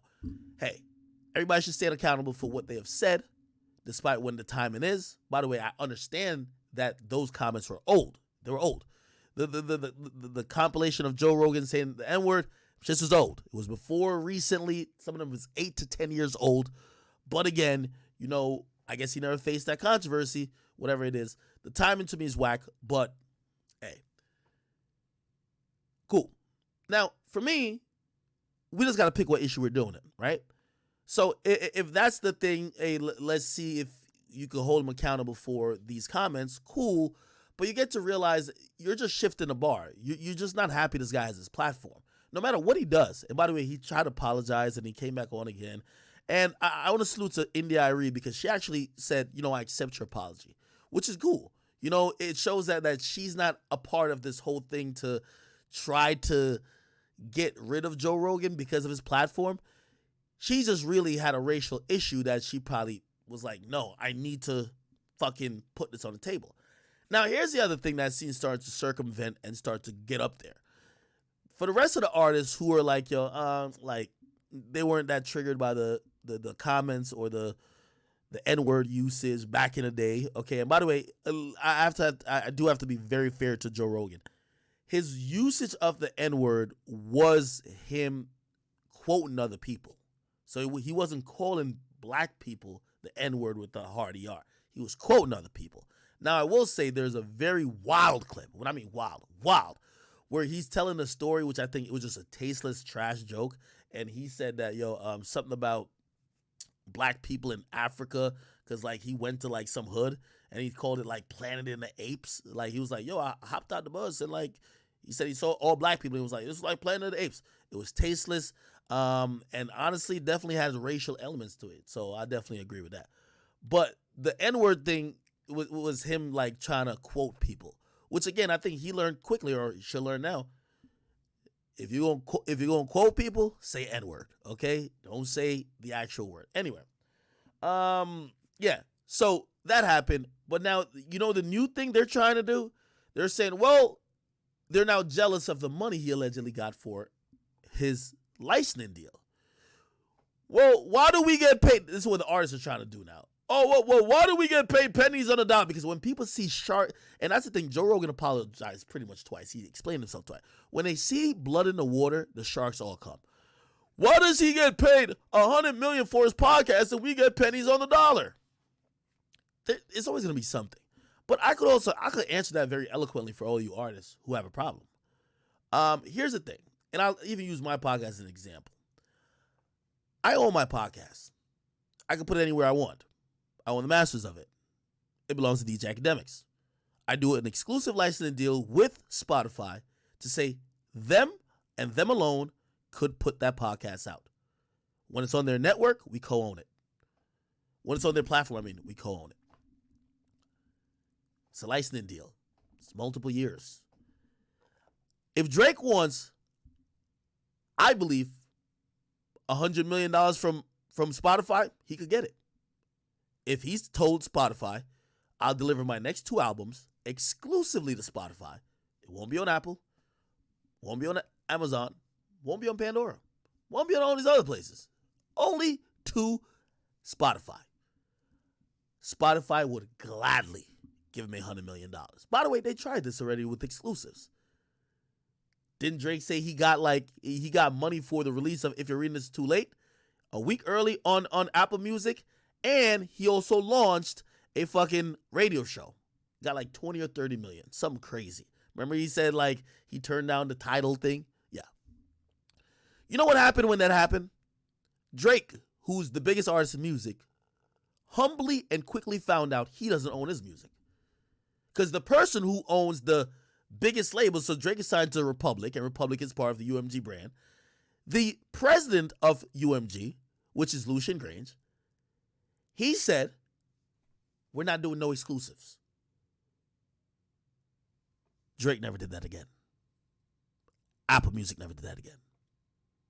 Drake doesn't own his music. It's owned by Lucian Grange. So for the musicians who are crying, you got to own your shit. You could do licensing deals, but you got to own your shit. And a lot of y'all know how it goes because there's 2 sides of music. There's a royalty side and also the publishing side. None of y'all own y'all masters for the most part, unless you're on just a distro label. Most of y'all don't own your masters. But you do own some, hopefully all your publishing. And you know what all y'all do?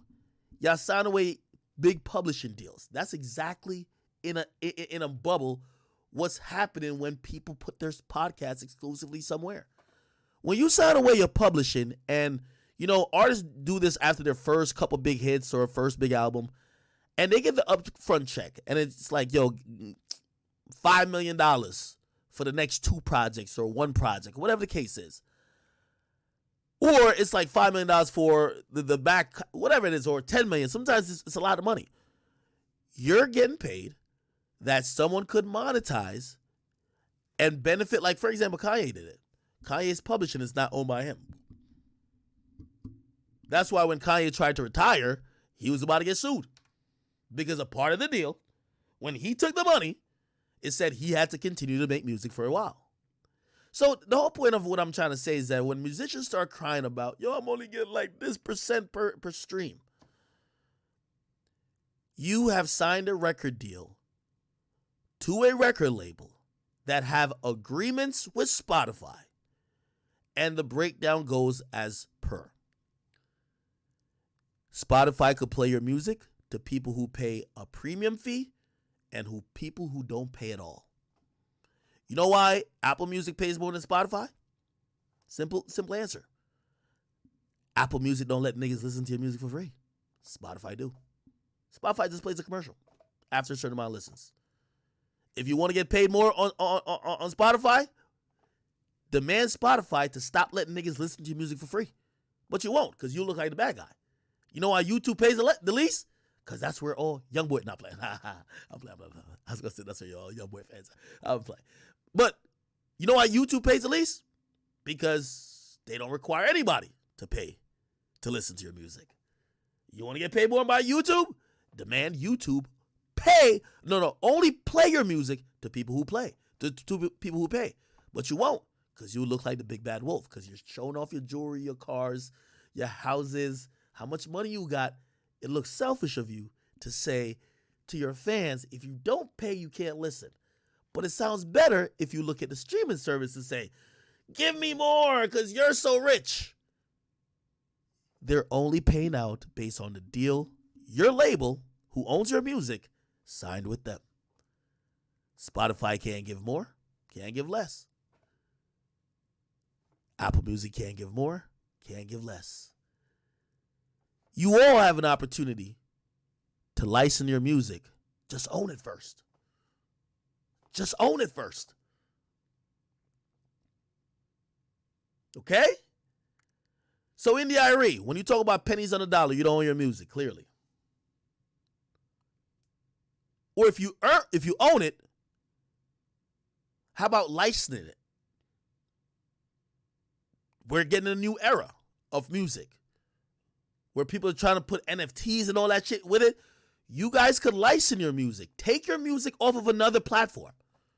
I guarantee right now, Michael Jackson estate could probably get $500 million if they take every Michael Jackson song off of everywhere and only left it on Spotify. That's how you get the check. But your shit can't be everywhere. You're a thought. You don't have a value. And when I'm talking about thought, I'm talking about just obviously like your art just being everywhere. The point is this. Complaining about how much money Joe Rogan gets is not the same as what you musicians are doing. And do I agree that Spotify and other streaming services are built on the backs of musicians? Absolutely. That's exactly why you should watch what they're doing with podcasts and try to do yourself. You know what Spotify's doing with podcasts? Universal won't let y'all get y'all shit back. That y'all could ever own it. That y'all could do deals directly with Spotify. And y'all don't want to cut y'all reach off because y'all be like, well, I still want to put my shit on iTunes. No, you're not going to be on iTunes. You're only going to be on Spotify. Are you cool with it?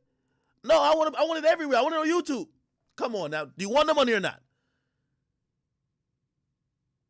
Joe Rogan's he's happy with his shit only being on Spotify. I am too. Do you want the money or do you want to be everywhere? And do you own your shit? Because when you own your shit, you could do a lot with it.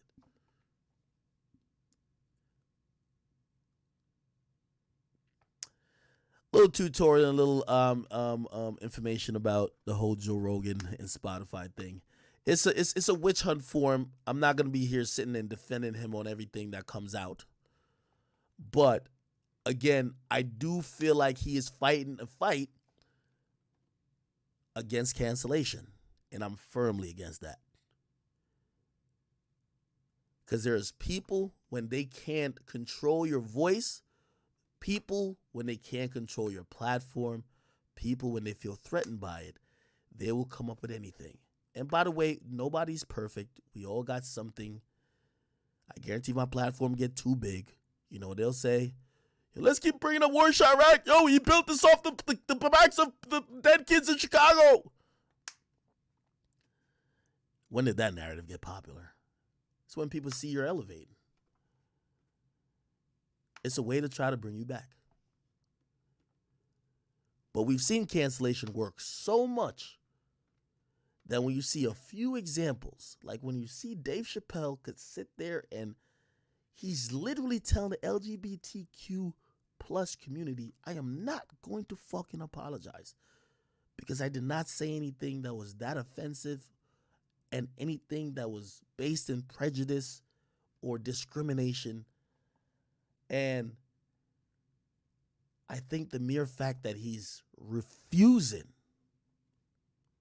to bow down, refusing to get scared of the cancellation, and the company he's with is backing him, has changed the game.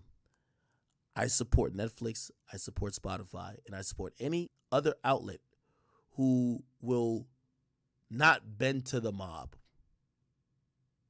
Because this is all it is, if you ask me. All right, chat.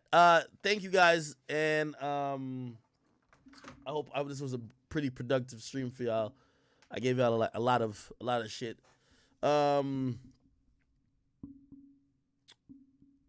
Yeah.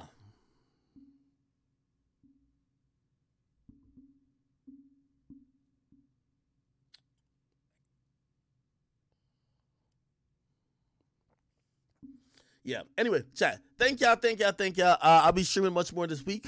I am back in, the East Coast, and we will be putting in more work. And I just felt like a lazy bum just being in the hotel. I brought like my travel kit that I could record on the road, and then I haven't used it in so long. I realized I couldn't because I would have done a video on the baby, but I couldn't do it, so it's whatever. But anyway, I'm back home, and I'll be cutting a bunch of videos for y'all tomorrow. I'll be doing a podcast tomorrow. I'll be doing a podcast, and also the Roddy Rich episode is dropping tomorrow. And if you ask me, we're gonna be dropping Tuesday and Wednesday too. So this should be a pretty filled week because I only gave y'all one podcast in the last like 10 days, that's not our schedule. So I could tell y'all why that happened, but like I'm gonna hold it close to the chest because we're working on it was supposed to be a big thing. Anyway. Chat, yeah. Roddy shared a reel with me. Cop tries to stop Roddy from performing at Poppy. All right, cool. Anyway, Roddy just sent me a thing. I'm gonna post it on Instagram. But yeah, go check out the Instagram thing. Ain't that weird? Instagram is now treating me like I'm like some right-wing shit. And you know why? Because I copied and pasted something on Fox News. So they called me up, which I'm a news page. I'm a music page in terms of like culture. Like we don't care about politics like that. Feel me? Like we're not banging with these motherfuckers. But now apparently when people try to follow me, like they have this fucking sticker. Yo, this might be fake news. I'm like, what? So we're in talks to try to figure out what the hell is going on with that. These platforms are becoming so politicized that they're having all type of fights among themselves.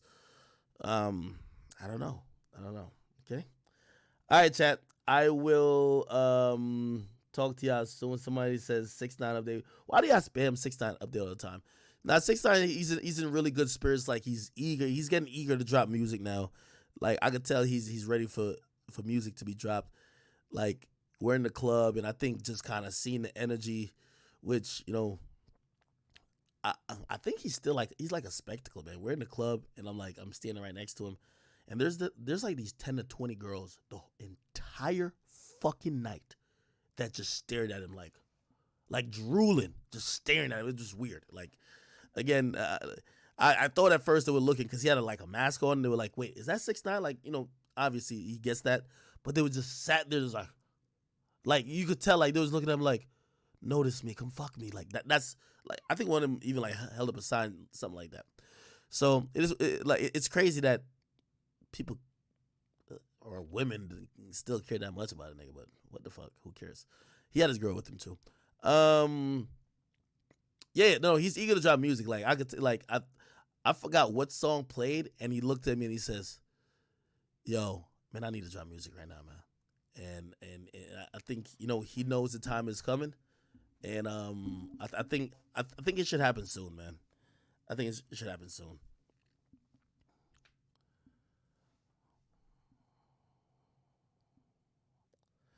Is he mad at Nicki? No. When we talked about Nicki, but like he loves Nicki. Yeah, 6ix9ine is a barber. Like he loves Nicki, Obviously, he can't wait to collaborate with her again. I think he always like he said it was like, yo, man, me and her, we made fucking history. So I'm pretty sure like, and by the way, he's always like, even when me and Nicki wasn't whatever, he's always like, he just loves Nicki. So I ain't gonna lie, I think I was being messy. I was like, nigga, don't that new song sound like Fifi? It's like, nah, Nicki back in her bag, man. So I'm pretty sure they'll cook something up too, you know? So he's not mad at her. He's not mad at her. When the pod with with Wack and Adam dropping, that shit is Wack's podcast. I did it. It was like for 3 or 4 or 5 hours. So he got to drop it. Wack podcast is dropping soon. So salute to him. Gideon Wallo was there. 6ix9ine and YoungBoy collab. Listen, time could only tell, man. Time could only tell. Chat. I'll leave that there. You know, there's moving parts, a lot of stuff going on behind the scenes. Blessings to all you guys. I'm happy to be home. I love you guys. Thank you for supporting me for so long. And yeah, anything is possible. All right, I'm out of here.